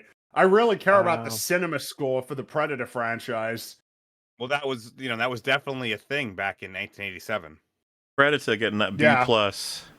Ripperoo. Yeah, which I mean, it's kind of awkward because when you show me that, it's like, well, I don't really care what this system is on its No. own terms. When you show me that this film is rated higher, I really don't care. Well, Yes. correct me if I'm wrong, but isn't cinema score when it's based on polling Audience. when walking out of the theater? Yeah, Exactly. Yes, basically. but how the What fuck does did they the audience possibly think? have the first two movies? That shit didn't exist back then. Is it based on like reviews at the time or something? It's It so probably, it's I would so- imagine it's based on Movie reviews Cynic at will the always, time, like, so. by habit, rate, like, take any cinema score view and automatically knock it down basically 2 letters for general audience sentiment, because they go to the theater, as I understand it, on day of release and interview people who are coming out of theater on the day of release. But obviously, those are disproportionately likely to be the people who are most likely to like the thing. Of So, course. Well, to yeah, extrapolate yeah. to general audience principles, you have to kind of knock it down a bit. The most ardent Predator fan will go into Predator Badlands. And, well, actually, will they come out liking it if they're really Predator fans? You would Don't think know that they'd about hate that, it the more the more You would. familiar they are with Predator, But but no. some people are Most just ardent fans Disney of an fan. aesthetic. And Cynic is usually like spot on. Like when it comes to this kind of stuff and box office, I think he's undefeated, to be honest with you. Cinema score. Let's take a look at some of the coping, some of the lies, some of the misinformation and All right. disinformation from a lot of the channels out there and accounts that you guys Let's are do used it. to seeing, just to see where Hell yeah, everybody is baby. at this moment. Here's one that goes, Predator Badlands perfectly demonstrates how the great feminization has destroyed culture. The Predator is Yeah, guided by okay. a female Fucking hell. character on an emotional journey, helping him become vulnerable, get in touch with his feelings, and choose friendship over family. This is such a completely disingenuous take on the movie. First of all, not a female, because this character is not a human. That's the first thing you Why? say. What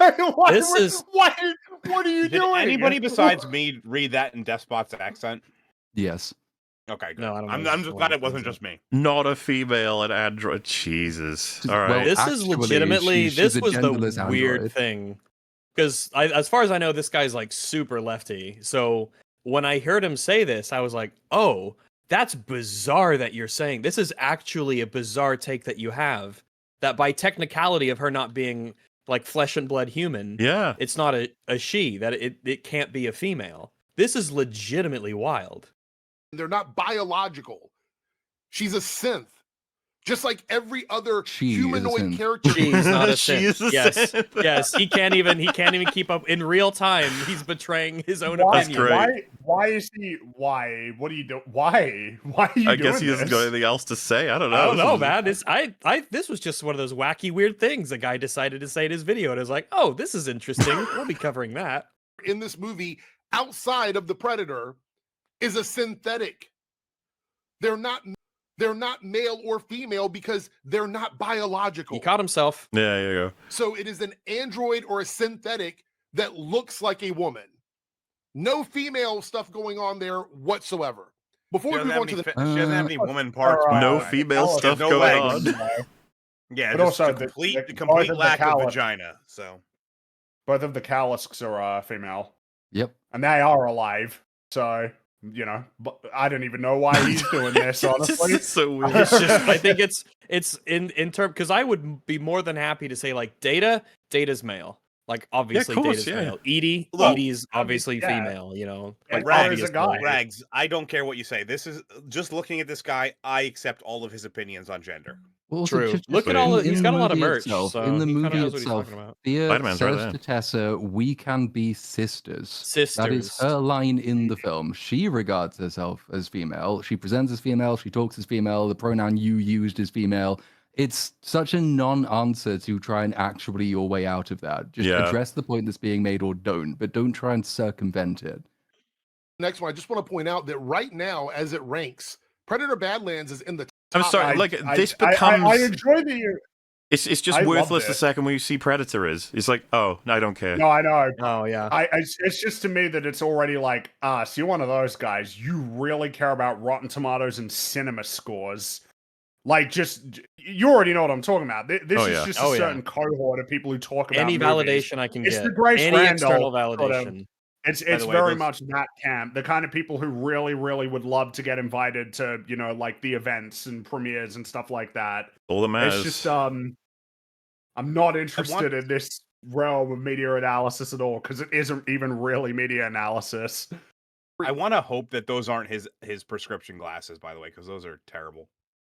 The white rim. I'm not a fan of the white. The rims yellows, at all. it's yellow. Fucking. Oh, is it?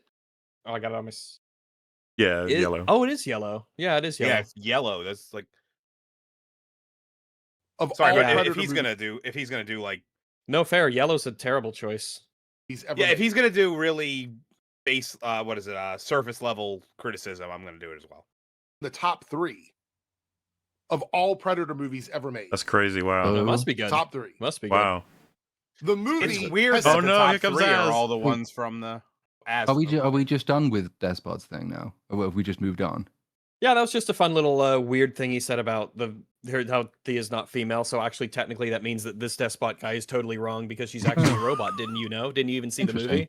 I mean, Yeah. I'm pretty a weird certain little that interesting Despot, this whoever this Despot of Antrim is, he's never been right about anything, especially My goodness. anything that we've ever collaborated with him on. some of the best fight scenes that you'll ever see in any of the Predator films. Okay. There's like 2 or 3 fight scenes that are just absolutely incredible that have nothing to do with this. Predator Badlands isn't a Predator movie. Oh yeah, bonus as section, everybody. I thought it was amusing. Yes. Here we go. Bonus as section. Hell yeah. It is At all. It is. Number Pronouns. 100%. It I is. mean, officially, sure, but like It has you the know, branding, but the soul is well. in the same way that people say like, it's not fucking, with any of these IPs when they get their modern iterations. TLJ isn't Star Wars, Well, for instance. fucking Dial or, of Destiny. It's like, oh, Indiana Jones. Like, no. You're like, No, well, obviously actually, not. it is. Is it on the box? Actually, the it is. trailer said the advertisement. I was under said the impression it. that Az could only yell pronouns. I didn't think he actually could speak. There's a human in there. You can do all kinds Yeah, of speaking. apparently. I'm shocked. It's 100% a Predator movie. I don't know how Go ahead, call him a liar. you said it wasn't a Predator movie. else to tell you guys that is just Predator it's a fucking dumb pronouns. statement. It's a disingenuous dumb statement from a brain rot channel. Okay, so if you have a brain, then you'd probably be able to recognize pretty quickly that he's saying, as far as he's concerned, it does not slot in with what the franchise expectations are. It's very straightforward. Unless, of course, you really want to believe that Az is trying to convince people it is not officially licensed as a Predator film. Is that what you think he's doing? Because I just It's personally obviously in the case because that's what his complaint is. That it is that way. That's Yeah. why he brought up that it isn't a Predator film. That'd be a weird thing to bring up if he was covering an Indiana Jones movie or something like that. Number 2, This movie's number Disney in their infinite wisdom, and by infinite wisdom, I mean complete and utter retardation. Okay, Arsler. By the way, did 2. Yeah, baby, retard. I love This is the I love the word- Retardulosis. We gotta take back retard. it never got haven't lost taken, it. really. We Yeah, haven't they lost never got it. it. Yeah. They tried, and Too many I guess people, some yeah. people are still trying, unfortunately. That was but one you thing never when get I it. did when I did Ironheart, people really called me out on the amount of times I said retard, and I was like, her name is fucking Riri. Like, what are you gonna do? Like, how else would you like me to make fun of that? Well, I think the issue is that if retard was the first word that they came for or tried to completely remove, then it might have worked. But I think that by the time they came for retard, where it's like, nah, we're sick of losing words. I think nah, that ain't We're working. keeping the words, damn it. if they had managed to push further and further, retard would have been like our Alamo, basically. Like we would have just It's been the end like, of we will die Braveheart. with this one. You may take our F words, you may take our N words, but you may never take our retard. They take our retard, N-words. take our retard. Those N-words are ours. Those N-words belong to us. Okay, Just a bunch of us Those just are our hanging N-words. out, just with Winchesters, just fighting for retard. I mean, let's be honest. Trying to take retard away from people is retarded. That's what it is, Yeah. through and It through. is. And you look retarded if you say arsler as well, which is sort It's- of makes yeah, the word it's double funny. useful. Disney Yeah. made the last two. Dude, projects dude, Don't you remember the Linus? Remember Linus Hard R, yeah. and Prey, which Hard both- R. That fucking clip was glorious. Hard R. So many hard R's in American Dad.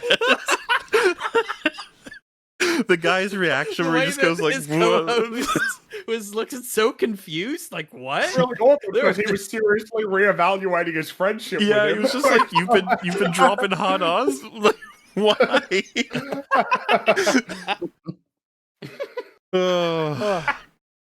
have been incredible like that movies. I'm sorry. So why is it that out of the three films, the one that you seem to have the biggest problem with is this one, but you're ignoring the because animated it's the one? PG-13 one. And Yeah, also, it's the Az worst did one. not like Prey, not at all. He thought it was shit. Yes, so that is worth noting. Not everybody is on the same in that same, Yeah, view, we're pretty. you know. We're generally negative on it. It's got some things that are good in it, but overall, it's a bad movie. Complicated for me. I kind of like it, but I Yeah. also kind of don't. That's fair. It's, It's easy to see why someone would like it because the parts a- that are good the are bag of quite The good. French things. guy, I really enjoy that sequence when he's fighting the French guys, but like that Hell yeah. finale that is like, oh, not great. The beer thing, that's still top tier. That's cool. Yeah. I that have was no fucking idea awesome. how to pronounce this in the chat, but a soft R would be retard. That's how it would be. You have to put a What, bunch like, of A's so at if the you're end from, of it. if Like you're from Boston, New York, basically. you're Boston. Yeah, you got it. Hey, you retard. retard! You gotta put, Get you out gotta of put the a bunch road, of A's at the end retard. of it. Such a funny accent. I don't know It's why it beautiful. sounds like that. To me, it almost feels like it's got slight Australianisms in that Boston So, accent. I you know? do know that Yeah, Platoon, you might be able to back me up on this. I think we talked about it once that there's an island like off the coast of Massachusetts that's been marked as like the most accurate English accent. Was that you and me who talked about that? That sounds familiar because there's a couple of islands like that in the States, but they've had basically, in fact, all of Australia arguably qualifies as well, but because they've been relatively isolated from broader linguistic development, they have these really old pure forms of the way people used to speak. So anywhere that's an island, the Australian accent is closer to what the East End Londoners used to speak than it is to what current day East End Londoners used to speak. And I think it's the same with the Bostonian accent as well. So the Bostonian accent is what people from East Anglia in England just used to sound like, but we've changed, and actually, sort of the relics have stayed in Boston. Neat. I guess Congrats, that's Fringy. interesting.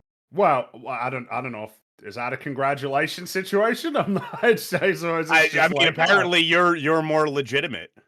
I mean, Yeah. Frank, I just wanted to say that you do but good work Australia there, is and we Australia. value your Like presence. like in Australia, you wouldn't be pointing to it like, "Oh, you're very British," as like a point of pride.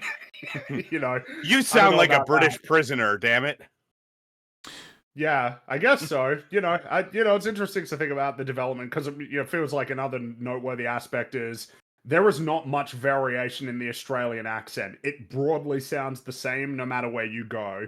It's a little bit different sometimes, but like not really compared to in England where like you drive 10 minutes down the road. It seems like they've already got a different accent. Yeah, I would say that. Yeah, definitely. Same The thing with the impression United I get is States. because well, I figure that the reason why that's the case is because when you've got like accents that are developing over hundreds or thousands of years in an era before cars and trains, like there's reason for the accents to sort of diverge because you've got people who aren't regularly interacting with each other. But then like the more ability that regular people have to travel, the more that it broadens, like, I don't know, almost like the sphere of a particular accent. I could be totally wrong, but it's an impression I get because America's got more variation than Australia. For Well, yeah, I instance, even mean, though it's about the same size as a country. Yeah, I mean, just listen to me and Rags. Like, we're not crazy far Rags away, and I. but we don't sound. Where are you? I'm in New Jersey. I've actually like really filtered out my far accent. away. We're far away. Yeah, but in comparison to England and Australia, we're not that far away. That makes us more far away if we compare it to them. What are you talking about? Huh? What are you talking about? England and Australia are works. thousands of miles We're away. on You the and me are a opposite couple side of hundred. the Between planet. I thought you meant like internally like England. Oh yeah, the distance between those. Yeah, I got you. Yeah, like the distance between you and me is only a few hundred miles, whereas You and I. England and Australia is thousands. Yeah, that's true. So We have lost the plot, by yeah. the way. We have definitely lost the plot. No, I it's saw okay, but I mean, someone it's in interesting. chat said Youchard, as in Youchard. I like that. I've Good. really filtered out my New Jersey accent, though. I don't sound like this very often. I don't talk like this, so That God, yeah, no, that just snuck up.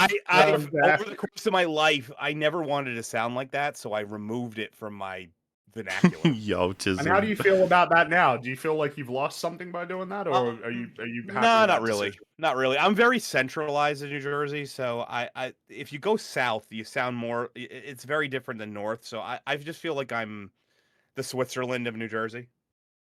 Someone says, Rags only has a bit of the Arkansas twang sometimes. That's because my dad is from Missouri, and he was the stay-at-home parent for the most part. So a lot of that was probably based on him being around, and he never had a southern Arkansan Is the accent. Missouri Sometimes it comes accent through. notably different from the Arkansan accents?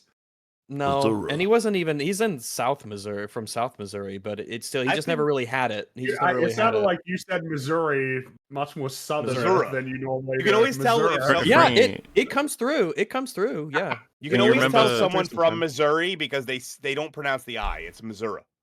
You remember the quote from Grandpa where he says, "I'll be deep in the cold, cold ground before I recognize Missouri." Yes. Well, Rags, you're from more the eastern side of Arkansas, right? No, Central. Oh, Central. Okay, I'm sorry.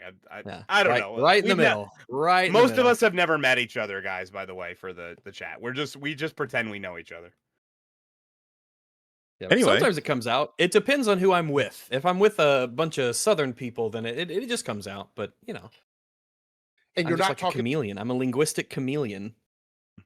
about Prey. I honestly, I don't know what Az's stance on Prey is. Probably not good. Well, then you probably shouldn't assume it and then Then you call out probably shouldn't contradictions based on You could- assumptions. That's stupid. And remember, you could always just get quick rid of this Google. from the video. You could just like You snip type it out in and get heel rid of versus it. babyface Prey and probably find his opinion. Probably wouldn't take long. But, oh well, Heel never Yeah, mind. versus- maybe even Grok would Babyface, say like he Prey. didn't like it. If you ask Grok, what is Oh well, it took me 10 seconds, and his That's 10 seconds too much, buddy. His 10 movie's seconds too called much. Predator Prey, as average a movie as you will ever see.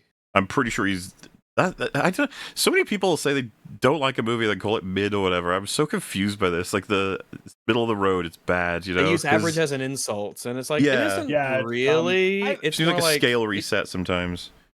I've said that before. Where the fact that Everything you we got said to was a point before. is, well, of course, but the fact that we've gotten to a point in society where mid or okay is considered a hard stance is so weird. I think, well, if anything, he's come to hate it even more than he would have day one, I guess. But yeah, he's never liked Prey. because of the fact that we know how he feels about women. So I could just My God. Holy At least he shit. knows. At least he recognizes Thea as a woman. So I don't know, man. I mean, Do you know they put a woman in the original Predator? There is a woman in that one. I don't know. She's one of the only two survivors. What's insane is Anna. Az likes that film. I don't get it. I really don't. It's insane. He would have liked it more if she got killed. Yeah. Messily. If guess she was what it is? devoured. Have turned the Predator into a girl brand. It's now a girl brand. So what makes it a girl brand? Because there's a woman in it? Well, you gotta let him say. Gotta keep going. I mean, I would. I'd be like, oh, tell me Because more. there's a woman in the film? Let it go. Not even like a biological female Let the video play. human being, like a synthetic woman that is only Please, Az, mimicking with your feelings and beautiful- emotions. So This is a woman English in accent, please Predator, tell me. so it's probably not the idea, is it? It's probably someone else that Az is probably thinking about. Let him say the things. it's not even really conveying feelings or emotions. So I don't really understand. That's not even Yeah, true. that's The film true. explicitly said that she has emotions and feelings. Yeah, specifically. Also, if you're not biological, especially in the far, far future of synthetics and robots and androids, like to say, oh, none of that's real. They're not real emotions or real feelings. They're not even. You shouldn't even call them. Well, yeah, a by- she. They can't even be. I Female. imagine. Consequently, then he has to I'm not be considerate of her safety at all. She is a tool to this guy, right? Like she is a. Mhm. She's like a Even toaster. though Deck was obviously right. the film Hashtag just Deck was believes right. At that point, even though the film clearly doesn't believe that. So they do make sure to tell you, like, oh, you're a tool, and oh, I'm going to use you as a tool. But That's his cope. That's his cope to get it. That's Yeah, his and loophole it's the cope. beginning of the movie because there is the entire quite important scene when they first meet Tessa back alive and in the flesh, so to speak, and then she has the conversation with Thea, and Thea says, "We can be more than what they made us. We can be sisters." And then Tessa says, "Do you know why they gave us feelings? To manipulate the environment, basically." But then Thea makes the conscious decision that she's not going to be like her sister because her feelings about the environment matter more than her programming, etc. So like that's a big scene in the film. The feelings are a big important point of it. The fact that she has them is very important to her character. Yep. That's at least what the film's trying to put across. Yeah, Yes. for sure. Doesn't do a very good job, but No, it tries. but it's trying. That's clearly the intent. What do you mean by girl brand? Can you give us more than that? I'm very curious. You didn't watch the movie. He did. This movie has some of the most extreme deaths in the film. Oh, come on. Whatever. In the third act, particularly. that Only we have PG-13. seen. It's just not bloody. It's barely more extreme than Itchy and Scratchy, dude. Like, I just don't think people. I'd say Itchy and Scratchy is more extreme. Yeah, most that's fair. extreme deaths. The most extreme Itchy and deaths in the, Scratchy is more gnarly. the most extreme deaths in the series are probably in the second movie. Probably, yeah. But the first one, is in the selection. Yeah. I feel like they had to up the ante with the second movie. They had to be like, okay, different location, different, more graphic deaths, I mean, remember also in Itchy and Scratchy, the Sorcerer's Apprentice, the thing, like he got chopped up by a bunch of little Itchies with axes from the inside. And disintegrated. So, that's pretty. Yeah, I remember one that I always really enjoyed was the one where Itchy tied like a brick to Scratchy's tongue, and then it like ripped out all Threw it of out his the window, organs, and yeah. then and then Scratchy's like, "Ah!" And then jumps out the window, gobbles it all up, and is like, he gives a thumbs up, and then just lands on a cactus. Somebody in The music even Somebody in the reflects like chat- the happy moment, and then he just dies. somebody in the chat mentioned Gary Busey's death. I mentioned this on Open Bar. I'm still wondering where his upper half went. I really Still want to know there. where the upper. It's just still hanging. up there. It's still up there, man. I remember finding maybe that was on the, radio. I don't remember. the fun fact of it originally did fall, but it was too graphic or something. There is a reason why it disappears. I just can't remember what it was. Because we're not talking about flesh and blood people. It's But aliens. that's a huge. synthetic- Yeah, That's a huge difference. That is a huge, basically intrinsic because we're human difference between how Well, and to violence is be- perceived. Be absolutely clear. There is something else going on. It's not because you can have a blue man who's got blue insides getting killed in a very graphic, gory, and rough tonally way, or you can have him explode Mortal Kombat style and blood splatters everywhere, and everyone goes, "Hey!" Like it. It's about portrayals. This is about what effects you use. Yeah, If portrayal Blaine's and context blood of was what's being blue chopped up. when he got killed, it would still look rough as fuck. Just be like, oh, I guess he's an alien. If but- violence was just violence and there was no other context to it, like he seems to be saying here, then that means that like the Phantom Menace is the goriest of all of the Star Wars movies because look at all those battle droids getting chopped up by Yeah, it's lightsabers. horrifying. Yeah, really. Those guts. Also, you It's do disgusting. see Darth Maul get cut in half technically. A which bit is of something blood you as didn't really well. see before that. Yeah, a little splash of blood. So you get a lot of that in the third act. A lot of it they were capable of doing because it wasn't supposed to be humans. That's why even though it's PG, Why do they do this every time? They highlight themselves why it's not R-rated, and then they're like, but it's fine though because it's still violence. 13, it's extremely violent. They should seriously watch I Itchy and saw a Scratchy. I saw a Marvel computer chair and just kind of disregarded everything this guy was going to say afterwards. Wow, Marvel computer hater. chair? Well, Yeah, you don't. He's got a His Spider-Man gamer chair, yeah. like seat, but he's got the Flash on his T-shirt. You got to pick There's one. no, Wow. There's no this universe where split this guy loyalty. wasn't gifted this thing. No, he's a real fan. Because there's not a lot of blood. It's about love and friendship. Where's the love?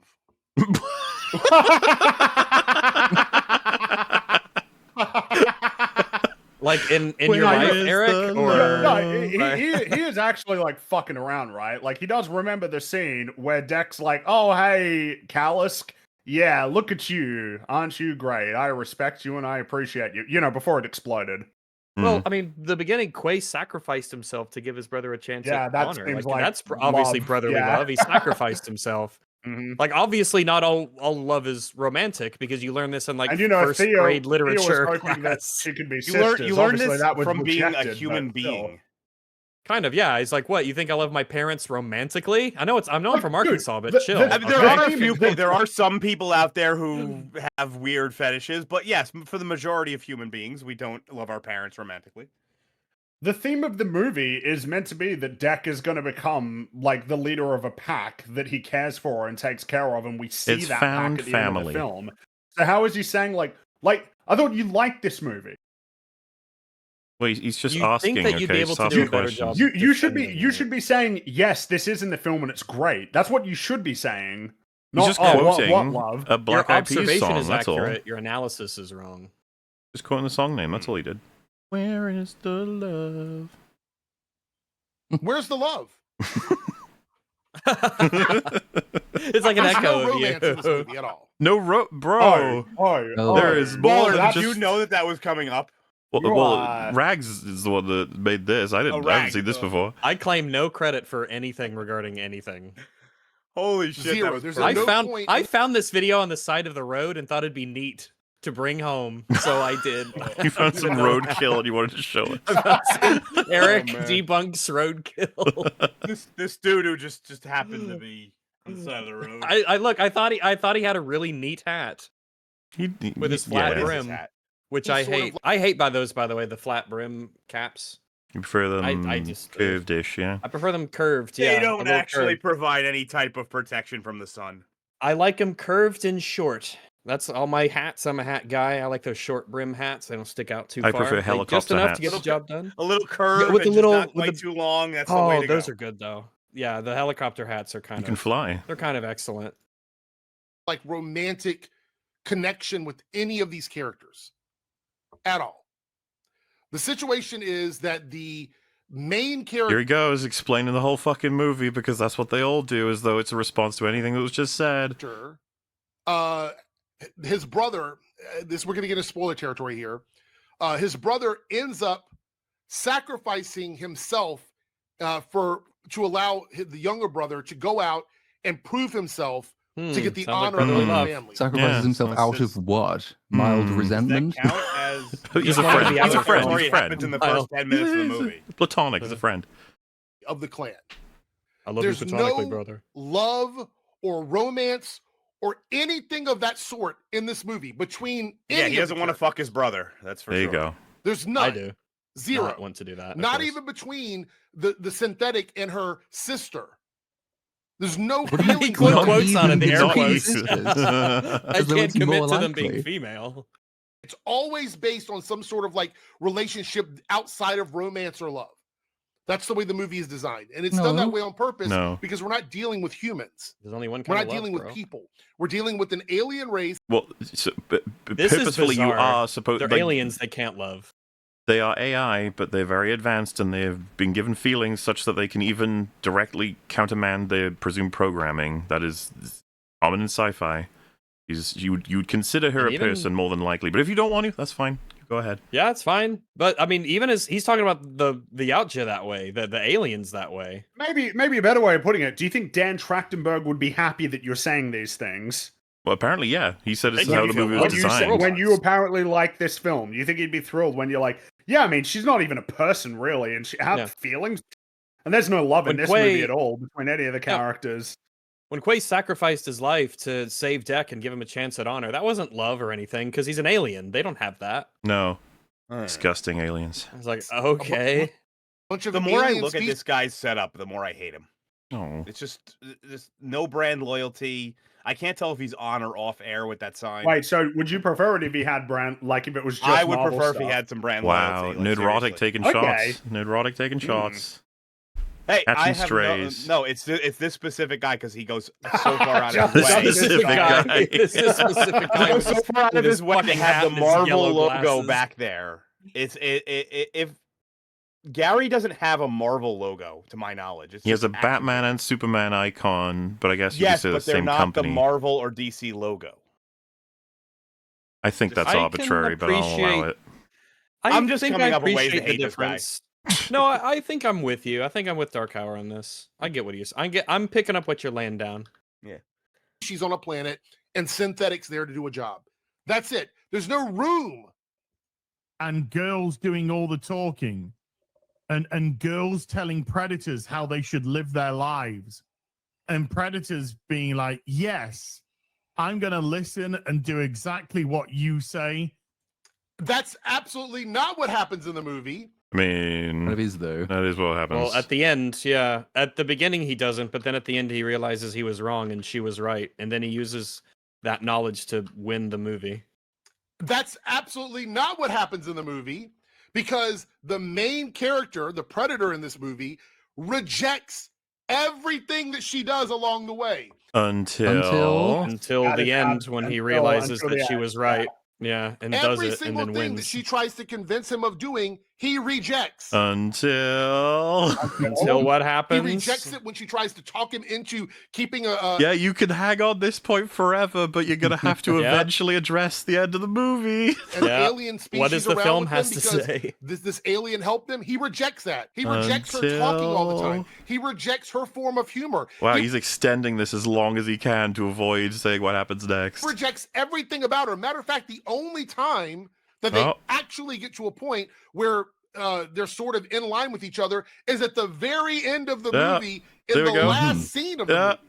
Actually, that's not And he true. keeps- Well, not true, It no. happens way before. Way that. before, It yeah. happens. before that.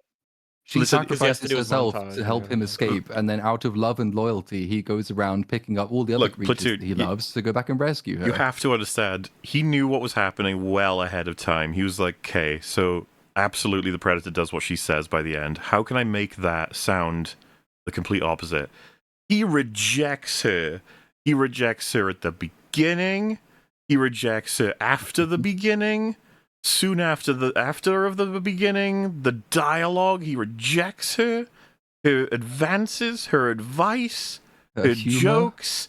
Soon after of the beginning, he rejects it. The middle of the movie, rejection. And past the middle, that's a rejection. And when you get to the end, rejection until the Only very the end. last 2 seconds of film. Which, by the way, would that still he make as does everything he correct, said. even if that was Yes. true. So it's like, you're so desperate, dude. And even if it did happen at the very end, then it implies that it happened way before, because he had to travel back and forth, and obviously Bud had grown quite a bit, and we don't know the time difference between those two things, so happened in the timeline a lot sooner, even worst case scenario. So know to what extent he's accepted her as part of his clan, because Totally. we don't know where the franchise is going to go after this. No. You can't My do that. man, the whole point at the end of the film is they are the pack. Yeah. This is the new pack. He Well, says can it's we his just be clear? clan. In an attempt to prove as wrong, he has now damaged like the film's whole story. You know what I mean? Like he's dismantling the story in order to make as wrong. Yeah. I mean, and to stress how wrong he is, both of the major boss kills in this movie are team endeavors that the movie goes out of its way, almost implausibly, to make team endeavors. So you get the fight with Tessa and the giant loader, which is won first by the Kalisk, and then she explodes the Kalisk from the inside with the ice grenade, because why not? And then it's a combination of Deck killing her to save Thea, and then little baby Grogosaurus also does the same thing. And then when they go to fight the dad at the end, the same thing happens. All three of them are involved in killing it. And then they have the nice sort of team up Avengers moment at the end, where they look at the horizon, at the ship coming at them, and that's the Avengers meeting up for the next threat that's coming. So the movie's not subtle about this. So either this guy's a complete fucking moron, or he is deliberately lying to himself. All he because needed to hates ass. say, was, yeah, a female character has the correct perspective. That doesn't make it a franchise for women. And you could follow up That with, would you be a know, totally they valid have their answer. conflict, and he incorporates some of the things that she says. You could have said that. Some of them, yeah, not all of them. You could say that as well. Like But this isn't. It's not hard to disagree. You know, Well, like, he's hurt it's not himself hard to in make a confusion. disagreement in favor of the film. Yeah, exactly. He's flailing. He's desperate to prove as wrong, and so he's actually like converted the movie into a different story now. This film was just some basic alien that was having issues with his dad, and his dad cast him out and said, "Don't you come back until you've proven yourself." Media literacy. These. Oh, there it God. is. My favorite. Az hasn't even finished his fucking point yet. You don't even know what he's gonna say. Jesus Yeah, Christ, man. That's how good his media literacy is. He knows what point he's going to make before he's even finished it. He's so literate. It helps that the guy actually looks like the soy jack for media literacy as well. So he would just be made into that. I always imagine the I don't know why, but I always imagine that the sound that the pointing one makes is woo! Oh yeah. I'm not gonna lie, I could probably cosplay as this dude. I have a relatively chubby face. I could just throw on all of these accessories. Sweet. And then Yeah, you I'm need just, to I'm point just gonna at be something this and guy. go, I'm just gonna make a video. "Woo!" I'm just gonna be like, everybody's wrong, I'm right. Media literacy, that's all you gotta say. Zero. Not at all. The whole concept, the premise of this movie, the foundation of this movie that you learn about in the first 5 to 10 minutes of the film is he is a disgrace to his clan. He's what they considered a runt. He's a very small human. He's doing it again. He's just like randomly explaining parts of the movie. Az hasn't finished his point. He said, if the blah blah blah blah blah, it was like we need to hear what the rest of it is to know what he's gonna say. He Well, is a runt, so therefore he's smaller than everybody. He needs to prove himself. And I'm gonna keep talking about that until everybody understands that I have no idea what the fuck I'm talking about. Sized predator who doesn't seem to be able to do anything to prove to the rest of his family and his clan that he deserves his cloak, that he deserves the honor of being a part of this clan. His father wants to murder him. He wants his brother, his other son. You should just do this every time Az says a word and just pretend you're winning the argument, because all that's happening right now. So does the video keep reverting to anything for you guys too? His brother. Yeah, every time you pause it, it seems like it goes back. It goes to the end. It's weird. Weird, man. His other son, to murder this tiny predator in front of him simply because he is too small and too tiny for the clan, and he's a disgrace to them. This is the setup of the movie. This is why this story sets into motion. This is why we are where we are with this character. Okay. Let's take a look at Critical Drinker. Oh, we didn't even finish. Fucking hell! That was an incomplete point right there. I don't know what Az was gonna say, but my assumption is from the first half where he said if this were an alien who's told his dad was, blah blah blah. I assume he's gonna say if it were the same story but not a part of the Predator franchise, then maybe it would have worked. He's probably going that direction because I've heard Az make that point before. I can't know though because he's just fucking cut off. Mahler, I've made that point as well, that I feel like a lot of people would have been more receptive of this story had it been not in an existing franchise. That's probably true. I just I do want to fight the corner of I think it's bad anyway. Yeah. Yeah, it's bad. Yeah, I mean, there's still problems. Don't get me wrong. I'm not sitting here saying it absolves it of all problems, but I feel like some of the problems are alleviated if you remove it from an existing franchise. Yeah, no, I think it goes down easier without being a Predator. You got continuity problems that are present in this film that wouldn't exist if there weren't other Predator films, for sure. Exactly. But it's a bad movie. Badlands isn't actually a goofy buddy comedy complete with cute animal sidekicks, an insecure protagonist with daddy issues who has to learn to connect with his emotions, weightless CGI combat scenes, and wacky banter from a quirky android co-star that feels more like an aborted Mandalorian script than anything to do with... There's a lot of word salad. Not really. Not really. I think he's making a pretty clear point. Those were specific. Then point. Deal with any of them. Choose one. Just deal with it.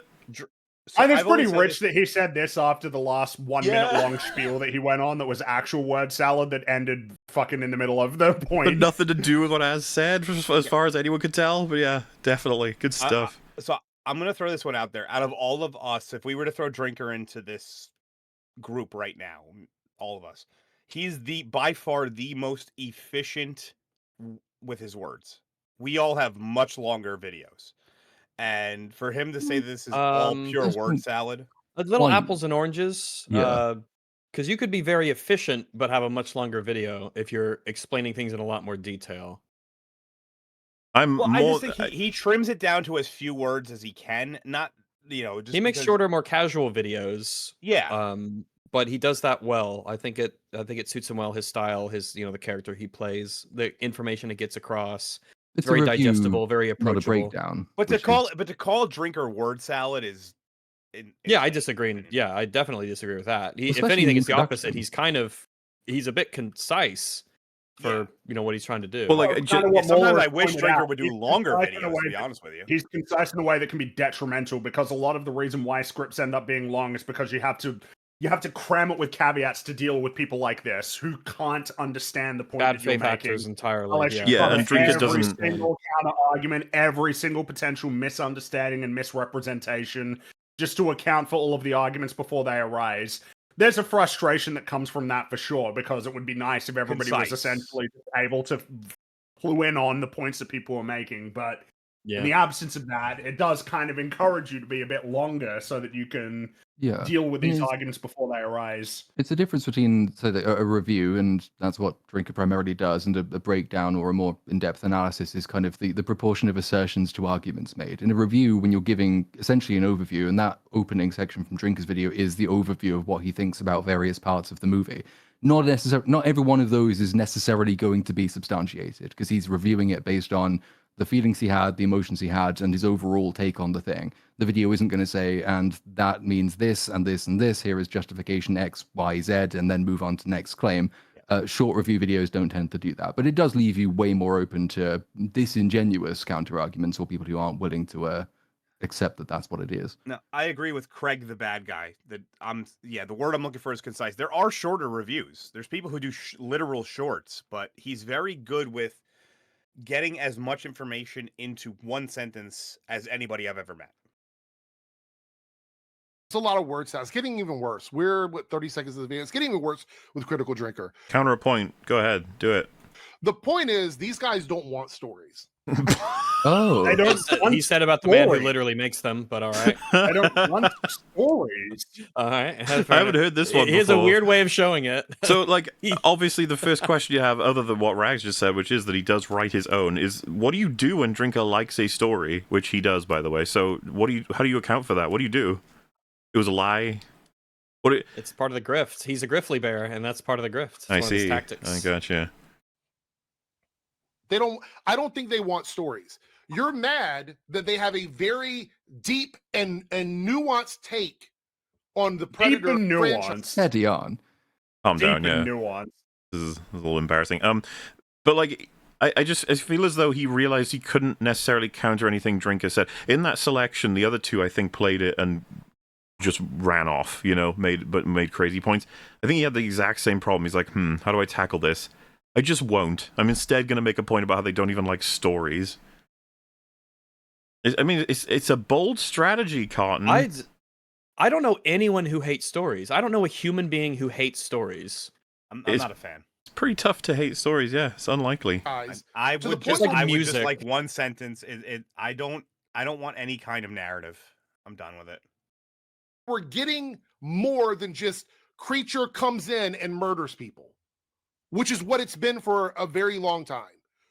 That's kind of fucking annoying, actually. That you Yeah, said because that. the original obviously is way more than that. Way more than that. All of them The whole technically point are. about Predator, at least at its peak, is that this is a very intelligent and calculating entity. Like calling him a Yeah. creature, it's not like an animal. It's meant to be somebody that's Well- employing tactics, fucking with people. Well, he's kind of said that he doesn't think aliens can like love or have emotions. So Well, I don't yeah, know what he thinks about. But the thing is, which he'll switch this on a dime when he watches Avatar, because then he'll sink into that interpretation, rather than like having any sort of consistent beliefs that then are applied to various different films.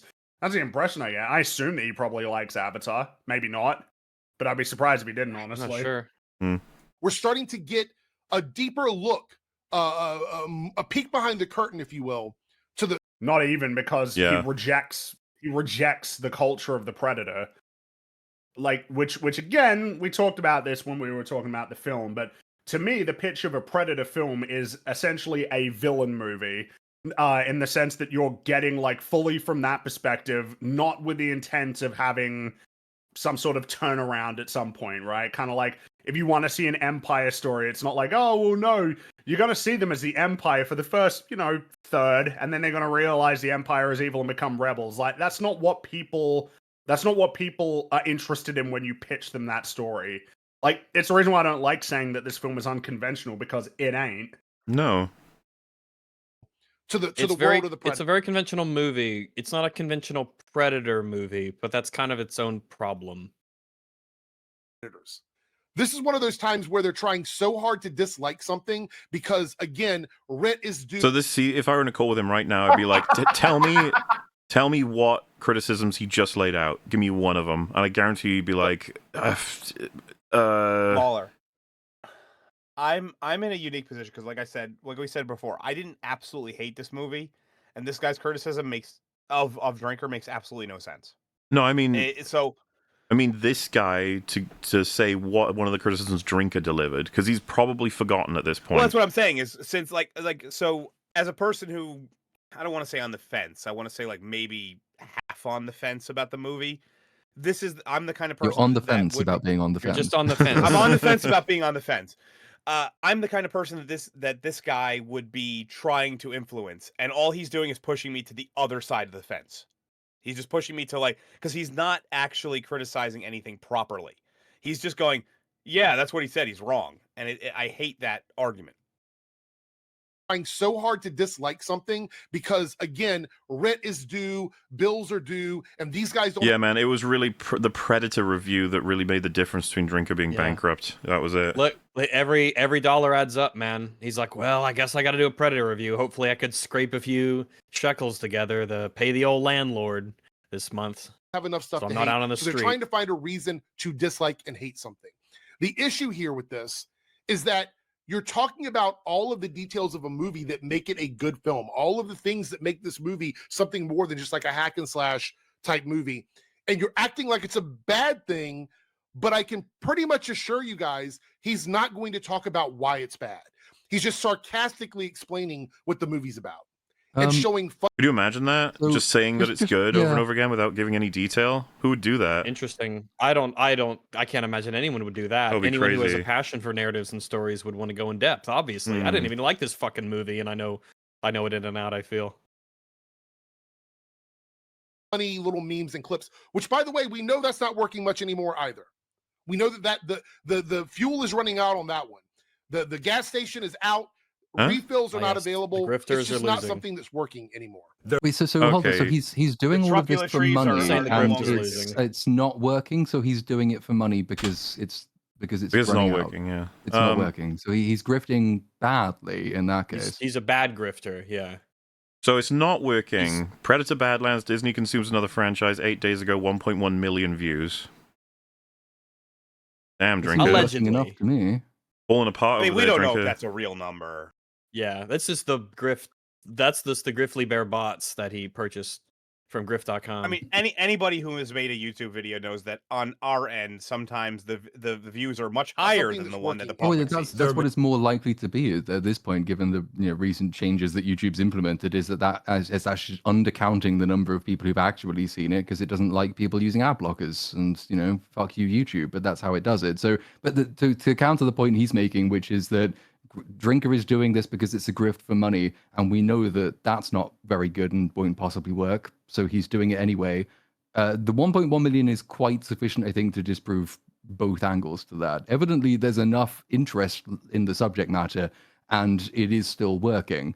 But to say that is the reason Drinker does these videos when he's done it forever mainstream is cultural talking point with movies and stuff, to the point where even my normie parents were kind of talking about this sort of thing, and when it comes to movies and commercials and stuff that they see. I think it's just become kind of an open mainstream thing to talk about, and part of it is because of channels like Critical Drinker and Nerdrotic and all that stuff. They've sort of made it acceptable and accessible. So back when Alien Romulus came out, I was on that open bar, and I said I hated it, and there was a lot of people in the chat who didn't agree with me. And then Drinker put out his video and almost word for word agreed with everything I said. Like, it was just there was a few things we differed on, but for the most part we were lockstep. So for people to say like, oh, he just goes based on what his audience is saying, that's clear. I have an actual proof situation where his own audience in the chat was not saying what I was saying, and he still agreed with me. So it's anybody who would be paying attention to that sort of thing. If anybody did any degree of quality assurance, quality check on their own narrative about him would know that. So obviously, because he's cracked the Drinker, like he's figured out Drinker's desperate for views at this point because everything's collapsing for him.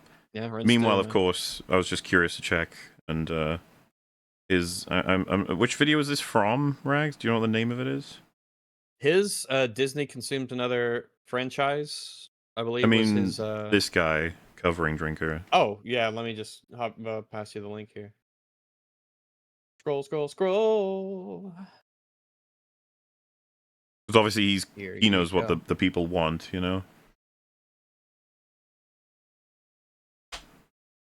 Well, does he though? Because like this is it's one of those really, really convenient defenses you can have, is that when my opponent does really well, that's because audience capture, just telling them what they think. When I don't do quite as well, it's because I'm telling people the truth and they don't like to hear it. When opponent does badly, it's because the audience has seen through the grift. And when I do well, it's because I'm telling the truth. There's basically no way this guy can lose in the type of analysis that he does. Well, I mean, you know, so Drinker, the 1.1 million, this guy got 7K views, so I think it's pretty obvious the tides have turned. Drinker's been exposed, and this guy's doing the exposing, just like those other guys. Well, the previous guy particularly, who did so much to shed the light on this corner of YouTube, and it's thanks to him that other brave voices are now able to speak out without fear of oppression and persecution. It's like, why bring up the numbers if you're going to get fucking flattened by them? What's the point? Obviously, views don't mean you're correct. It's just weird to be like, aha, it's drying up, Drinker. It's kind of I think the issue is that he really just did. It feels good, especially to say, oh, my cultural opponents, they're just losing. They are losing. They're on their way out. They had their day in the sun, but now they're going to scuttle back underground like the vermin they are. But if Drinker got 0 views as of tomorrow and no one ever watched his videos ever again, that was a fucking excellent run in terms of popularity and influence. Holy shit. Holy shit. Those kinds of views, the fact that many people were influenced by you, the fact that how long you went, the kind of stuff that you were able to produce, all the side projects and podcasts and everything, that's insane. People would kill to have that kind of success. Yeah. It is a weird situation. So, like, I understand that people will look at views as a metrics. But there are various metrics, and obviously, views is tied to so many other things: thumbnail, title, searchability. There's so many little aspects to it, but it doesn't. And the fact that people use that as a way to argue whether or not somebody is relevant or not, I've always hated that. No, you could have the best opinion in the world and you've got 1 view. Unfortunately, nobody hears it or whatever. Yeah. Like, it can happen. You might have a shitty. You may have just a terrible thumbnail. Your title doesn't make sense, and you just have no visibility. But you could have the greatest video ever. I know some guys out there who have some of the best work I've ever seen, some of the best editing, best voice work, and they get like 2,000, 3,000 views, and it's unfortunate because honestly, if they got it just happens. It's just the way the world works. It's just. There's this whole, like I said, YouTube discoverability is the biggest hurdle that you could possibly really get, especially nowadays. It is a super oversaturated market. It is a big pond, but it is it's overflowing with fish. I mean, Platoon, you probably remember my early days. I had a lot of trouble getting discovered. A lot of my early videos just didn't go anywhere. And then finally I just said, screw this. And I made the most ridiculous thumbnail I could, and it got views. And it wasn't even my best video. I've always said this. Some of my best videos have never been seen. It sucks, but yeah. Mystique, partly because those CGI heavy trailers with the horrible Predator redesign didn't do much to win me over, and it's not a redesign. It's not he purposely looks the way he looks because he's the runt of the clan. Every single one. They will not engage. To reiterate, this, if you say this to somebody who had a really bad reaction to it, what do you think that's going to do? Oh, it's meant to look like shit. Oh, okay. So I was right. Still does. Wait.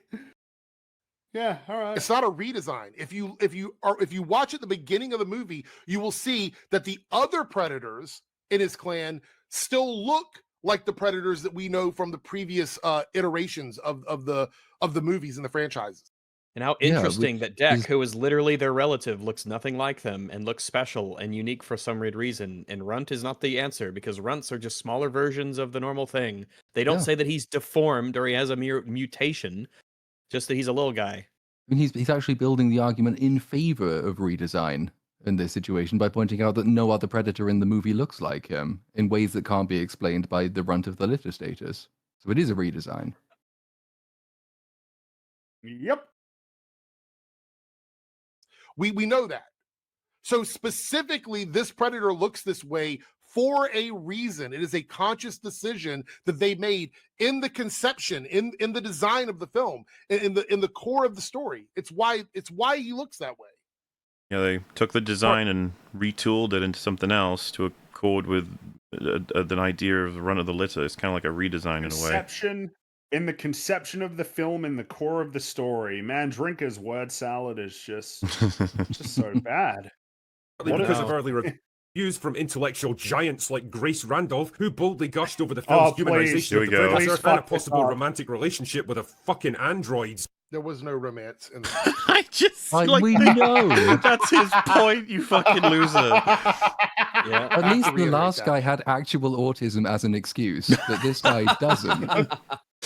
That we know of. If he says there's romance in this, then he didn't watch the film. If he says there's romance in it, It's just So, a simple sentence. All he what we- said was that this is what Grace Randolph said, and none of them have been able to grasp what that sentence could possibly What mean. we've discovered is that Drinker's accidentally created like the best sort of rat trap he ever could have by accident.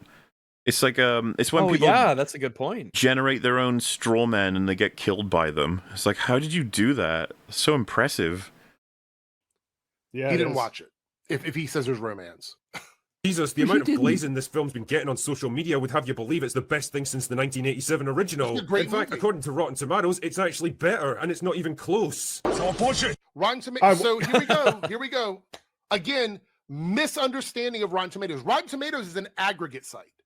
Yes, that's why Yeah? he's using it to talk about how it's depressing what Yes. the critics say, Oh, because please, that is an please. aggregation of the critics and what the critics say. You idiot! Man, you I really want to arsler. see how he's going to sort of twist Yeah, himself. I'm confused. into Where does knots he on think this he's going one. with this?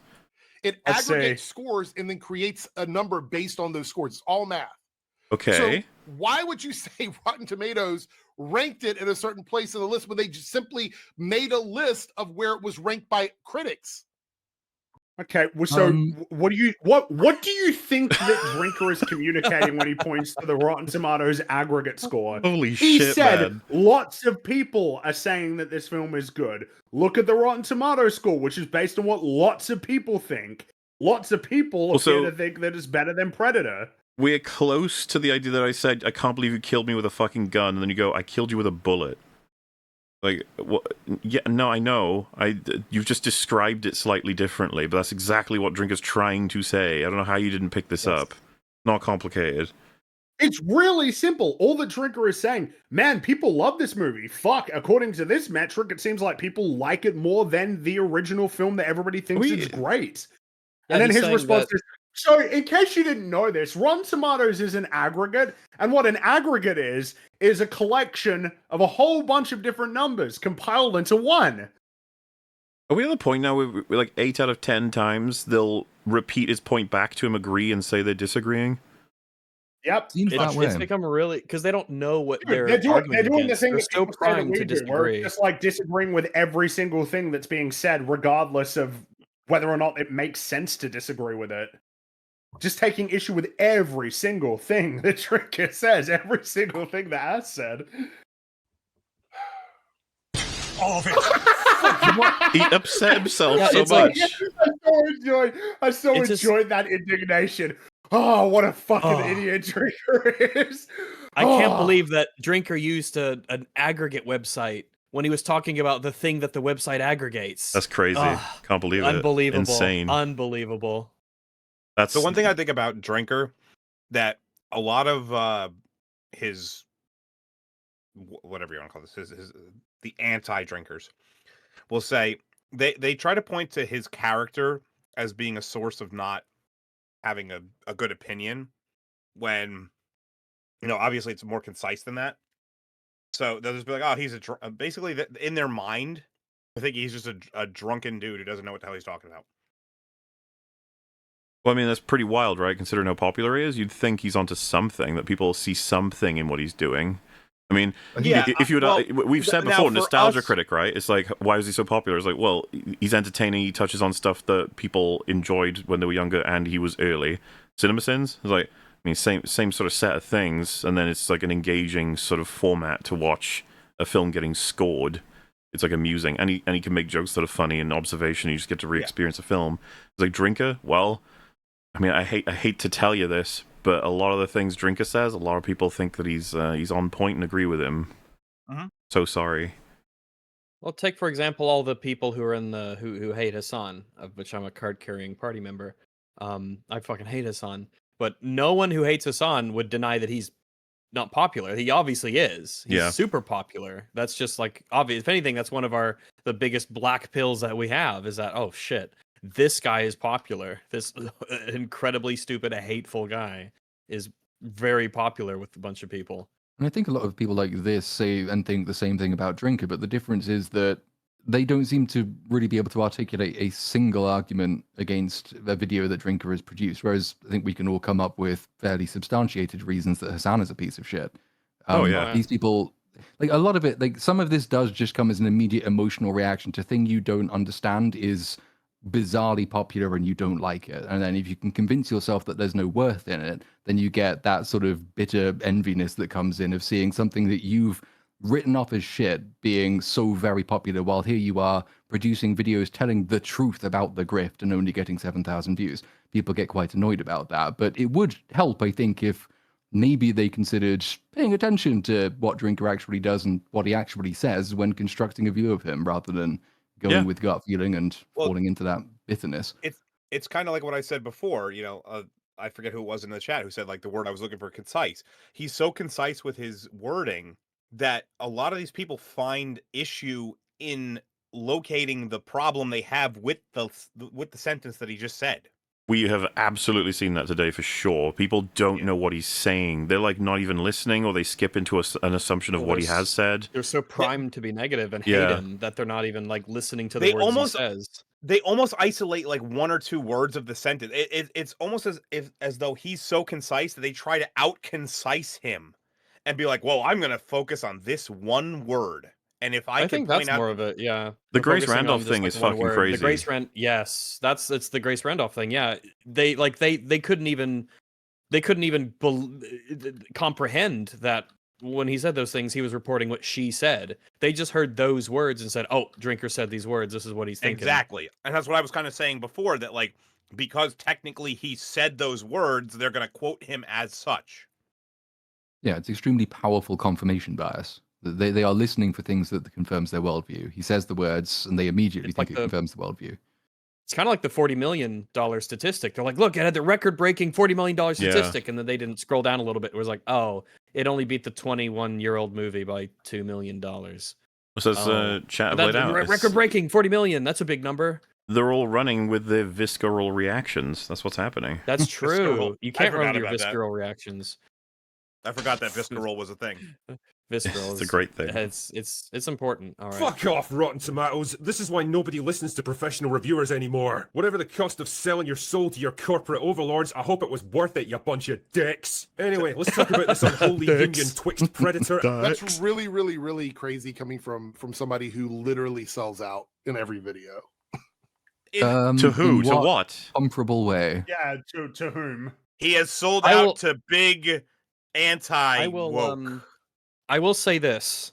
Aesthetically, just purely aesthetically speaking, not a great argument to make. However, I would be curious what is it the shilling for the big corporations or against them that makes you the sellout, or is it saying like is it because he's been accused multiple times of being like anti-Disney no matter what, which is like, oh, I would assume that if you're shilling for the big mega corporation, the big evil mega corporation, you are the sellout, or are you selling out to the people who hate it? Again, though, this doesn't work because he liked Andor, so it's like, well, yep, he did. Andor was good shit. And he recognized it as that. Remember, he was labeled a dingbat for that one, so that was very serious. Like the repercussions of standing up for Andor. You are actually selling out right now in this video. Selling out for who? How? I don't know how to I don't know how to tell you this. He doesn't like Predator Badlands. He thinks it's bad. I'm sorry. Yeah, I'm so sorry. Yeah, I mean, here's the thing: is for him to be selling out would require that all of us collectively could pay him more than Disney. The only way that you could, I guess, call him a sellout is that he's just trying to. It's just the grift thing. A sellout. If you're accusing someone of selling out, you're basically saying that they're grifting. It's essentially the same thing. They're interchangeable. Once again, that doesn't have any meaning. We've established earlier today that there was no It's essentially a meaningless word. He thinks it's a shitty movie, and it is. It's a bad movie, and he didn't like it.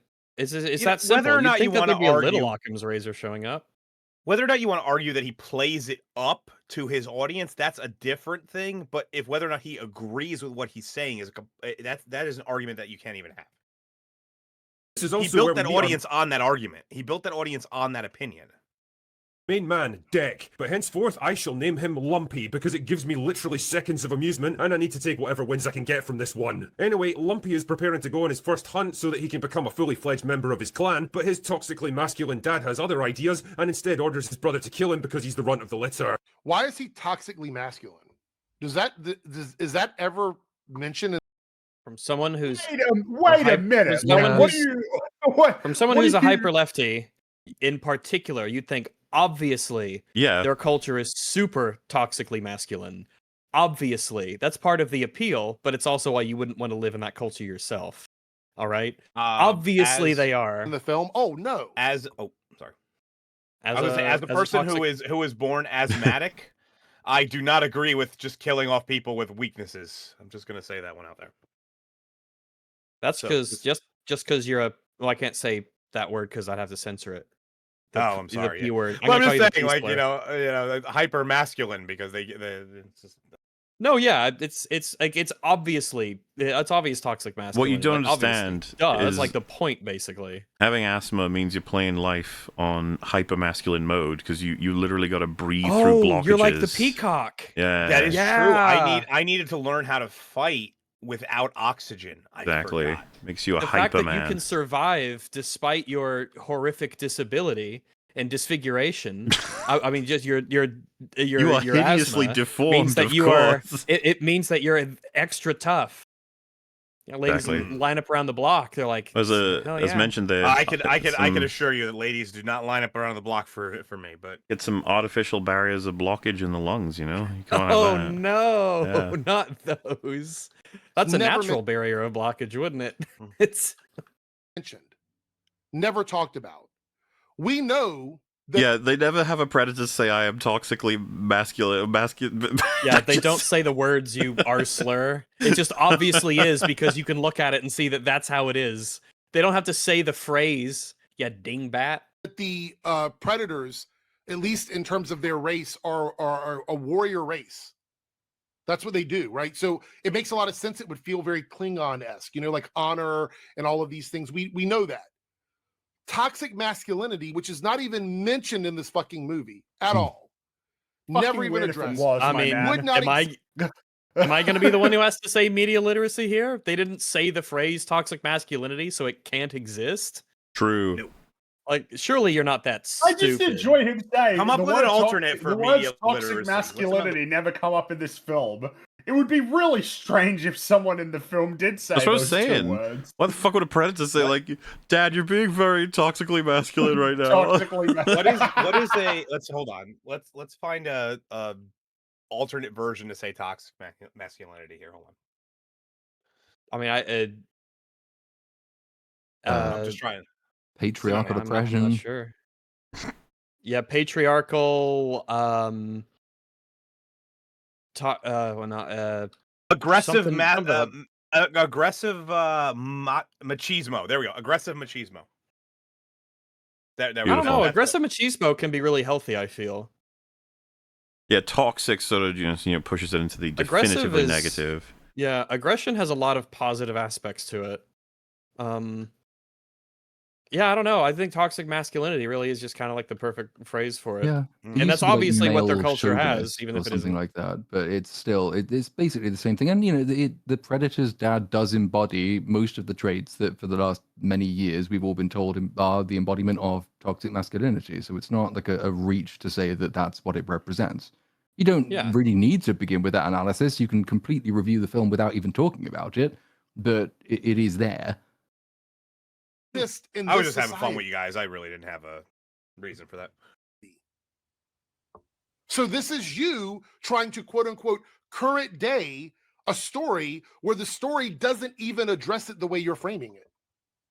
Does the same thing apply to But all Eric those would people who surely said agree. that Predator Badlands is a queer story, which a lot of people, I read a few reviews that attempted to say that. I mean, is that equivalently trying to current day analysis, which shouldn't be there? Because I'm happy to have neither of these things in the analysis, but if we can have one, I think we can have both. Yeah, I mean, it's just you could just look at it. It's obviously toxic masculinity. That's their culture. It's an honor-based warrior culture, and it's super. I mean, it's overly aggressive. Well, I don't think anyone would have any difficulty calling it a masculine culture, and then simultaneously that it's pretty bad. Like, you wouldn't want to be in that one yourself. However, very entertaining to watch, engaged with. Great for stories. Yeah. Fuck yeah. It's really awesome for stories. It's like zombie apocalypse. I wouldn't want to be in one, but it makes for great video game and movie premises. Oh, yeah. Yeah, that's a great point. Like, you don't have to want to be part of a society to say that they're good at being antagonistic or protagonistic, for that matter. Doesn't even make sense. The situation soon goes the way of your average Scottish wedding, and Lumpy ends up crash landing on generic alien planet number 2, where his mission is to find and kill the Kalisk, the most powerful and dangerous animal on the planet, and return victorious to generic alien planet number 1 so that he can take revenge on his toxically masculine dads. I mean, call me crazy here, but why not just go straight back there and kill him anyway? I mean, it's not like... Because he's the runt of the litter, and we see his much more capable at that time brother. Man, they all have the exact same response every time. It's weird. They're not thinking. They're not engaging with their brains.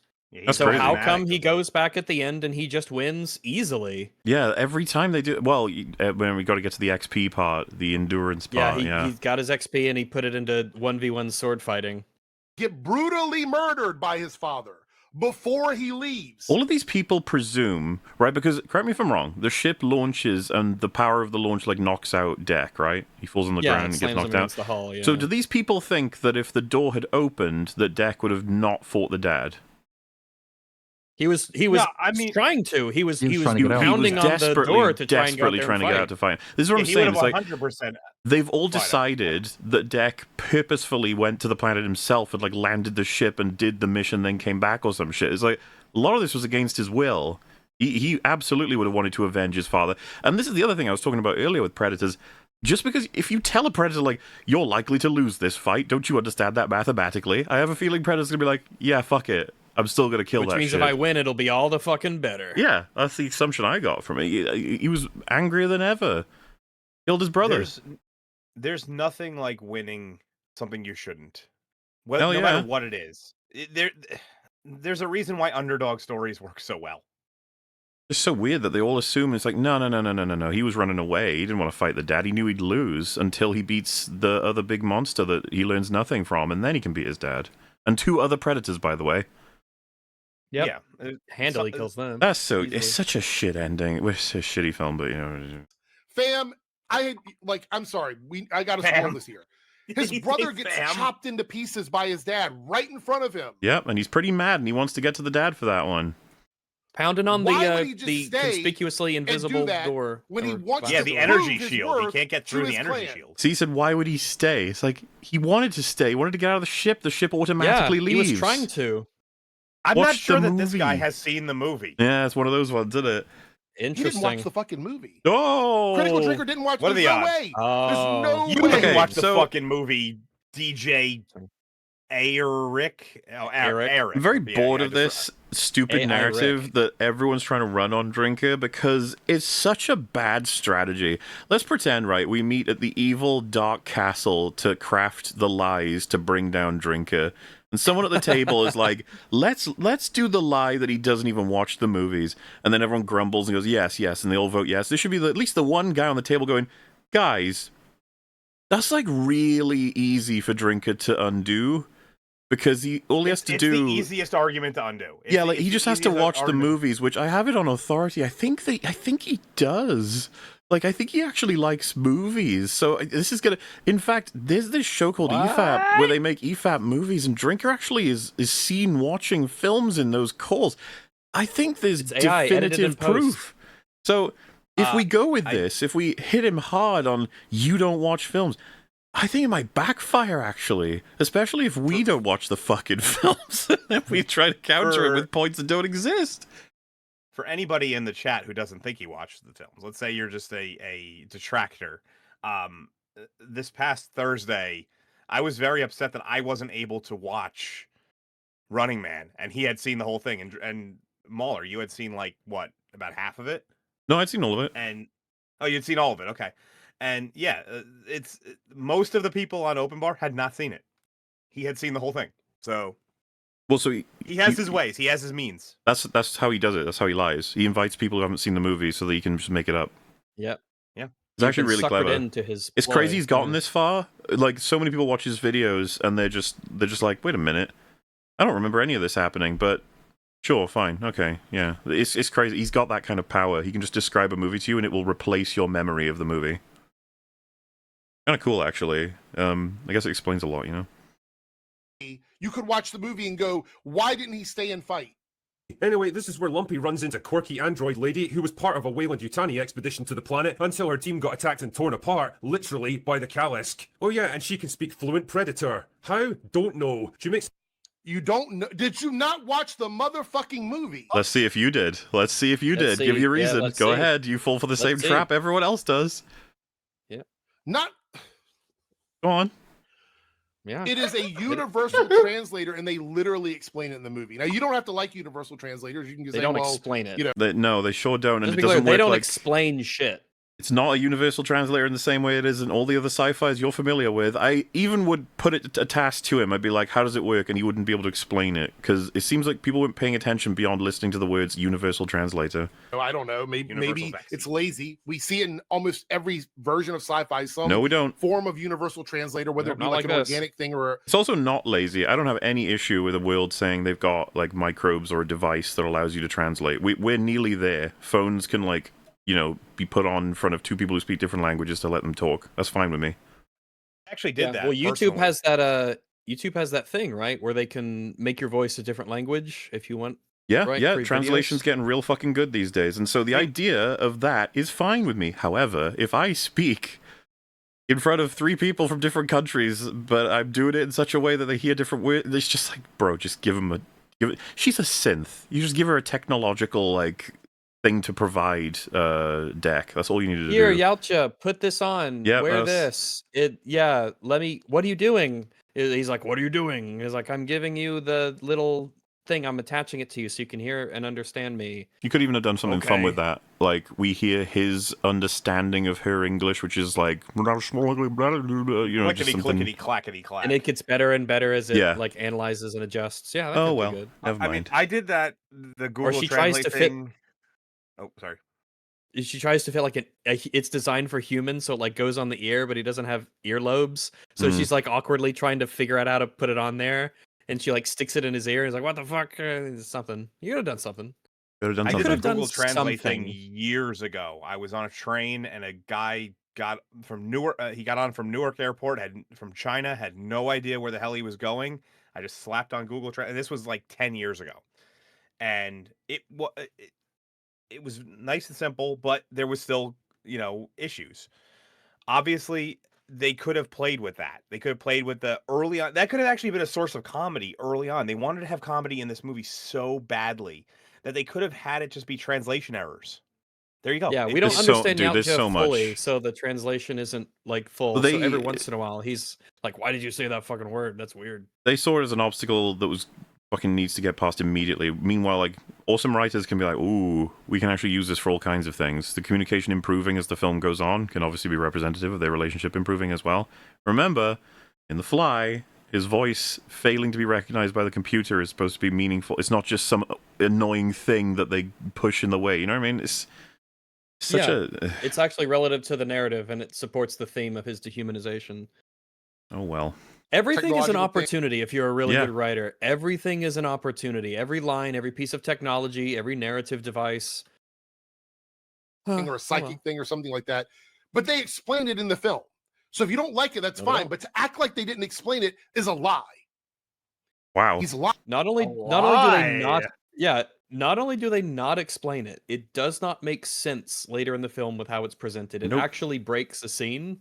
It cannot function with how they quote unquote explain it. Lying But to you. yeah, there's the lying The very accusation. first Yeah, yeah. conversation that these two have, she explains it completely. Nope. 100%. There's No, no she doesn't confusion. explain it completely. She says, you hear what I'm saying in your language. She said, That's what I'm saying. These people will scream media literacy out of one side of their mouth, and then they will What I'm completely saying and in your uncritically language. accept everything Yeah. that the film just tells We've them, we've come across regardless of this how so many times. obviously nonsense. All Total any nonsense. film needs to do these days is right at the end, even in the credits, have the character come onto the screen, look at the fucking just the screen itself, and just say, "This film was fucking good," and then walk off the screen. And the guy will be like, "Wait, Yeah. but the character said the film was good, so." Yeah, didn't you see that? Did you Didn't hear you that part? watch the movie at Did the you end? not- The did guy you not said catch the that? movie was good. Yeah, that kind of covers everything. Actually, it just nails it. The whole film's great. she says it to him in the movie. Holy fuck. Shoot. Just But says what are the it. She says chances that good they'd land film, right right in the in the very movie. location Yeah, where she she says just it. so happens to be, and not just immediately kill her? Matter of fact, what are the odds that Lumpy would just so happen to run into her as well, when he could have landed literally anywhere on the whole planet? Also, Very that small so planet. like your issue is that they move the plot along a little fast. Same thing every Oh my time. God. Yeah, Time there we again. go. Oh, it's Holy just shit. a little Media literacy, thing. man. Oh, you're nitpicking. Wow, it's not even a big deal. I'm sorry, And but we're in NPC territory. These three people don't have any difference. They're just the same person saying the same thing the over same and person, over. and they feel like they're really clever, and they really took down that dipshit, the critical drinker. You know, like they all. It's so fucking funny. Crazy. Holy that shit! guy. Well, and the He's whole media drunk. literacy thing as well. It's like that's the command you're supposed to just shout out every once in a while. This guy obviously has liar as well, and then you got the grifty bear. You know, just these words that are just like, yeah, I'm better than you, and you're a bad. Oh, He has so good. problems. He likes the sauce. He's not allowed to have an opinion. Ugh. By putting them somewhat close together. So that's Somewhat that's, close. That's, Somewhat. I mean, we're They talking always about a try to planet. dampen it, don't they? They're like, oh, you know, it's just a planet. It's It's because just a they all know planet. it's a problem. They all know. They all know. They all It's- know. It's, Just say it's an just issue. through the tone. They Just all say, know yeah. it's a problem. They just want to pretend like it doesn't matter, but they Only a can't because it pocket enables the whole universe. plot to happen. is a criticism. Oh, yeah, well, it's you just could a pocket you universe, could have of that course. criticism about like everything. Yeah, you can. No, you couldn't actually. Well, you can No, in you could theory. not. It's just it's only if it applies. Like you just Yeah, only that's if how it it works. applies. But funnily enough, there are a lot of movies where if you said these things, it wouldn't really make sense. Usually because there's a reason that they're going to interact with each other. Oh, so like all the superheroes just happen to meet at the airport? Interesting. What a coincidence that just sort of happens. Well, so this is what gets really interesting because the filmmakers that do account for these things, these guys would have to be critical of that, right? They'd be like, "You're wasting time. Stop telling us why these characters might have met each other at this time. It's a waste of who cares? Just get on with it." Fucking Why idiot even story. explain the universal translator? Just have her speak and he understands it, and Yeah, she fuck it. understands him. Don't An even explain extended it. version. An extended version of what Rags just said. Why is there multiple superpowered beings in one universe? Well, that's a convenience. That's They're all just ridiculous. supposed to be in the same universe. Well, I was saying that there's like Civil War gives a reason specifically as to why all the people meet at that one location. It's not just something they wave away and Oh don't no, I get that. explain. I'm just saying, like, I'm just extending okay. that. It's like for this guy, it would be like, well, who cares if they all just happen to be in the same universe? Their heads would explode if they heard Fringy ask, "Is it a contrivance or a like plot convenience that Bruce Wayne is Batman?" A lot of people They wouldn't struggle know how to to know what engage that with means. that. They wouldn't know how to like. Well, they all think engage with Batman's a that. fascist Batman, anyway, right? For the so Batman. God, I can't even remember what. Yeah, I don't even fucking remember what the.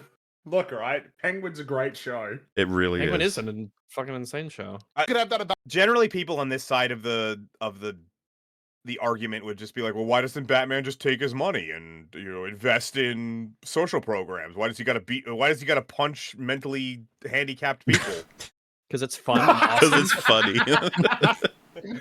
What? Because it's That hilarious just and seems very awesome. fascist of him. Just hoard all of his money and punch retarded people in the Look, face. Let's go. Come on. Listen, Batman's is just a noticer, okay? He notices the more weird, crazy costume people he beats up at night, the safer the city gets. It's just something he's noticed. Not everything. just a What would you rather them do? Spend 30, 45 minutes? Of- No, bro. No. What the fuck? Why? Yeah, sure. Fuck it. That's what I want. I want Every 40 single minutes of him wandering around. Why Yeah, do these people definitely. treat a story like it's actually this fixed thing that you can't change? It can only be two things. It can only be two things. be exactly what it is, but you either make it longer or shorter. You can't change what happens in the story. This is made up by people. Did you know that? These stories, they're It's like fictional. you said to they're it. made up by people. Why have the universal translator explanation? Just have them all speak English. Surely this Yeah, logic would apply to exactly. what he's saying. Why bother with any fucking thing? What's the point of any of it? him traversing the world before we get the story moving along? I even think that his brain is like, yeah, that would be dumb. 40 minutes of them, exploring, traveling, learning, growing, defeating. Wait a minute. There's no way we could make that interesting. Wait, I guess. The Oh, ship shit. is programmed to the Callus' last known location. That's what Quay does. Boom, you've solved it. It's that easy. It's actually quite simple. He knows he wants to go hunt the Callus. He's committed to it. All right, here are the coordinates for when it last was seen. So that would be, is that 30 minutes or 40 minutes that would take to do that, what you just said? Well, I love the movie and these characters, so I hope it's 40. Right, yeah, gotcha. There are travel montages in the movie as it currently stands.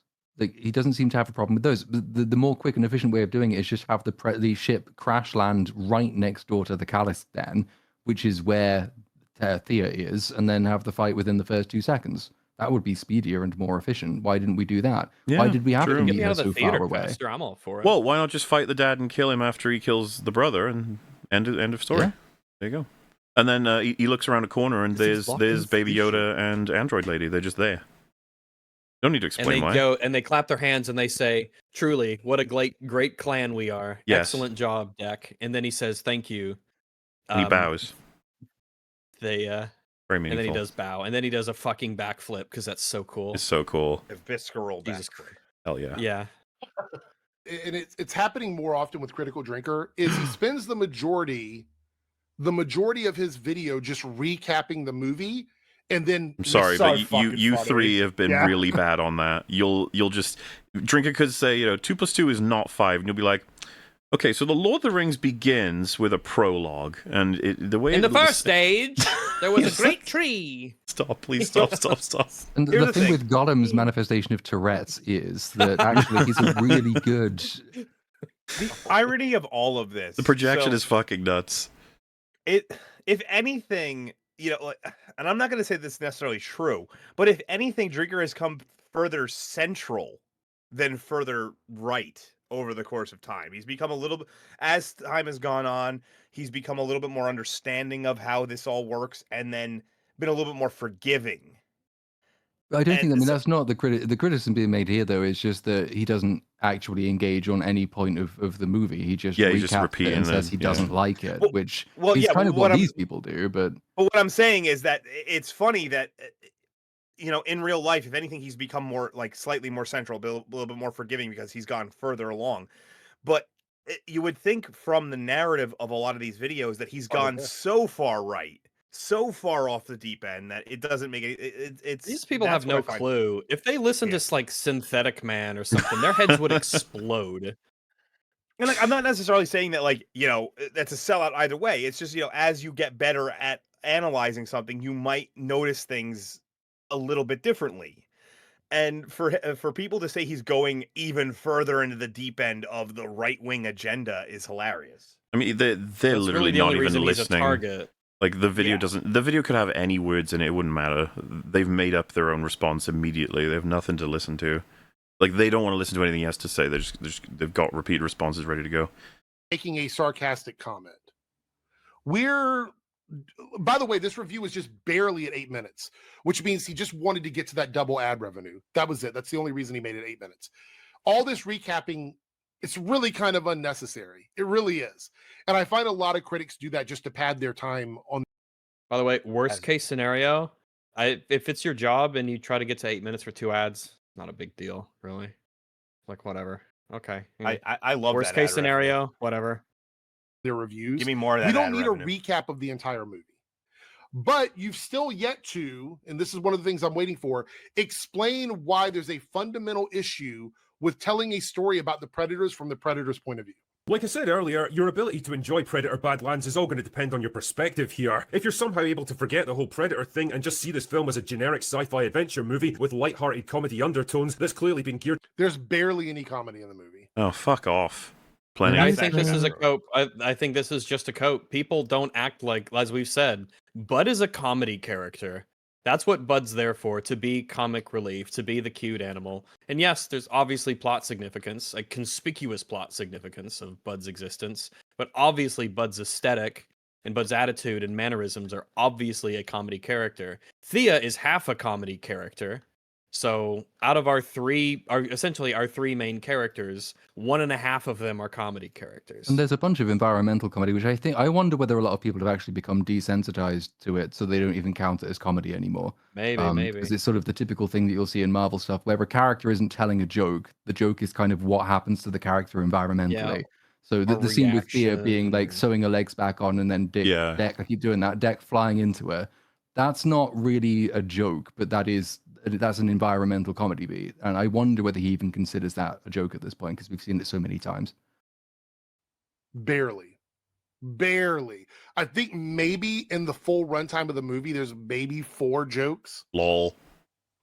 If that. 4 jokes. And they Yeah, no, all more than come that. from the perspective of the synthetic. Badlands more or less works as a literally slightly not dumb, true. undemanding, Nope. but reliable sort of movie that He's a doesn't... liar. He lied. It's like he didn't even watch. It's like he didn't watch the movie. Did you watch the movie? Did you watch the movie, He buddy? must Hold not on, watch guys, the movie. Guys, hold on. I would like to defend this guy in one way. Jokes are Fuck off. subjective, and people on the left tend to not understand humor. They don't understand sarcasm. They don't understand humor. So maybe he only truly perceived 4 jokes. Maybe. He'd It's still possible. be wrong. He's but, still a liar. Yeah, I think it's just a case He's of... still a Weasley little liar, dude. He just said quite tellingly that like the jokes all come from Thea's perspective, so I think he is only counting as a joke something which is narratively delivered as a joke, is like a stand-up comedy routine. I He's really not- wasn't trying to defend him. I was just trying to say that people on his side don't Listen, understand comedy. all we need to say is media literacy. That's what he does. Oh my goodness. Ask too much Weasley from its little media audience. literacy. Here's the problem, though. It's not a generic sci-fi adventure movie. It's a fucking Predator movie, and that name comes with some pretty important expectations. You don't walk into a Predator movie looking for a quirky buddy adventure with cutesy animals and family drama any more than you'd walk into a Saw movie looking for a romantic comedy. Honestly, go watch the original Predator, then skip straight to this thing and just think about what you've witnessed. Yeah, it's But a that's shock. not how you would consume this media. What? How do you Well, know? What kind of it's literally response how is I. that? It's literally how I did. Are we welcoming back Quentin reviews after all this time? That it's only a sequel if you interpret it that it way. is Quintonian, isn't it? This is is a really Quintonian. Quintonian thing to say. Ooh, Quintesque. yeah. Response. What? It's kind only a of sequel if you response is that? interpret it as such. Hey, imagine if you watched this film and imagine if you watched Predator and then Predator Badlands back to back. Well, you wouldn't do that though. What kind of response is that? Why would people watch the best Predator movie in the franchise before the new one comes out? They're excited. That would be for? Why would How you do about that? people Why might would watch anyone it do in that? any order that they want, or in any order that may just arise naturally? Oh, I'm sorry. Why would you say Are we that? not just going to say the point that this is a film in a sequence of films that it's banking on the previous films having been watched? Isn't that like part of the point of being a part of the franchise? Is that no? I think his argument is you wouldn't watch it in that order because there's like 4 other films that you need to you watch in serious? chronological order. I think that's what he's saying, which is just absurd to me. I guess Jesus. people wouldn't do that or something.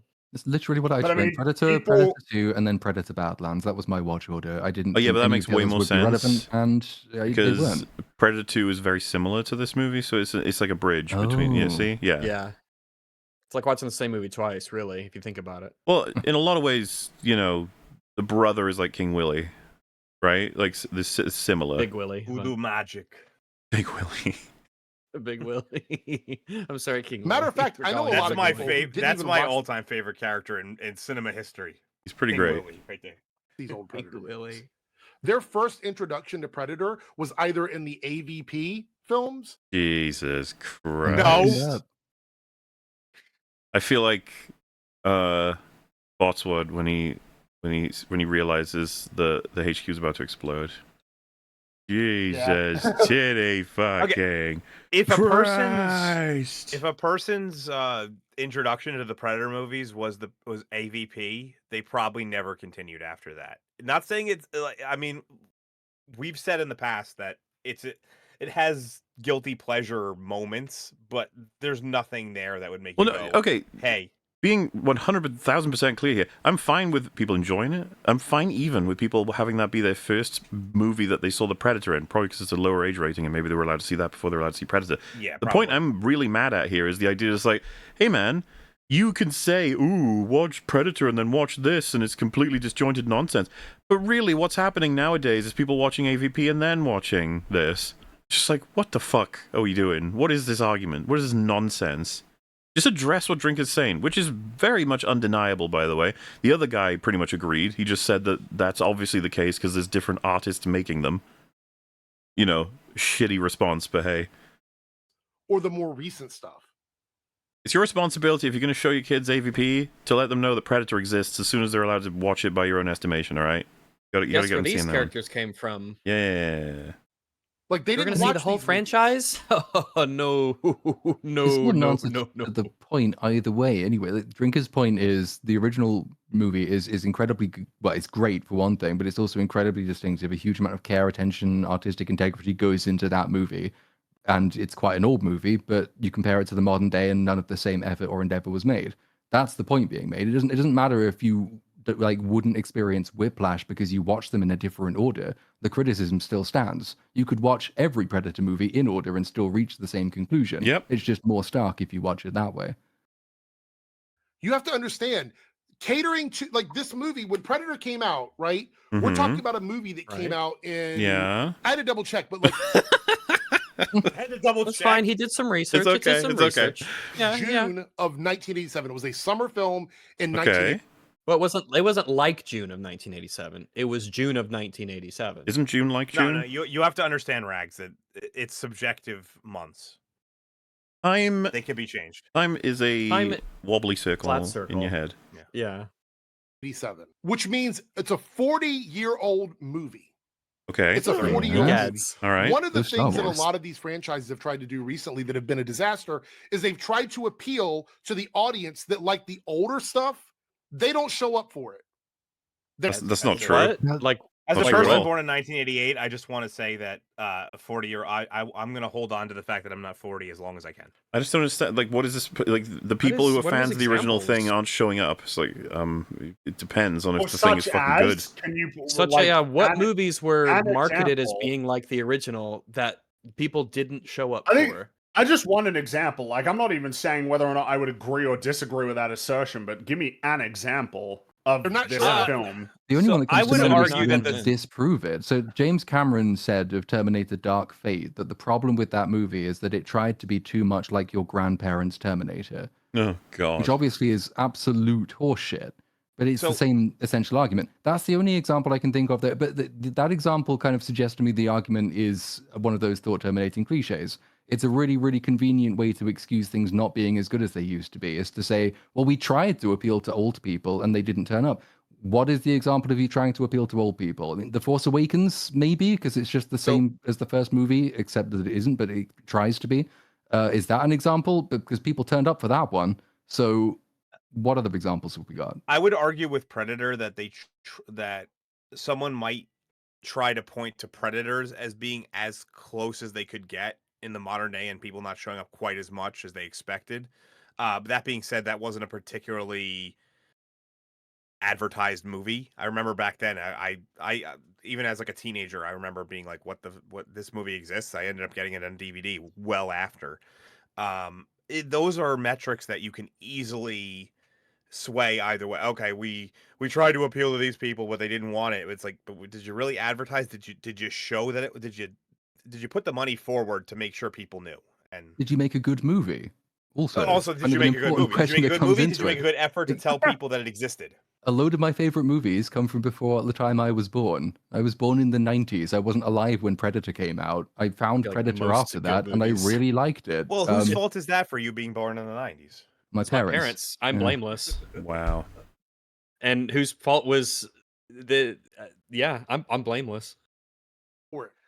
as usual. There's not enough. Like nobody wants you. You guys complain. This is. Hold on. We got to sidetrack for a second. We You We'll do complain it. Just focus, dude. You Yeah. got this. I believe in you. Yeah, you Think got about this. the fact that Marvel is requiring people to do all of this homework to enjoy recent Marvel projects, right? That all is that a all this complaint that homework- we I mean, have? I've You always actually, Sort of. you are It's a you are fact, so it's not off the rails. You are so utterly off the rails. The point that Drinker made is watch Predator, then watch Predator Badlands. Wouldn't that be strange as an experience? And then his response is, Yeah, to man, see you what the guys series always became." complain about Marvel, you know, that you got to do your homework. It's like you're already gone. You've already completely lost sight of the point. You are on planet didn't- Mars, man. Good one. That's a classic quote right there. That is a classic totalism. that you have to watch a Bringing million us back TV on. shows and a million movies or whatever. Here, you were saying that this movie is bad because it isn't holding up on the homework side. No. Yeah, see, you're an idiot. I can't When do was this that ever said? anymore. You're an idiot. No, he got it. He nailed it.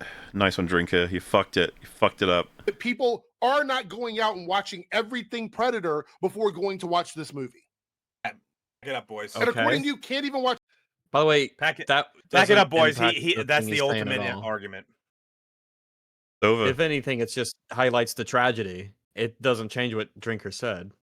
The first Predator and then jump into this one because audiences are too stupid. They're too stupid, right? You guys always say the audience are smart. They don't need their hands held. Well, if they don't need their hands held, Sometimes Okay, it depends on what it is. He really is just. He's like drunkenly wandered off into the street, and we're It's like, the grab "Hey, bag. hello, come back." So- hello. This is the word salad. As a I don't even understand. As a person who's normally able to kind of understand where As an stupid people are asthmatic. going, because I'm not the smartest person in the world, I have no fucking clue where this guy's going anymore. We'll just wait for him to come back to us. He'll wander. then they Yeah. know these movies are not. It's not going to be the same vibe. They're not even Okay, so he's done the thing they all do, which is they eventually agree with Drinker. He's coming back. We got him. advertised the same way. The animated one isn't even the same vibe. It's at all. Like all of these things are different vibes. And you guys want to pretend the audience is too stupid to understand that? I don't even know where you. I just No. You know what? It's I don't okay. It's know. okay. It's all right. Actually He's just. unreal. He's shooting in is all directions. unreal. He's hoping to hit something.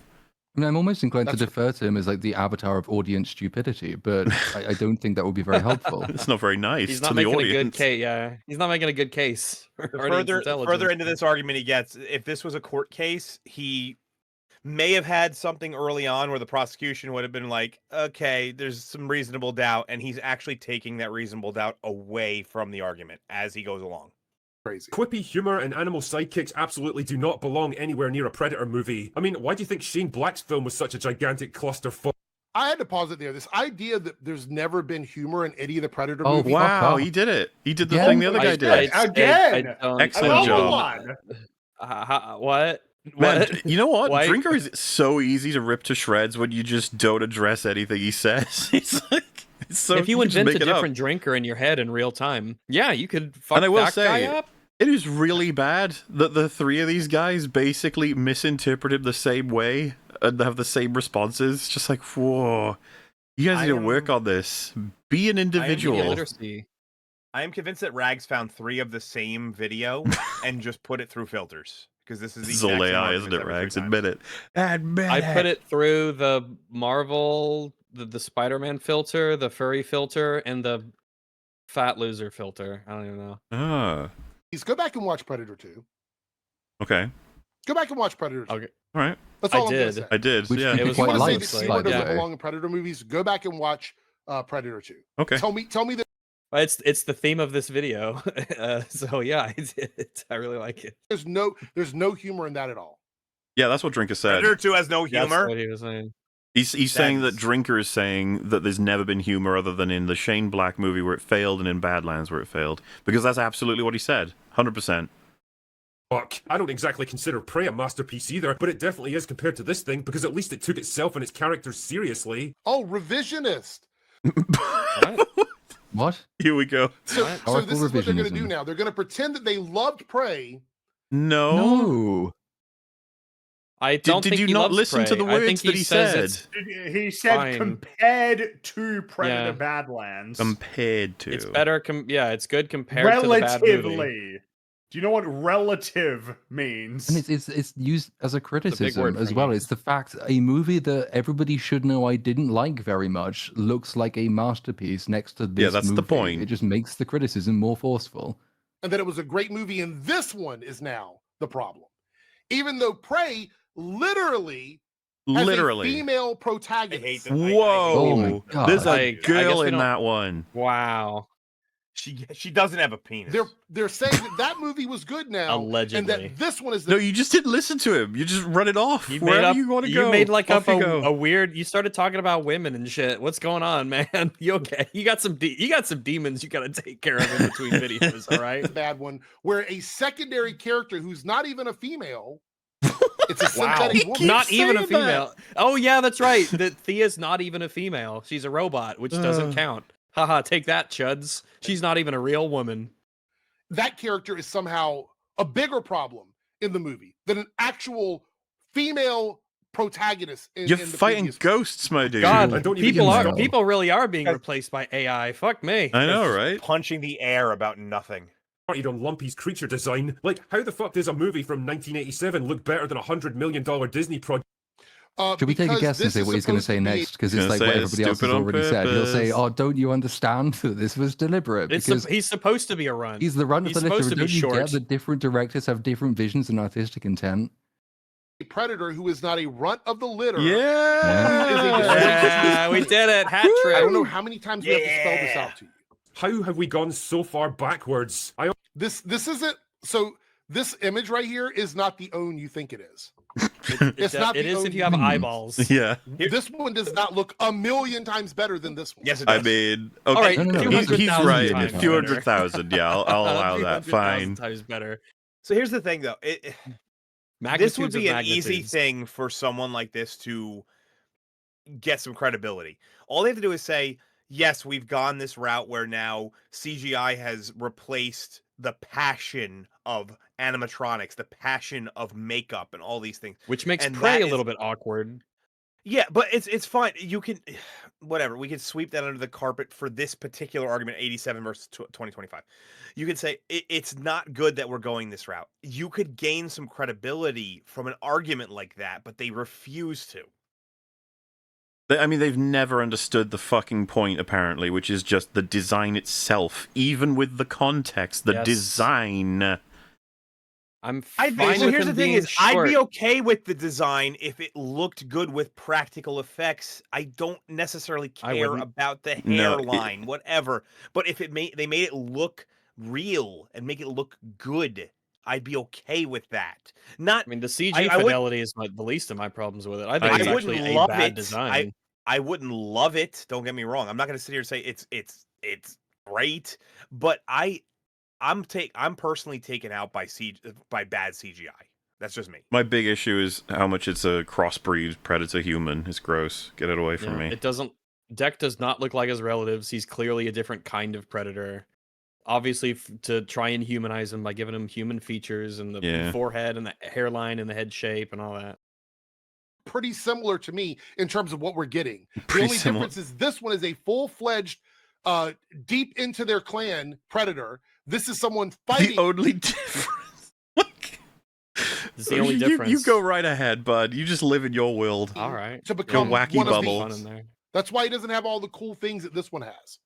Jesus fucking Christ. Media literacy is It's the completely gear. He did it again. Ah, media literacy. Media We literacy. did it. Oh, we did it. We're masters of media literacy. lost on these dumb fucks. Why on earth would you program a synth for a high priority mission like this to act like some ditzy bimbo with Tourette's? Because she was lying. What? What does that have to do with anything? No, Well, all liars. no. You said ditzy bimbo with fact. Tourette's. That has nothing to do with whether or not she's telling the Yeah, truth. does that make you more convincing? If a woman's a ditzy bimbo with Tourette's, that makes her more trustworthy. Listen, man, I don't know about you, but for me, I don't know. That's a lot of flags, man. Ditzy This, bimbo Tourette's. I don't this know. fella, My favorite kind of woman. he'll just say anything, you Ditzy know. bimbo He'll with just come out Tourette's. with anything. I mean, I'm sure that's someone's type. It's mine. Fair enough. Cannot It's exciting. be serious. He's been made so upset by his delusion, you know? It must be rough being him. She was purposely misleading him. No, it's not what Drinker said. He's What not does that have to talking do about with that. being a ditzy bimbo with Tourette's? A DBT? Oh, no, wait, a DB. Yeah, a DBT. Yeah. To get what she wanted, Something because with she pronouns. admits at the end of the movie, right before all the big drama goes down, that she was lying to him. The more I think about it, the more I realise Yeah. this is literally a Disneyfied version of the Predator, neutered and toothless, with all the tropes and cliches you expect from a Disney movie. An emotionally vulnerable hero on a quest to take down a monster, a sinister family member working against them, a quirky sidekick for comedy banter, a cute little animal friend for merchandising purposes, and a sequel bait ending to help set up an extended... Do you not? We need to talk about this quirky little animal friend or whatever it is. All right, yeah, let's do it. Please. That I'd is love not to just talk a about quirky animal friend. It is an Yes, it is. integral part. Please don't. You're not about to defend the quirky They cartoon made it plot animal relevant. Come so by on, it's- making we only it have plot this relevant. minute and 20 seconds left. Are you serious? Of the story. Matter of fact, it's probably one of the biggest story elements there is. Oh, Do you? These guys are so stupid. This is where we're going to end it because he's not going to explain any of the stuff he was talking about.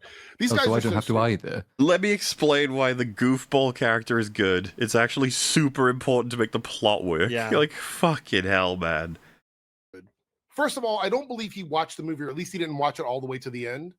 He hasn't seen it all the way to Common the end because he thread. didn't talk I don't get it. anything about the end of the film. Sorry, maybe you haven't seen it either. I guess none of us have seen it, really. Nobody's- I guess not. Everyone's just assuming. We've just been really lucky at Yeah. guessing all of the things that happen in it. And he clearly doesn't care about spoiling stuff because he doesn't give a fuck. So I'm going to go. Would that be evidence that he hasn't seen it? All right, yeah. I don't know. It seems like he doesn't care because he doesn't. He might come Doesn't think across it's that he good. comes across as being flippant because Yeah. the movie isn't really worthy of respect. Saying I don't think he watched the movie, or at the very least, he didn't watch all of the movie. Which brings into the question again: why do people listen to these guys? Why do you listen to Az? Why do you? Listen I'm sure you do wonder this because you didn't hear anything he said. You don't even know. You made up a video in your head, and it was a terrible one. If Drinker had made the video this guy heard, yeah, I'd agree with you. It was a bad one. Yeah, that'd be kind of wild. We'd be That was like, a shit "Drinker, you video all right, that man?" the imaginary Drinker made. The one that Drinker actually made, though, it must make you wonder why people are watching it. Maybe if you listen again, maybe you'll hear a different thing. Who knows? a critical drinker? Why do you listen to Neurotic? Why do you listen to any of these people when they're absolutely lying to you? 100%. You lied to yourself, man. So they'll let me into their grifting cabal so that I can become one of them and I can get a jacket and hang out with them and be their friend. I was under the impression I was being told the truth this whole time. It's just nuts. You watch it in real time. Drinker says a thing. They take something completely different. They get really mad and yell at him for the thing he didn't say. And then they wonder why the fuck anyone would listen to this loser. It's like... This lying loser as well. It's Having just just nuts by to their own watch. definition lied so much more than the person they accuse of being the biggest liar on the internet. I would like to just say that all of this, listening to this guy, Mueller, can you please message Drinker and tell him I never want to be on his show again? It's a, I don't agree with him ever. We can't trust that he's ever even seen a movie. I can't trust that his movie. show even He doesn't exists. even watch the movies. Does that show actually happen on Thursdays? Is he human? I don't know. Does YouTube exist? No. Does Okay, Discord? there we go. Does this guy? I don't know. I think none of nothing is real. It's all a psyop, is what it is. Damn. It's designed to trick you and Has mislead anyone you seen and a movie? break your mind. Or are we all just lying? I right don't think now? any of us are actually alive. My God, crazy. Are you talking about them motion pictures? Yeah, they No, move. we've gone well past that. We're talking about existential crisis. The truth is that the vast majority of their audience doesn't give a fuck. They don't care about movies. They don't care about art. They don't care about making things better. Man. None of that matters to them. Okay. And the laziness that you see from Critical Drinker exists because he doesn't feel like putting any extra energy into it anymore. He's focused on All right. making these I mean, I'll give it to this guy. He put loads of energy in just making up a video, in his head Yeah. while it was playing. So, he's trying. Because he just sat down and basically this is probably from a live stream where he just sat down in front of a computer and recorded himself in one take and then just shot that out onto his Yeah, channel. why not? So. Fuck it. downfall videos about all these celebrities. He doesn't really care about this stuff anymore. He knows the end is nigh for these channels, and we're seeing. Hence why he's currently making several short films. He doesn't care about movies and films anymore. Also, the end That's is nigh just- is most famously and usually spoken by nutters wearing cardboard signs and selling pencils out of a cup on the street. Like, that's the kind of person who normally prophesies I will the apocalypse. say, the big sign that your channel's dying is getting millions of views. That's when you know it's over. Well, in fairness, when someone is pivoting and now they are doing other things, they are branching out. It's clearly because they Coping, believe their yeah. days are numbered. True. Get creep closer and closer every day. You're not a fucking critic, dude. Stop reviewing movies. Ouch. Just stop. This is lame. Which one? It's embarrassing. Which one of y'all you are has the embarrassing yourself. word critic in your video, in your name? Neither. Damn. Oh, That's I it. don't, so I'm good. That's it. That's the video. We did it. Those are some 3 really cool guys, and they made a Yeah. lot of really valid points Those are against the 3 critical different drinker. people. I'll tell you what. I'm gonna Different unsubscribe and send him an angry email. Man, I need to talk to Drinker about this. I feel like I don't think he's seen Predator Badlands. From what I hear, it's a whole other movie exists. There's loads of these scenes that are amazing, and even Also, though he's most of these blind. He guys doesn't agreed actually with have him eyes. at many moments, they all were sure he hasn't seen the film. Fun fact: the reason he wears sunglasses, is because he's blind and actually can't see the movies. I knew it. It's all coming together. That's been the problem all along. Lies. My goodness, I just can't believe he tricked all of us for this long. It's crazy. I'm disappointed in him for being a liar, but I'm more disappointed in myself for being Yeah. such a fool to fall for it all. You know. It's okay. So much to think about, you know. Has he said anything about anything that's true ever? Anything? In the end, Rags, you are a dog, so we will give you some leeway. Damn, that's racist. Why? Because dogs are fucking retarded or something? What are you trying to say? They're colorblind. Well, It's a kind of retardation. Yeah. All right. Yeah. Arsler. We did it though, and We it's did just, do it. Yeah. It's just good to keep an eye on these things, you know. There you go. Drinker fucked up, and now it's known to the world. He couldn't hide it. So best of luck in the future, He's been buddy. exposed, right? Yeah. He has been exposed. It is just it is kind of mad though that you get 3 people back to back, making all of the same points, but the overarching points being Drinker is a lying grifter who doesn't watch the movies he makes videos on. He doesn't care about them, and he doesn't want things to get better. And this has been made by 3 people who evidently haven't watched the video he made, don't much care about their own video production, and are doing it in defense of the way things currently are. So by virtually every metric, they are representing the thing they accuse him of being. Has anybody seen who's seen that sketch from Key and Peele where it's the black Republicans were not a monolith? Do not trust. Anybody seen that one? I think I have. It's literally sparking just memories. a bunch of dudes just consistently saying that they're not a monolith and they don't have the same opinions, and you can't just. And that's kind of the feel I get from all 3 of these videos, that they would argue that they don't just say the same talking points, and that they're not a monolith. They're not just moving forward on the same point, but clearly they are. They're like the goth kids of the internet. It's like stressing their individuality by all saying and wearing exactly the same thing. It's They're the very fucking individual. Monty Python beat, right? You're Yeah. all Yes, individuals. we're all individuals. I'm not. Brilliant joke. I'm not. Well, you know, I suppose that about wraps us up. What a night, what a day, what an afternoon, whatever is most suitable. I think to I you learned a listening lot. right now. I think Yeah. that was educational. That was a balm for my soul. Drinker will be punished. Absolutely. But before we go, Dark Hour, Before we why go don't you punish tell him. people where they can find you and what you've been up to? So my channel is exactly as it's typed in the description, I'm assuming, or at least my name here. I haven't done anything in a little while. I'm thinking about doing something for Running Man. I will say this, you guys have thoroughly convinced me of this movie not being... As I said, I was on the fence about being on the fence. You've pushed me over the fence. Other than that, you know, I started a show that's on Tuesdays. Rags has been on it. I'm going to try to... It's still kind of finding its footing. And you can find me at my channel. Is Sweet. Dark Hour. Yeah, we talked about all sorts of stuff. We talked about Predator Badlands a bit and some other goings on. Yeah, So, it's yeah, it was great it's still talk. very much finding its footing. You know, I'm still, as every show when it starts, there's a little bit of like, what Like the hell Thea. are we? She had to find her Well, yeah, footing. there's always that few streams where you're like, what the hell is this even? What are Yeah, my alright. intentions Alright. with this stream? And I'll get there eventually. That being said, if you haven't checked out my channel, I hate to be the guy who I would suggest personally my Alien Earth videos. Those are fun. I make fun of a lot of Our shit audience there. loved that show, 100%. My style, I've slowly but surely kind of adopted things from people that I know, specifically Drinker, Mauler, Platoon, three people that I've kind of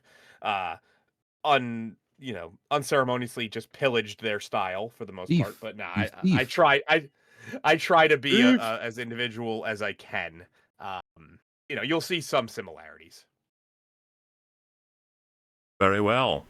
But yes, you're right. Links in description. Fringy Rags Platoon. Is there anything you would like to say, fellas? Oh, I'm just just got working. stuff going on. So yeah, I'm working on some stuff in the back. So I hope I've you guys nearly like the little video. done. I was doing a Predator Badlands video, which was supposed to be out today, but it's such a slog. So now it probably won't be out tomorrow either, but it might be out on Monday, and then I will never think about the movie ever again. Well, I think I said this last week, but I mean, it's pretty much the mostly final update. I might say something more next time, but video's coming out the 29th, so just under 2 weeks from now. It'll be 1 p.m. GMT, 29th of November start, and it will finish following day at 6:30 a.m. around there anyway. Sometime in 2026. Again, if you want to, it's going to be like a 17.5-hour video all about Star Wars Outlaws. If you want to watch it all, you can plan for that. But doctors say you shouldn't consume that much long in one session, so And you could beat the game in that time. I would. You really imagine. could. You could do Yeah. all the I side actually missions. have a Game. question for you guys, Mauler. What do you consider the long? You're the founder of long. What is the minimum for the long? Depends what you're covering. I think it's Um, relative to what's being covered. Yeah, that's correct. Let's just give a general idea. Like Well, would you say it's give an an hour, example. 2 hours? Well, like I had about almost 2 hours worth on Alien Earth. Would that be considered the long? Now, granted, it was over multiple videos, but if I was to put it together, would that be considered the long? I feel that like would be that's not where I quite... start considering it. The That's thing just about like it the is- beginning of what I'd consider to be the starting Okay, point. as long as I've slowly gotten to the long. You're- That's how I'm. I mean, with every minute you add, you're getting closer. But I don't know if I'd say a 2 hour for an if entire it's- if it- season, If it's And then 2 multiple videos hours as well. Because like I did for- the Acolyte Supercut, which is like 14 something Yeah, hours yeah. long, but I don't consider that a 14-hour I video think because it's entry 8 level seconds. long is around about the same length as the thing itself. Is like that's Okay. a so I have not achieved the long yet. I apologize. you're in training. It's all right. You'll get there. I'm trying. I'm trying to get to the long. Don't seek out long because it is long. Seek out long because it is necessary for your Yes. style. It has Fine, slowly but- happened, so it's not like it's something that I chose to do. What I've done over time is my old videos were very short, and then as I've gone on, my videos have become longer. So I know 2 hours is rookie numbers, Mexa Rage. I'm You'll get sorry, there. Don't I'm you worry. You got it. Great. But yeah, I think that's about it. We'll probably wrap up. I'll probably send you guys over to good old Mr. Diorio, who's currently fucking around with, I guess, iDubbbz and Legal Mindset, the Go East stuff, which I've found increasingly amusing, those clips. That is some weird shit, man. That is weird behavior. But yes, from us, we'll say good night, goodbye, and catch you around in the future. Toodle pip. Cheerio. Yeah, everyone. See you We later, will everybody. see you Bye. later. Bye. Bye bye. Love you all. Toodaloo.